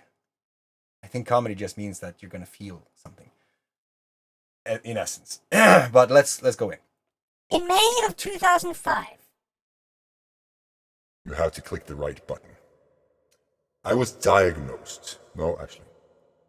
In May of 2005, there was a young boy who thought he knew everything there was to know about life. He was about to turn 18 and he was at school doing something that he had been told to teach or to learn. He was about to become a computer scientist, a tamer of digital dragons, after having been sentenced to electronic work because that's where the money was. If you want to make your ruples, you have to go into electricians. Okay, Mom, I'm trusting you, or Dad, or any other people that we have around us at that age where we are very much susceptible to other information because we don't know any better. Like, seriously. We are taught what to think because we are creating our reality from within, and our within is very much affected by the outside. And whatever is on the outside, be that a box, a programming, or just teachers teaching from an ancient system that they didn't really want to let go of, or whatever it is, you're learning very much how and who you are in the early ages. And I guess depending on your foundation from that, you are more open or more limited to other suggestions as to how you should live life. At that point, I was not loving school, but I was sentenced with a blood clot after I woke up with my arm being 11 centimeters bigger in diameter. It was looking horrible, weird. And then after this, my entire life shifted. Like, my entire fucking existence had gone from normal, what I would perceive as normal, to now being fatally injured and no life. Like, those were the thoughts that went through my mind when I was sitting in my car, in the passenger seat of my mom's car, looking out of the window, and it just dawned on me that, fuck, my life has changed. You know, that realization that your life is never going to be the same again. And in the tone of frequency, basically, that I had that thought, it put an imprint. Now I had identified with that kind of situation and that feeling and that future and all those things. I was now labeled X, and I would die a lonely X, right? It was dark, and that just prompted me to do things differently. I was in the hospital for a few weeks where they found out, going from, that is a tick, definitely. No, he has a flu, and this is a unhealthy side effect. What did you eat? All those stupid fucking questions. Until one person with experience went by that room and he said, blood clot, send him to the frickin' national hospital with a plane. I'm gonna call it in right now. And so it was. Rushed to the hospital and was in there for, like, I was just hauled over like luggage. I felt like I was gonna be just driven to the morgue. I was fucking freaking out because all of a sudden I had teams around me doing all they could to just transport me. But I was kind of, I was lucid. I saw what happened. So I came to the other hospital. They forgot me there for a long time while they were figuring things out. And that felt like an eternity. And then I was shuttled with a private little plane. I didn't know they had those. To the National Hospital, where I came in to the receptionist. And she said, well, you should not be living right now, because they had gotten the results from the other hospital. And the CRP, like the amount of bacteria or whatever you have in your blood, it's supposed to be kind of low. I think 50, and you're starting to get in the high side. 12 is probably where it should be. Something, I'm just from the top of my head. It's relatively low. I had 400 and something. And I was like, interesting that you say that I shouldn't be alive. That's something that I've never had to contemplate before, right? Interesting how these words have power. So I was in there and they did a whole bunch of things, could not figure out. They actually operated once with an intern who forgot to put in the anesthesia before he cut into my arm to put in the camera. It was a shit show. But after that, I turned 18 in the hospital, I think, or was it 19? And yeah, there we go. 400 is a high number. I was basically coming out of there with a completely new way of seeing life. Like, everything has shifted. And now my entire reality is impacted by this whole condition. And that mentality, it just cements, it pulls a seed that you can't really control. So I started to hang around with wrong people, and just to get that high, that, you know, I'm gonna get other kind of people around me, so I can be with my people. As I said before, you can run the other direction on the frequency scale, or you can just focus on the good. It's easy to focus on the bad because those people will find you because they are seeking other people who see the world like them, and if you're victimized, your friends are victimized. You are the sum of the 5 people you hang around with most. So the thing is, this kind of escalated quickly. I had friends that wasn't really good for me, and I had been diagnosed, so I was the person who was going to die with a blood clot. I couldn't do the things that I wanted because I had high bleeding possibilities, and they said that I couldn't be a stuntman. I wanted to be a stuntman. Because I could die if I had a little bump on the noggin, and I was told a whole bunch of rules as to how I should live my life. And then, as I started hanging out with these wrong people, I was drinking a whole bunch. Interesting how alcohol is always the preferred drug when you want to fuck things up. I was drinking, and all of a sudden, this guy that was there said that we should get a PlayStation, 2007. This was right after the PlayStation had been released, and I was a really big gamer, so I had the PlayStation, so I didn't need it. But I was like, okay, I'll be along with the ride to get that PlayStation. Long story short, we tried to get into the electronics store. We tried to get in over every place we tried to get that PlayStation. It would no cost what it would. And we went over to this mall, even though I said that they have no PlayStation here. I live here. You know, I've been in there many times. They do not have the console you're looking for. He didn't want to listen. So we went over. And it burned down. Like, I was drunk, smoking, bored, and he comes around with a can of gas, throws it over, and was like, I wonder. I already have my lighter. So I put fire to this little puddle, and all of a sudden, that little fire was not that little puddle anymore. And everything just... That's an experience that kind of shifts how you see reality, because the fear of standing there as this exploded took over so viscerally, so primally, that just ran. I was afraid to be caught for setting fire to the pallets behind the building. That's not a stack of pallets. We ran from that place, and as I turned the corner, I see this orange hue at the end of the city, where this mall was, and I was like, that's not pallets. Scared shitless, I went back to our place, which was very short distance from this mall, and then we figured we should go back to see how things are. We did, and one of us had a sweatshirt on that was imprinted with my ego. It said Sleepy Sepola on the front of his sweater. I was like, yeah, right? What can you do? The next day I woke up hungover and really couldn't sleep much that night. I tried. I did everything that I could to sleep. And I don't know how many minutes I have had when the door started to make sounds. Like, I heard this hard knocking. And outside stood 2 police officers in a uniform. And they took me down to the police station. In there, I had never faced this before. I had never been in such a situation. So I go into this interrogation room where a person of authority is kind of screaming at me, and I don't know what to do. And after a while, my mom comes down and we talk, and she advises me or recommends me to put all the cards on the table, and I did. There's a story behind why I have cards and a chopped off hand holding cards, because I put all my cards on the table, and that was going to be the thing that would benefit me the most. At that time, I had not even considered the fact that there are prisons. People are put into prison, and there's a process before they do that. So I was pretty much building the plane in the air, right? So I was hit with a shock of his response after I had put my cards on the table.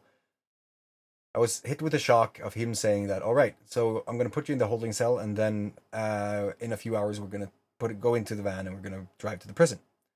Like, okay. 3,000 perceived years afterwards. I was in the prison. I heard the echo of a metal door slamming shut in a huge stone hallway with other metal doors and screaming individuals behind them. The sound of that echo cannot be felt in a TV. Like, you can't really feel how that feels to be locked from the outside world, knowing that you are locked from the outside world. And then turning on the TV, because in the beginning, I was fortunate enough to be put in a place where they had TV and a bed. So I put on the TV, and there were like 2 channels in there. One of them showed the fire. I was already all over the news, and I could not really understand how that was possible. Because I had been there. It was not that long ago. It was still fresh in my memory, and I think I still smelled like smoke. It was crazy. It was a crazy experience, kind of tapping into what Marcus was saying about how it is to be famous. But infamous is also a thing. Because when you go into the prison and everyone knows your name, you've never met them, but you did one thing. So, put logically or just black and white here, it was really easy to get known. But the people that I got to meet, people of that frequency, some people were high vibing, other people were not vibing at all. And just the inputs that you get in that environment is not good. So I was there for 13 days. My partner in crime got released after 11 days, I think. And I remember the feeling of how I was going to, I remember the feeling of the fulfilling thought of how I had planned out my response. I'm going to leave it at that because things could be taken out of context. Let's face it, it's online. So I went for 2 days thinking, how the hell is he free when I put all my cards on the table doing what I did?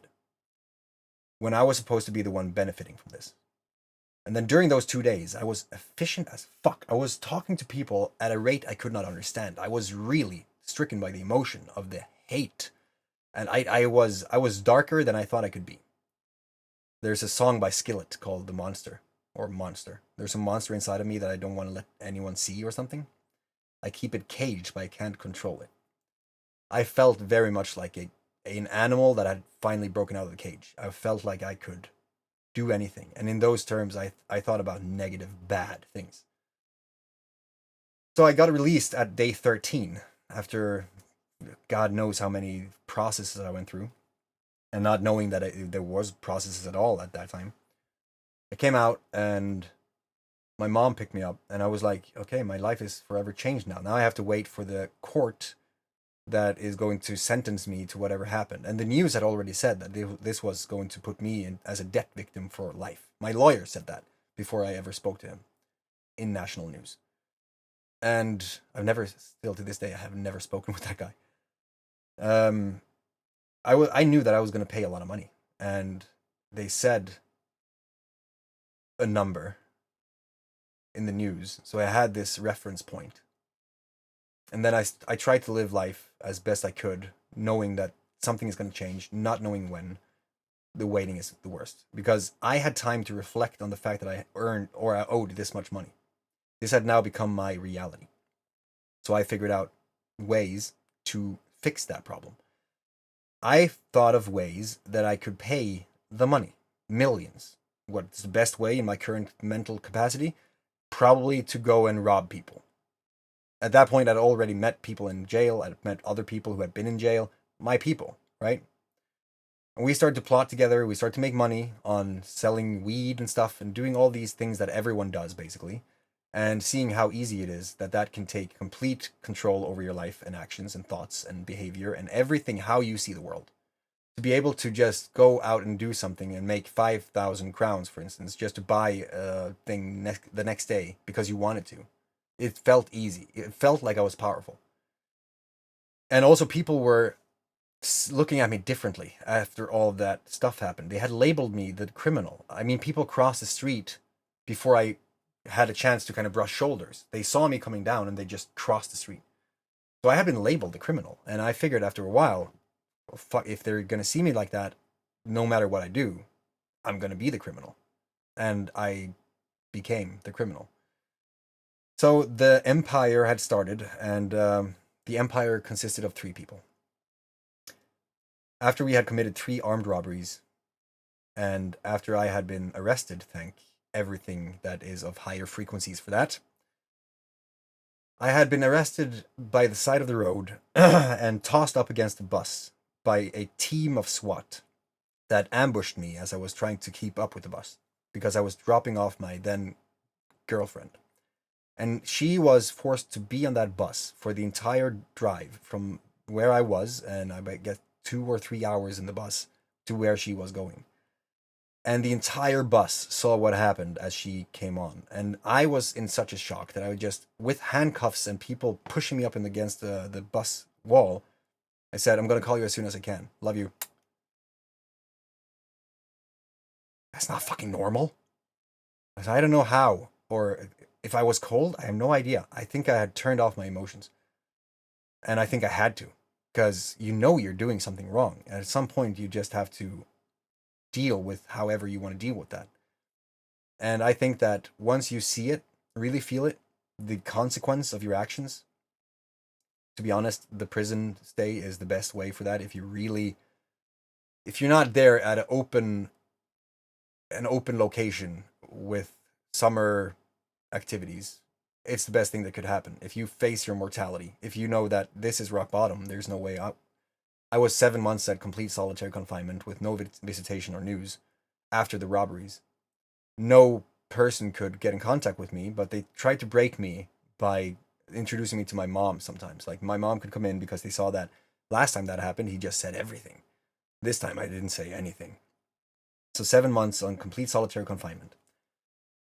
Every turn is 2 weeks, because legally you can't have people isolated over a long period of time because it fucks with your head. But at every 13th day, they got a new rotation. They got a new instance of that same application. So technically, like legally, they hadn't broken any Geneva Convention. They hadn't broken any law.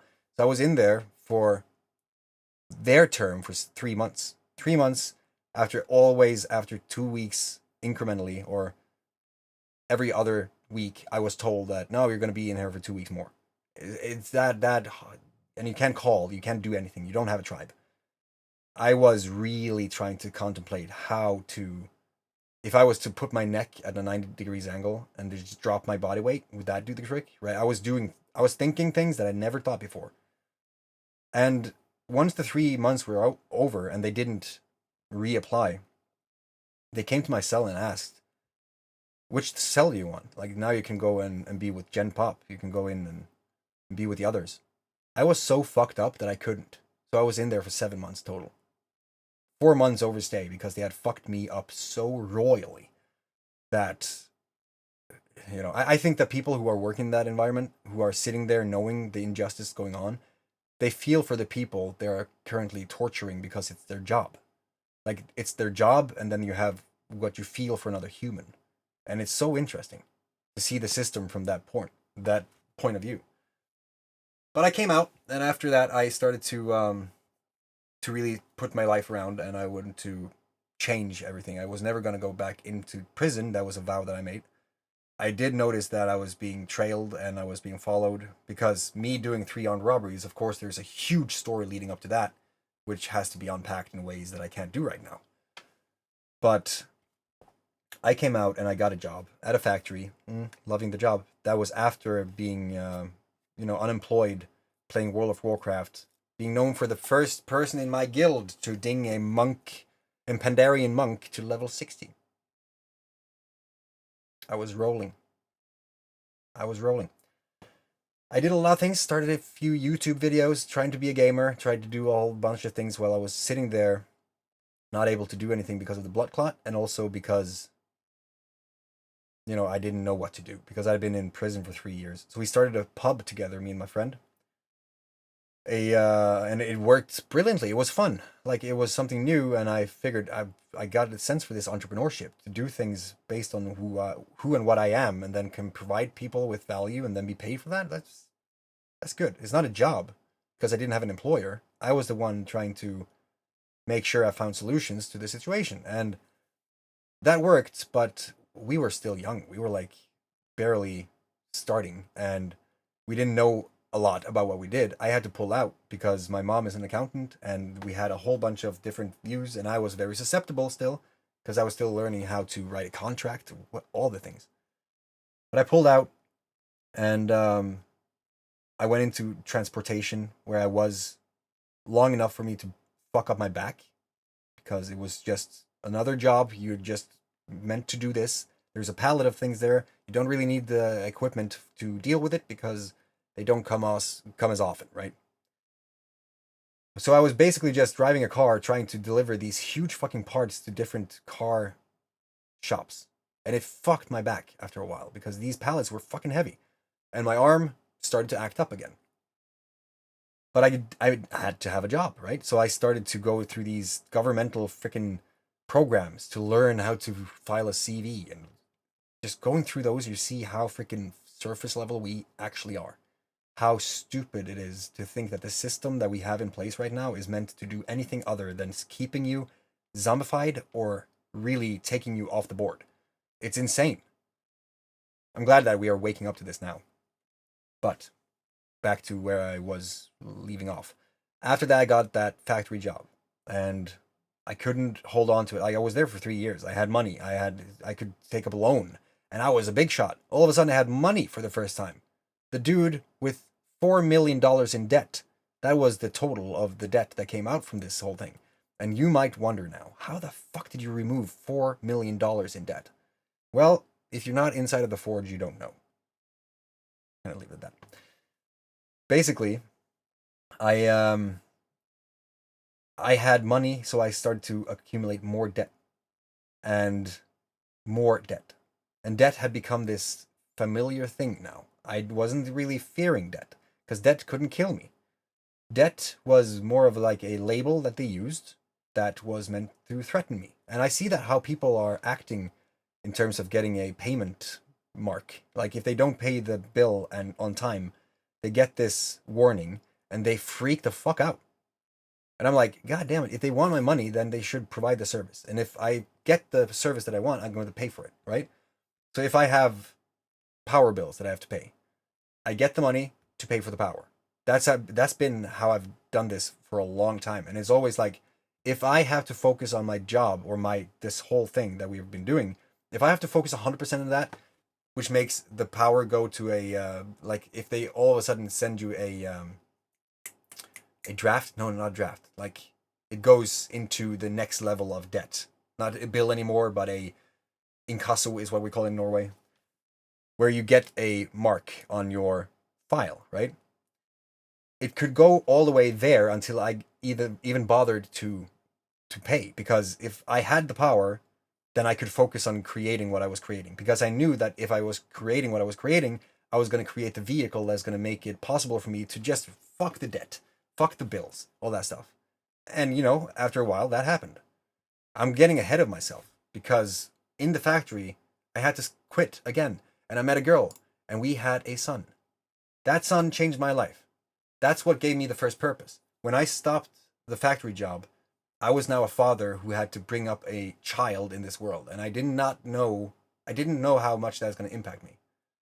When he came along, I was trying to be a Twitch streamer. I was trying to be a YouTuber. I was trying to do all these different things, and I was just putting in the reps. I was working 8 hours a day. I was sitting there streaming 8 hours a day. I was playing a game for 12 hours at a time. Like, I got people into the whole community. People started following me. They called themselves Sepolites of the online STD Sepolitis. Sorry, my body was attacking me there for a minute. Sepolites by the online STD Sepolitis. That's the level that we were at. But it was fun. It was the first tribe. Actually, one of them, the very first, Macy Joe, love you to bits, he was the first person to really show me what it means to be a mentor or role model. Because I was playing a game and he was there because he was seen. And then we started playing Dungeons and Dragons and he was joining us in the games. And he really got a lot from that. So I saw that these things that we do, they have an impact on people.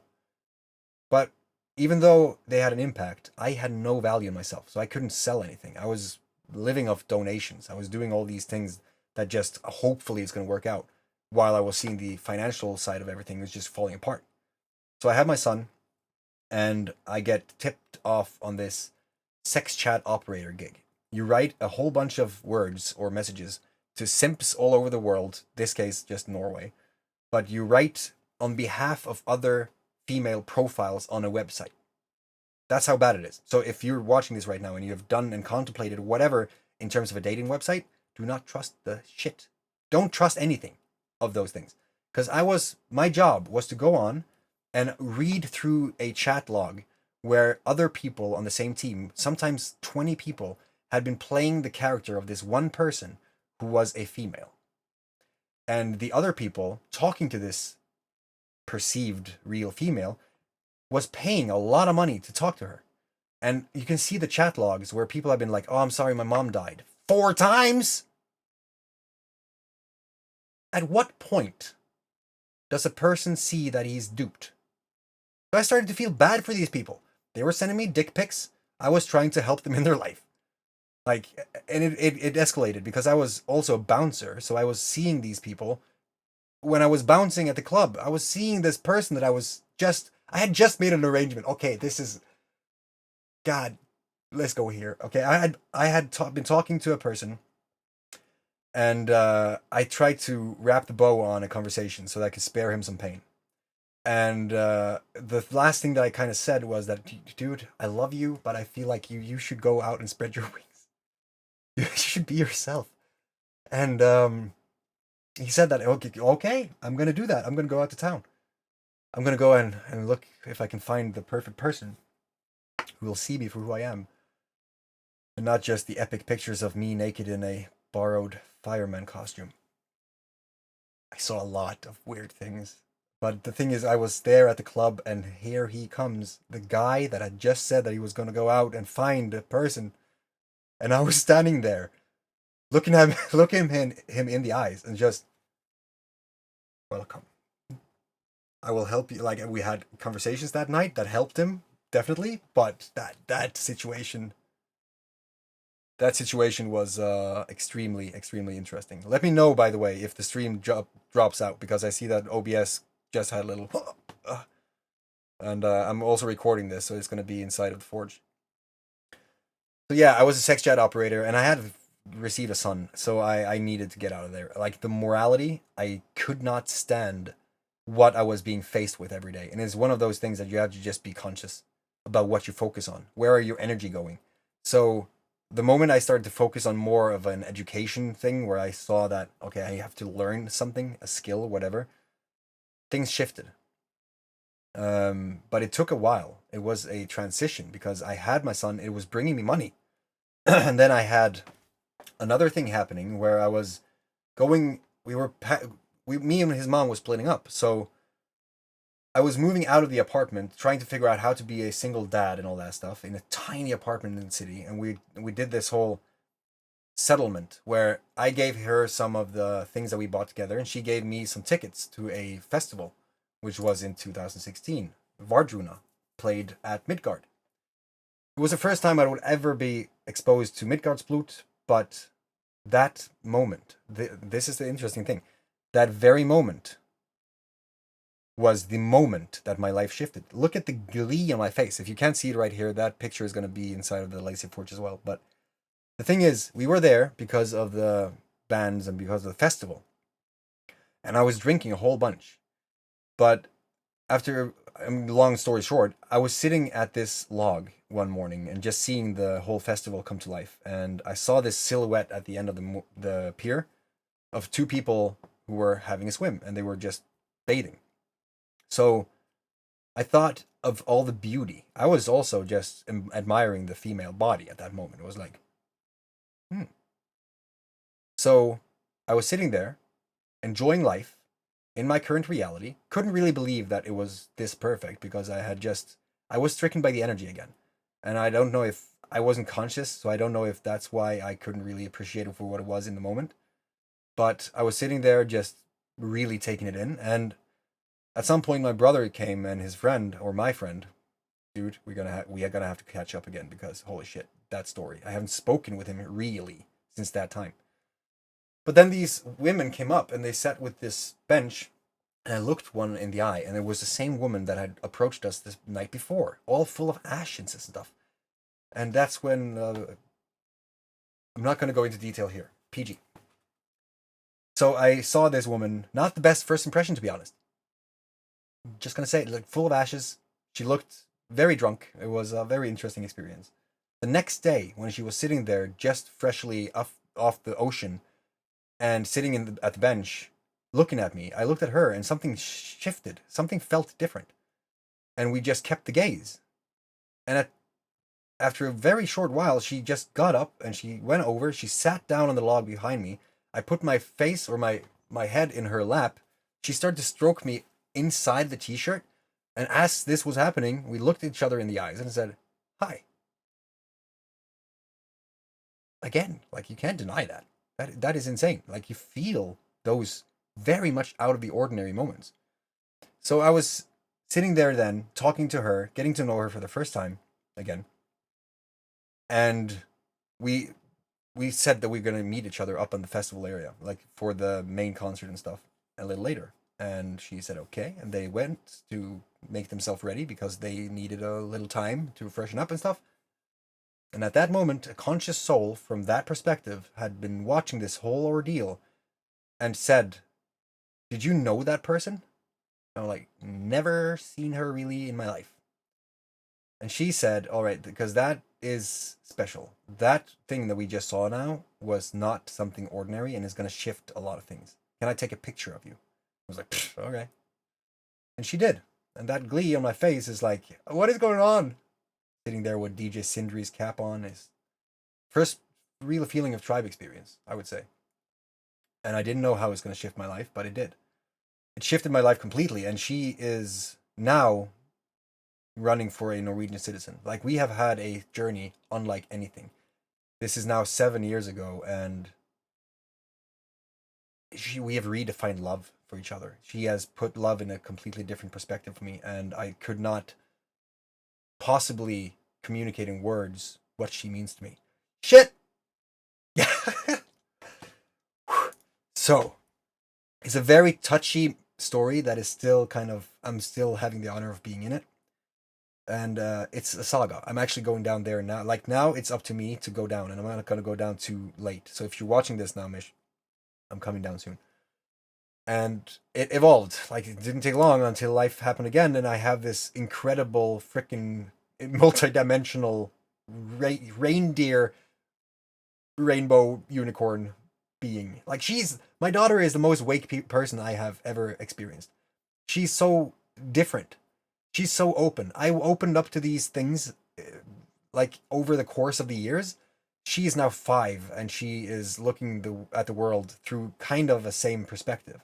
Like, the things that we're talking about, the things that we are feeling and doing, and the things that we are going to do in the future, I cannot explain how insane that is. She changed my life again. She was like, I had to go and leave that sex chat operator job because of my kids. My son got me open to, like, I can't be known for this to my son. And my daughter kind of pushed me the fuck over the edge, because now we were there. We had no money. I was trying to figure out all this stuff, building the plane in the air. I was now with Michelle, who did not have a job and was still in the gray area of her stay in Norway. And we were just trying to survive. We just trying to be the best we could be in what we had. And it became a beautiful thing.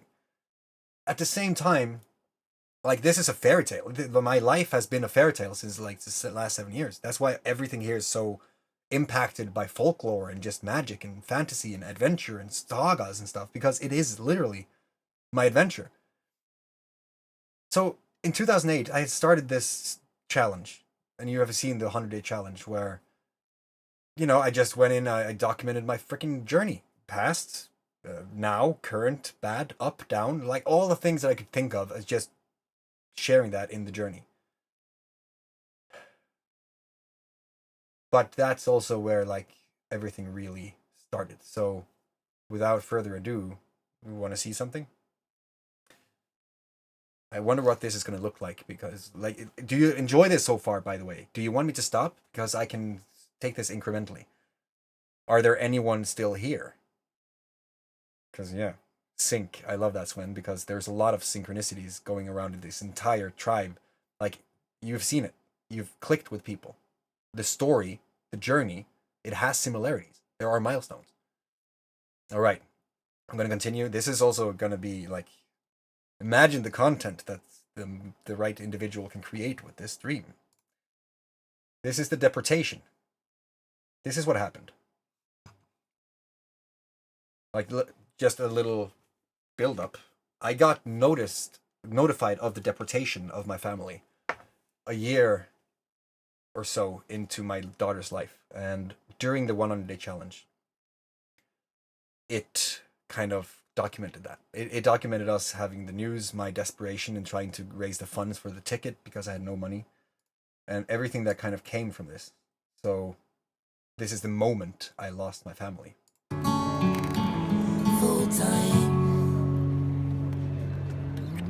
I feel mad, straight jacket. Feel like going on a junket. Travel light within a bed. Being right, feel the net. Mind of a man better than a market. Aims on hours. I've been lost in the full time. Watching the moon rise. Full time.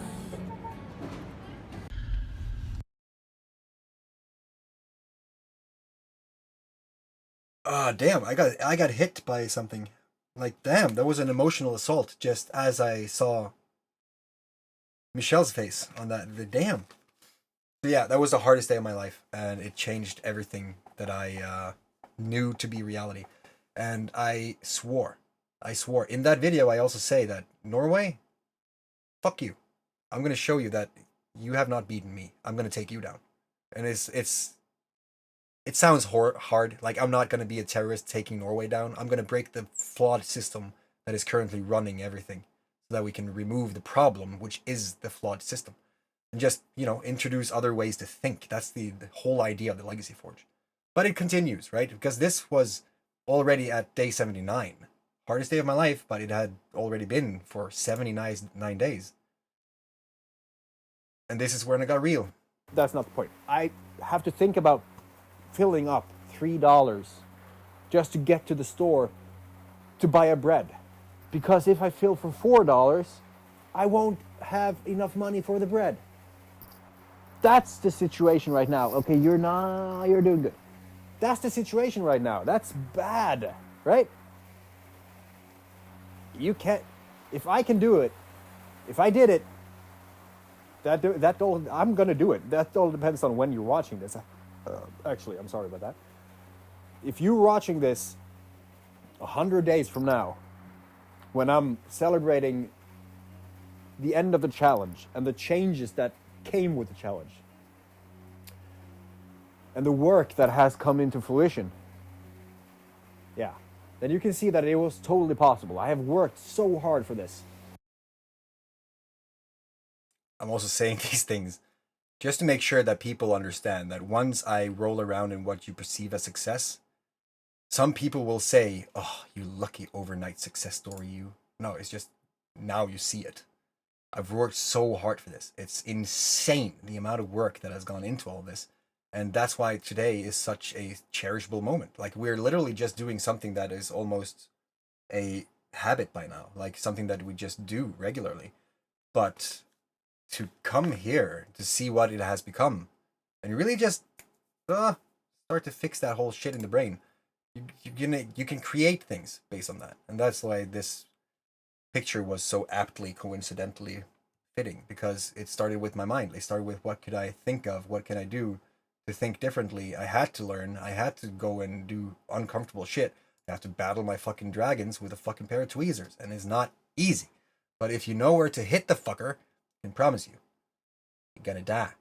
Like Smaug in The Hobbit, right? He had this one little piece that was missing in his impenetrable armor, and they just shot him through there.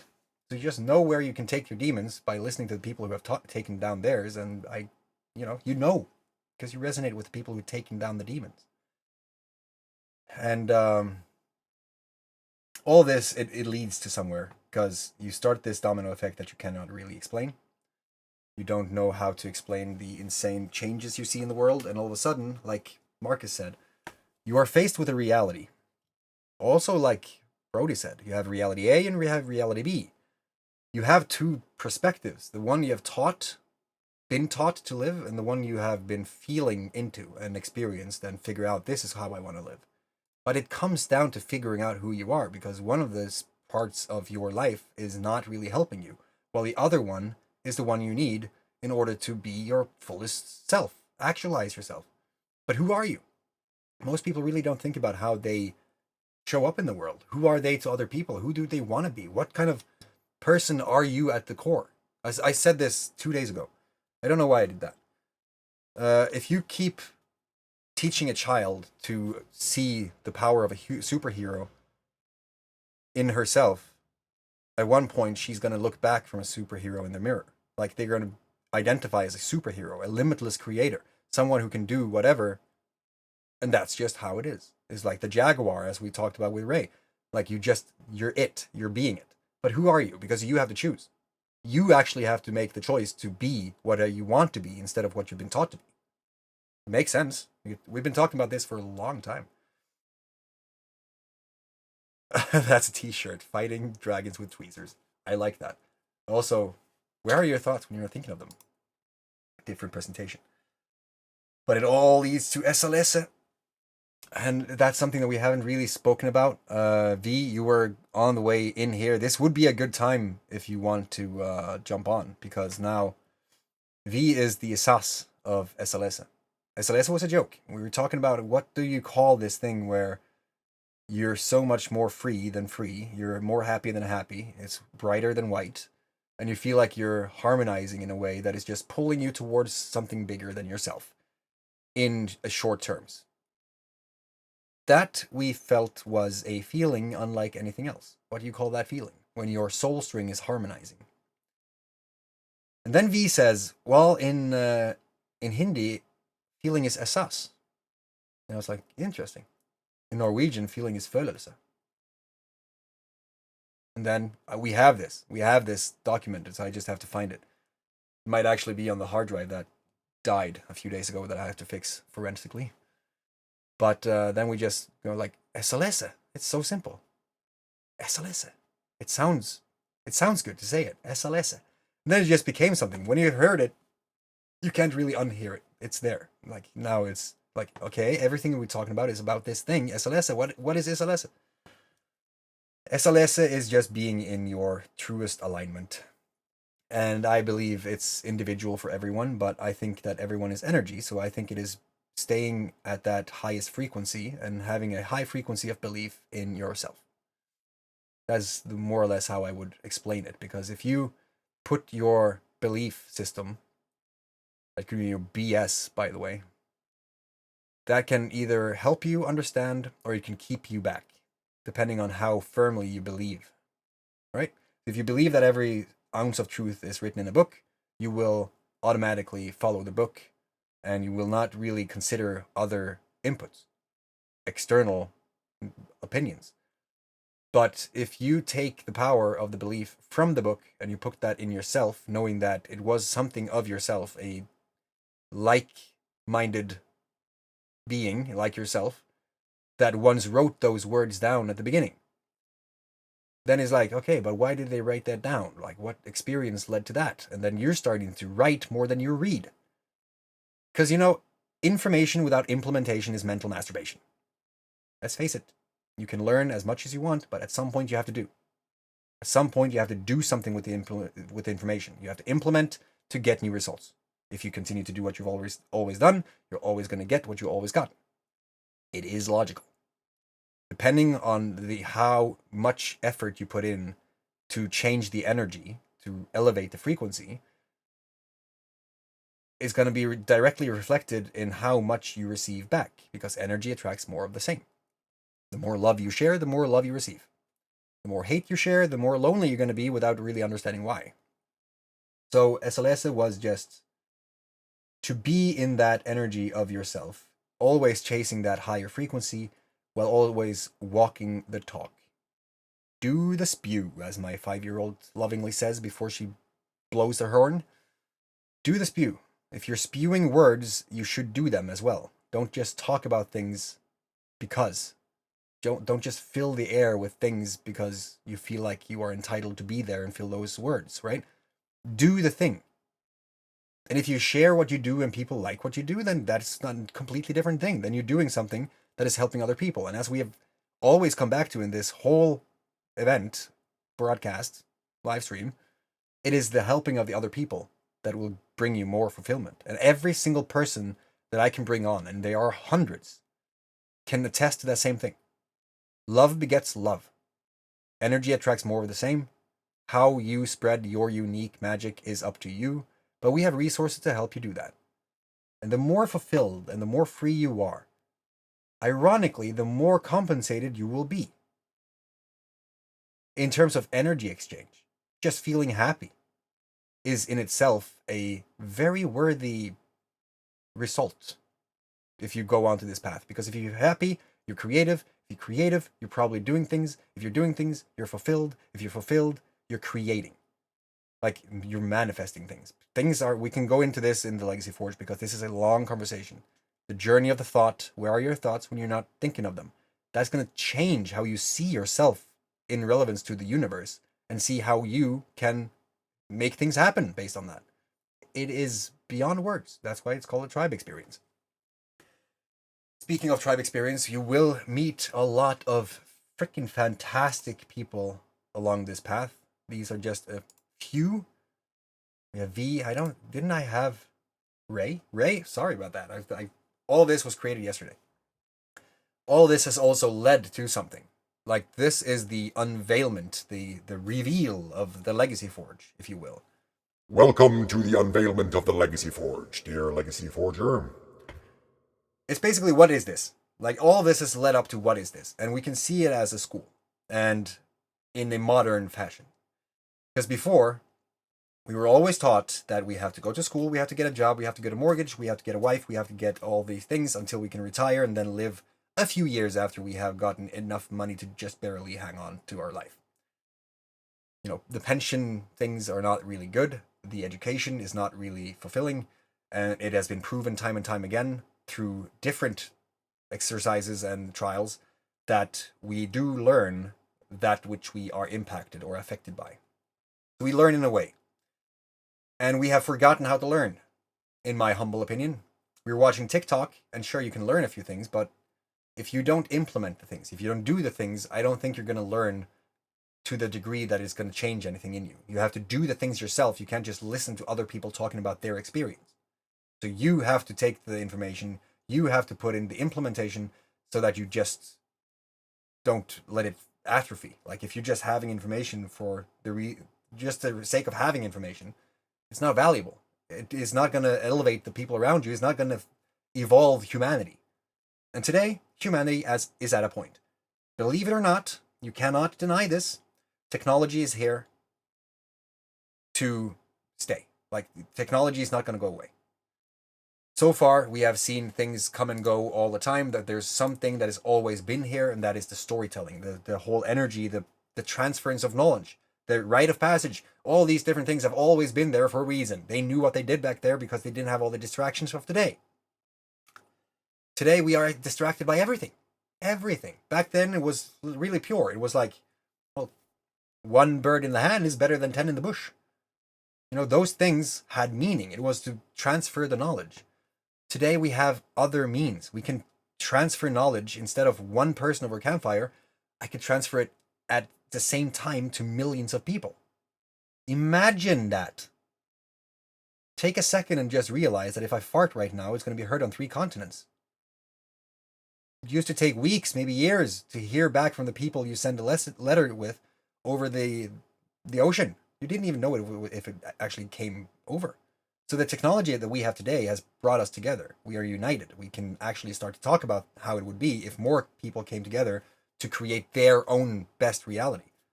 A reality that is based on your fulfillment, your authentic truth, and not what other people want you to do, but because you are the person who you're the only person who can live your life.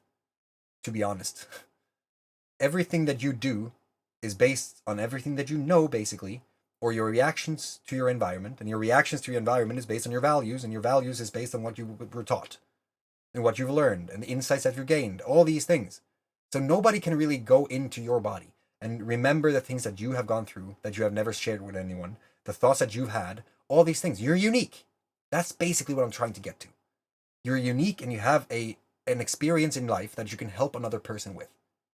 Now, to do that, you have to have a system. You have to be able to share this in a non-overwhelming, chronologically structured way that makes sense.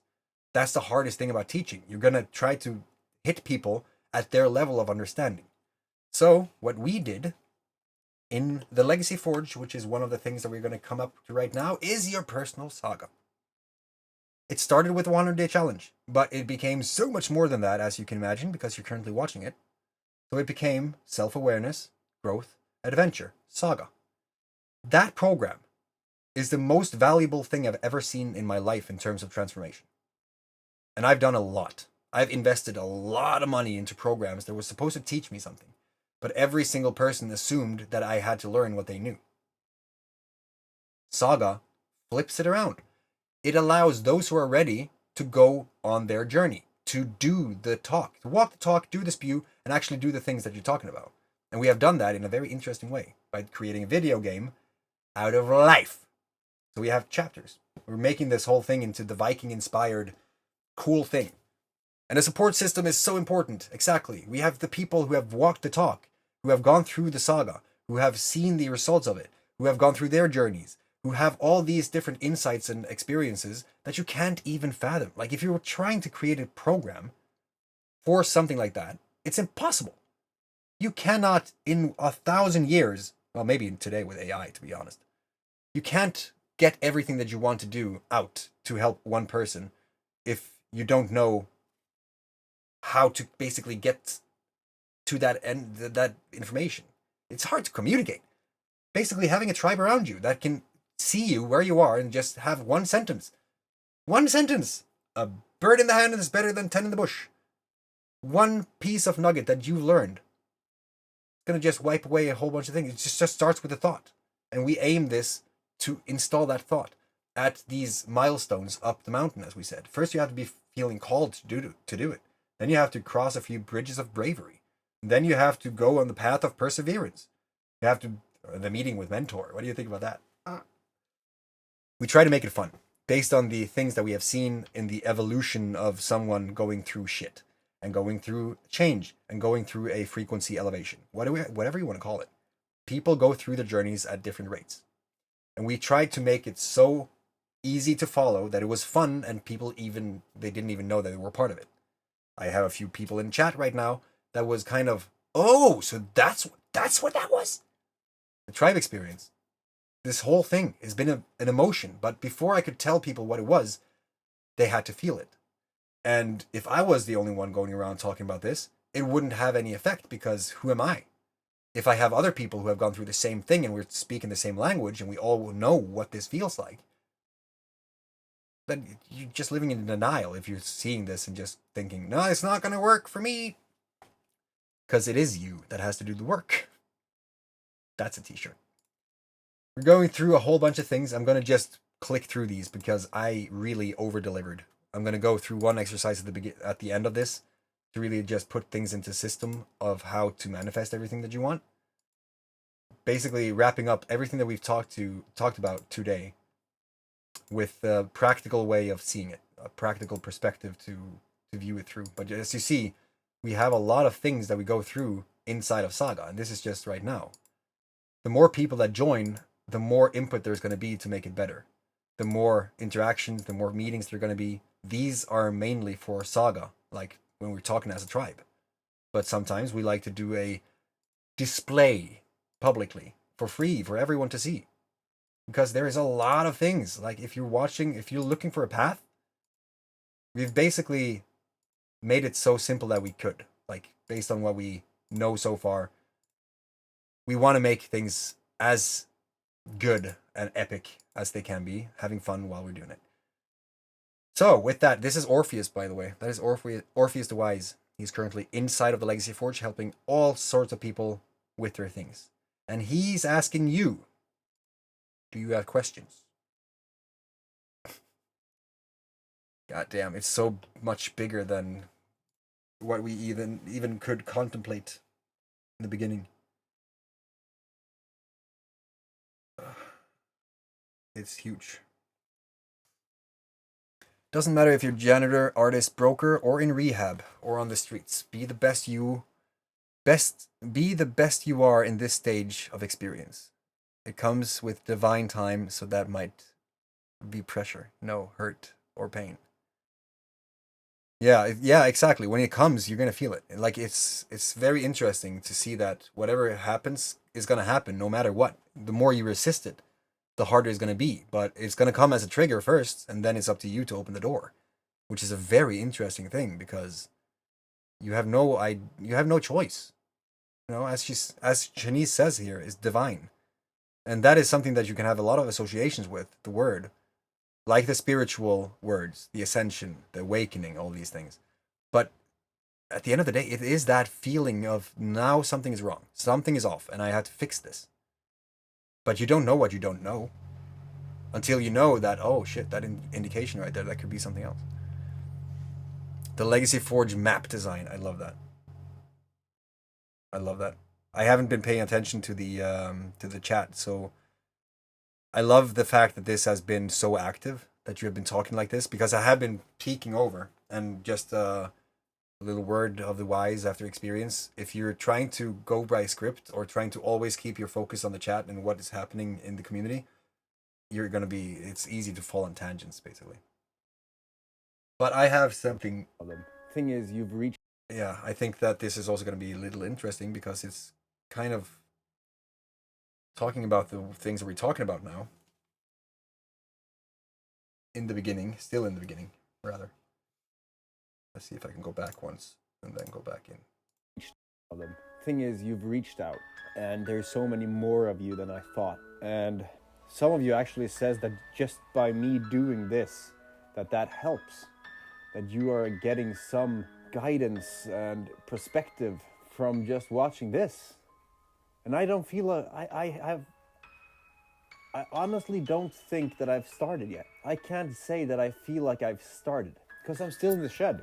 But so it's crazy, right? Because I'm now talking from my past to my future to kind of create this thing that we created on the fly. So speaking of divine and just trusting the process, when you fully let go, you're gonna know that everything has been playing towards the ultimate truth, and it just takes a while to kind of see it and accept it. If you have other people who see it at the same time, it's easier to kind of get into that energy. But you see, I still feel like I haven't started yet. And I think that is the frequency. I'm chasing that. I feel the frequency or something. And before you can kind of stabilize yourself at a high the level that you want to vibrate on, when you feel something that is like higher, it's going to come in like, oh, interesting. And then you're going to start to know how to get into that. And then it's just going to continue. Love seeing the transformation. You held the vision the whole time. Yeah, exactly. I'm surprised when I'm going through these. I haven't gone through the 100-day challenge. I've just seen a few videos, and I want to go through that just to see the transformation, because it is insanity to behold for me. Just talking to myself from the past. Okay, so this is one more thing before we begin the departure of this stream. So there's a very easy framework, as far as I can say, as to how you can create anything that you want, and that is what we provide inside of everything that we do. And this is meant to be before you even join. So this is proof of concept. You're now watching something that I hope and think is going to be valuable to a lot of people, and it's even before you have gone into the actual Legacy Forge. But once you are in, it helps to have a map. It helps to have something to peg your knowledge on, and we have, because we talk about goals a lot and trying to reach our goals, and people are often like, "Oh, I have goals," but it depends on the gravity of the goal. Like if you want to have an address, a house, and you work your entire life to reach the point of you having that house, your effort might not be very impactful, because let's say that you're saving a few $1,000 every month, or according to Billie Jean, the money that you are able to save with a normal job throughout a year is insanely low. But what if you had a goal of, let's take my goal for instance. I want to build a alternative health center that is kind of like a physical school, the physical representation of Valhalla, or the Legacy Forge, called Valhalla. And it started with just a field, and then having people coming and talking around the campfire, and then leaving the phones behind, and then it ended up escalated into having a roof, and then it was maybe we should have more people, and then it just kept on going until I saw that, holy shit, what if we had this compound for that? Holy crap, that would be amazing. And then it escalated from there, and all of a sudden there was like 9, because my daughter's name is, her middle name is Yggdrasil. Nobody else in the world has her name, basically, and we made almost sure of it. It's like SLS, it's unique. And Yggdrasil is the life tree of Norse mythology. I don't go and subscribe to the deities and live my life through how a god of Norse mythology should have her and his followers behave. I like the ways they did things before. It was easy, it was simple, it was smart, it was with respect, it was a lot of things with values and everything, and also the symbolism. So because the life tree had 9 realms, 9 dimensions lying in this tree, 9 universes, it's an interesting story. I figured it would be cool if we had 9 centers. We could have Midgard in Bali, Jotunheim in Nepal, and Valhalla in Norway, and just keep on adding to them. Because there are 9, right? And then that goal just kept on growing, and I started to think, how much do I need for that? 25 million euros should get me started. And then when the goal was of that magnitude, if you receive 100,000 euros or 1,000,000 crowns into your bank account, it's not going to feel like much because you're still so far off the target. It's insane. It shifts your entire reality, because then money is nothing more than the energy that you receive for the energy you put out. It's just an agreed upon system of value, a token of success. But it's a tool. So once you start to see that the more value you provide, the more the money is going to come, the more obtainable the whole goal is. But you need to have a big enough goal so that the things that you're going to solve to get to that goal, when you kind of deconstruct it, will make an impact, like move the needle towards that goal. That's also a lot of the things that we do. You need to have a big goal before you even start this, because who are you really? Right? This is a transformational journey. And after that, you need to really see where you're going. Really know where you're going. Like, you can have, in terms of goals, you can have the best freaking Ferrari or supercar in the world, but if you don't have a GPS and you're not sure where you are, you could run out of gas before you reach the destination. But if you have a Beetle with a GPS, you know that you're going to reach the destination. Right? It's just the journey it's the journey between you starting the journey and getting to some milestone or the goal itself. I think that having a goal that is so huge, like Elon Musk goes to Mars, that's all he cares about. Having it so big that it's hard to reach it, it's going to create so many things as a ripple effect towards that goal. You're going to have different conversations, you're going to have different actions, reactions, results, and everything is going to change simply because you have a huge goal. Seeing that, like, I see Valhalla, I can see the gates, I can see the fire pit before the gates, because I'm very much about making an effort. That's why I haven't really marketed this stream at all. Like, we send it out to the email, and we send it out to some communities, and in many of these cases, there was no mention of where you should go to sign up. It was just go into the Legacy Forge and then figure it out. It's so simple that you actually have to make an effort, but it requires an effort. So going into the Valhalla, firewalking, when people just walk over the coals, that is done because if you face the fear and you go through that with the flow that we've been talking about, and you're just trusting that flow and just going over fast, just scientifically, you will not burn your feet if you're not exposed to that heat over a long period of time. Like, it's not going to melt your feet. There's a process to it. Most people, in facing that process, is going to have to face themselves a little. So going and having that before the gates of Valhalla, that just made sense. And if you don't, well, then you have to go through hell to get there. Because everyone can reach their goals, but sometimes you have to go through a little hell in order to actually get there. It just started to build upon itself. And then AI came, and I made this rendition of Valhalla, and it looked pretty epic. And my kids started to talk, and all of a sudden there was 2 wooden moose sitting outside as guardians, and all these different elements came. And Marius came in and introduced quantum flow as a thing, and yoga and meditation and tribe experiences and building of boats and Airbnbs and craftsmanships and masterminds and presentations and nomadic cafes. I can go on forever. I have a very strong vision. Because I have that, I know exactly when something is going to be aligned with that vision, because I see how it fits the vision. Make sense? If you don't know where you're going, how the fuck are you going to know when you're there? But it doesn't stop there, my friend. When you know where you're going and you can see it clearly in your mind, you have to have some sense of emotion to it. So they've talked a lot about this in the Bible. That was redacted 480, found in the Gospel of St. Thomas, where it says that you have to be grateful for what you have, and then you will receive it. Many people will kind of miss the point by miles on this, because they say that, well, if I think about what I have when I don't have it, won't I dilute myself? Like, isn't that just I'm fooling myself? I'm lying to myself. No. If you are happy about having plumbing in your house, genuinely happy about that, the energy doesn't care what topic you're feeling grateful for, but energy attracts more of the same. So the more happy you can be in mundane situations, even when things goes to shit. I lost every single video I've created over the last 5 years, 2 years ago. Everything is lost. It's on a hard drive. Still a adventure to find out if I'm going to get that out.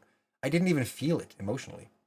I'm not attached to any given emotion, but I have such a strong emotion and high frequency to reach my goals, because I see it where it is, and I feel grateful for being able to be on that journey. So I fell in love with my journey towards my vision and goal.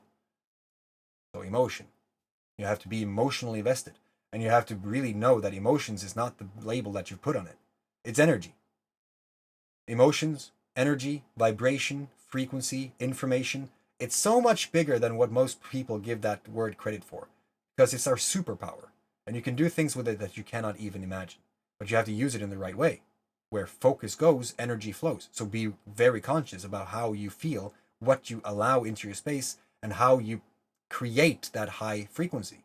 That's why tribe is such a great thing, because we do that by talking to each other, sharing experiences, sharing the light, and allow people to grow.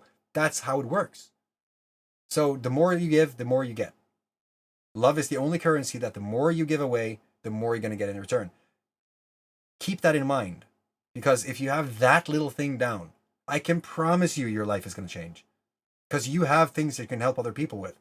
So if you just do it from the perspective of love, trust me, it's so much easier, because you're going to just relax a little bit. You can sit back and you can see that things are actually happening for a reason, because you're doing it for more than just fooling people to give you money, or deceiving people in some way, or doing anything that is not aligned with your true self.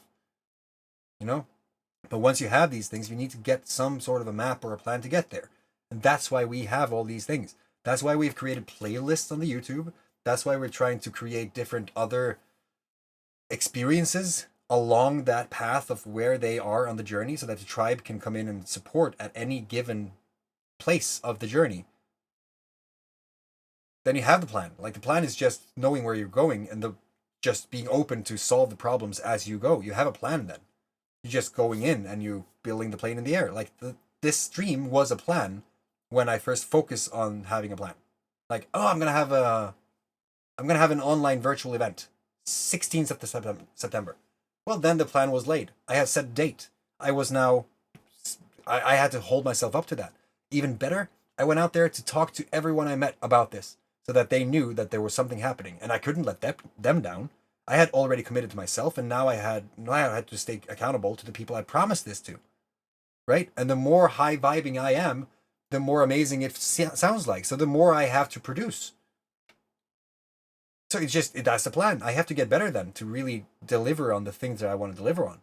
And then if you do that consistently, you're going to reach your dream. That's kind of just a wrap up of everything in the Legacy Forge. It's just walk the talk through different frameworks, and I can promise you that you're going to see transformation in a completely different light. Now, inside, of course, we are going to make this extremely hard to not understand. We're going to talk about goals, and we're going to talk about different things within the goal, where to begin, why have goals, smart goals, tools. We have so many things, how to structure anything. That's something that I've been giving away for free for years now. It is part of the Freedom Seeker's Guide to Selling Knowledge Online, Norse Edition. Available now everywhere on wherever you see this, I think. It's not hard to find them, if you look. And then, once we have gone through there, we have the skill inventory. What do you love doing? These are questions that many people have not probably considered, not fully. What do you love doing, really love doing? What do you really obsess about? What do you talk about more than the average person? What are people just, if they think of that thing, they think of you because you talk about it all the time. What do you love doing? What would you do even if you were not paid for it? So what does your day look like if you have all the things you need, but you can do anything you want? Like, everything is accounted for. You don't have to worry about shit. Everything you do is up to you because everything is limitless at that point. That is the realization or the reality that you should see this from, because how many people have really thought about their perfect day, really perfect day? So what would you do if you were not paid for it? Because you have a skill that you think is easy, that other people think is hard, and you should really be aware of that. It's like this, just this. If I was to tell other marketers that I'm doing this in a Google slide with all this, they would be like, what? Because I'm good at what I do. And people need to realize that everyone has something that they're really good at. And that can set you free. So what are you good at?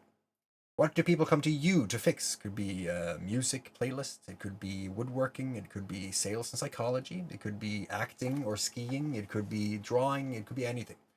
Mindsets, different things to think about. Everything you can imagine. There is no limits. And if you had everything you needed, wasn't that okay? Yeah, so there was like a bridge between those 2 points. I spoke ahead of my time again. Then why have goals? It's like what we talked about when we were doing it. You have clarity, so you know why you're doing it. You have a why for the journey ahead, and the why is really what's going to carry you most of the way when you feel like you just want to die. And growth and expansion. You don't have to feel like you're going to die because you're going to be supported by a tribe, and that's the whole secret sauce, if you will. Don't get stuck in the sauce. And we have SMART goals. These are just, age-old frameworks to follow. Should be specific, measurable, achievable. Like, what are you going to do? When are you going to do it? It shouldn't be so hard that it's not going to be done. And then as we go along, it's got to be relevant to the person or the thing that you are achieving the goal for, and time-bound. So when you set a date, for instance, the 3rd of August, we set a date for the 18th. For the TTX. It happened because we had the 18th to focus on. After that, it started again.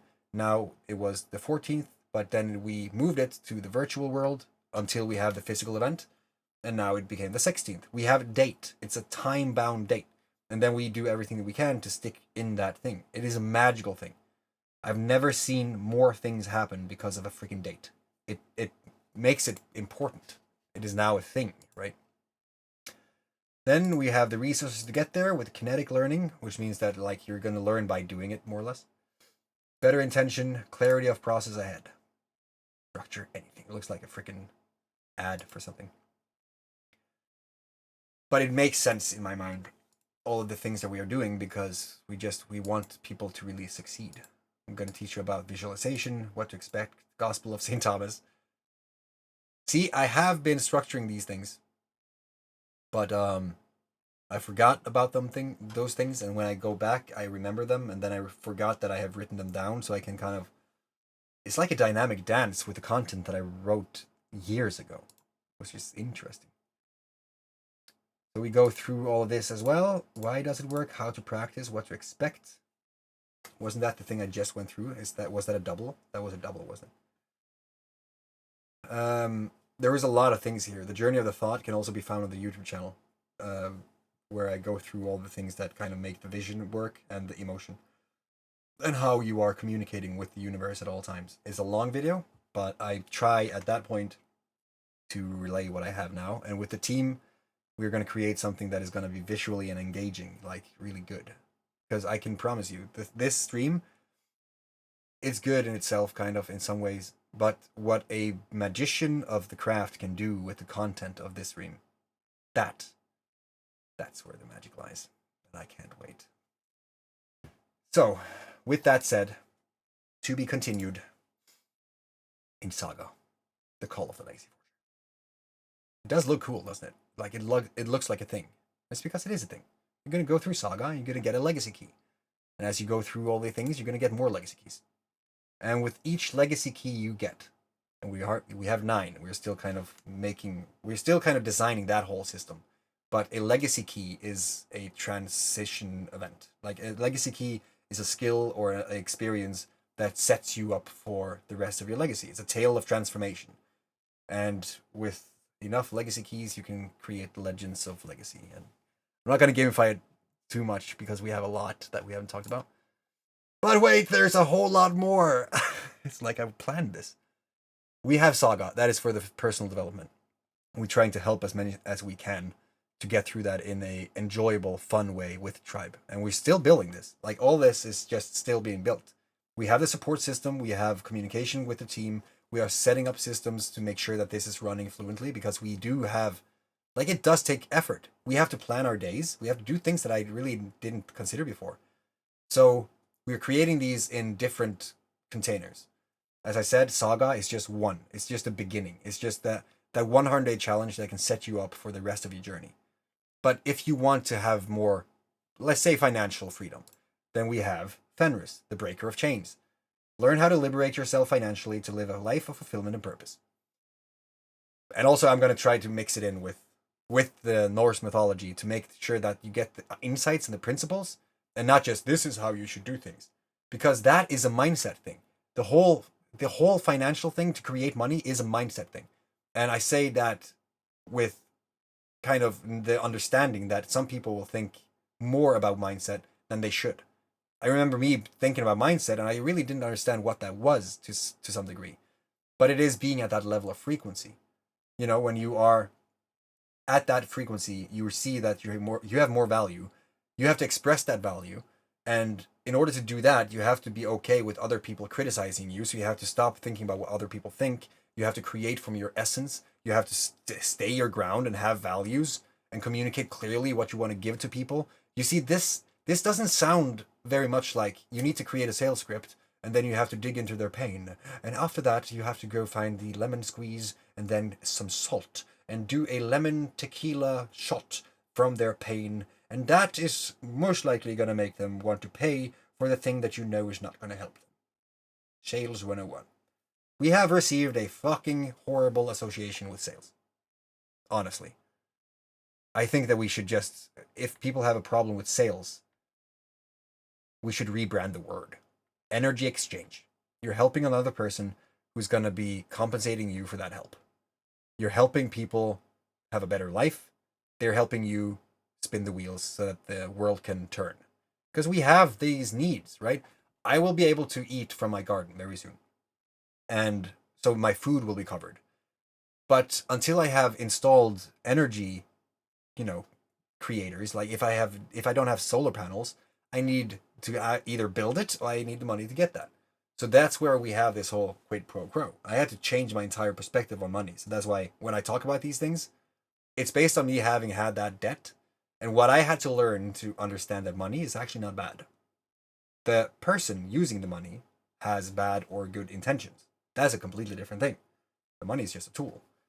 But after that, we also have people who have gone on the journey and they are already way on their way. So they want something more. In that case, we have Ragnarok, which is the end of the old and the beginning of the new, where you just merge energies with like-minded legacy forgers from all over the world and use the newfound frequency to create from your essence. This is something that costs 500 euros per month. And I know that some of you just had a stroke, but we are also looking at how we can do that a lot more affordable, because now that we are a team, it's a lot easier to coordinate time and energy and just have things set up in a way that is actually making sense for everyone involved, right? But most of all, all of the things that we've talked about now comes back to the tribe.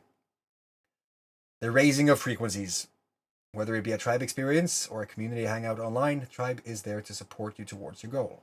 No amount of money can buy such transformative love and support. And that is what we have been talking about so far in this too. Like, it's impossible. Completely impossible. But with all of that said, are you ready for an adventure? Create a free account to join one of our adventures at legacyforge.com. Feel free to scan the screen. What do you think about this? How do you feel about what we've gone through so far? Because I realize we have a lot more than what I thought. I have been streaming for 5 hours, and I'm pretty proud of myself because I should have been sleepy by now, but I'm still proving to myself that I have way too much to say. Marius, I feel for you, brother. Feel free to say when I have said enough. I'm looking forward to go down and hang out with my family. And I usually do that after these events, be that a transition, be that a frequency elevation, whatever it is. I hang out with my friends, or I chase a sunset, or I just go down to Michelle. And it's my harbor. I've been working 18 to 20 hours every day this week. And I slept for 3 hours this morning. And I'm now at 5. I can't believe this. This is the other side of the energy. This is the other side of what we're talking about. This should be impossible. And as a point as to what we are doing, at every tribe experience, we try to have a setup. 4 days, the first day coming to the camp, like we're just arriving at the camp, but we're exhausting ourselves. The first day is to climb a mountain most of the time. And we have done this in the winter time as well. It's just to get physically exhausted. And then you do the ceremony, and after that you have the clarity day. You can just relax, you can reflect on what you've learned. And that is exactly what I'm doing here today. I'm now at the symbolic ceremony day. This stream was my ceremony, and this entire week and months that came before that is the pre-trip. That's what we call the pre-trip. You don't need the plant medicine, as you see. The plant medicine allows you to see a window that you haven't considered. And when you have felt that frequency, and you see that frequency in other people, you can be affected by the frequency. So now you know it's true, you know what you don't know. And you start to get to know that you didn't know, and then you know that you know. And after a while, you're going to know what you found so well that it's just going to be a habit. It's the 4 levels of learning. Subconscious incompetence, you don't know what you don't know. Conscious incompetence, you know that you suck. Conscious competence, you now know that you do not suck, and you do it pretty well. Unconscious competence, you have done it so long that it's just a habit, and you're just a master, and you're a jaguar, and you're vibrating at that frequency. And I have no idea how far that can be taken, because I have been in my reality. I have just been doing what I can with what I have, and to now know where we are going, I have no idea where we could take it. SLS is already being written into the papers of psychology by a doctor. And it's just overwhelming almost. So I never think more than a few weeks ahead. If you like anything that you've seen so far, know that every single thing that we have talked about is already at that address. We are going to create the best freaking experience and try to make this a daily thing. It's going to be unique. It is unique. But let's aim for the best in the world. Let's set a goal for the adventure. The Legacy Forge is so much bigger than what people can get credit for. I'm just a Legacy Forger among a lot of other Legacy Forgers. And we go through it and forge our fucking legacies. It's fun. It's amazing. And you feel good. You really radiate something that people sometimes can't understand.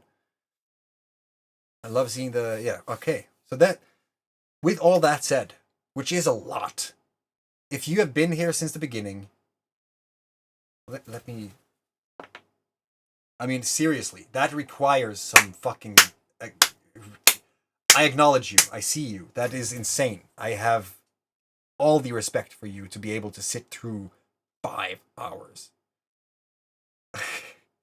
But it also means that you're ready for this. So I think that if you are here now, you have already done it, and I look forward to see you in the inside, because we're going places that I can't even imagine. I love you.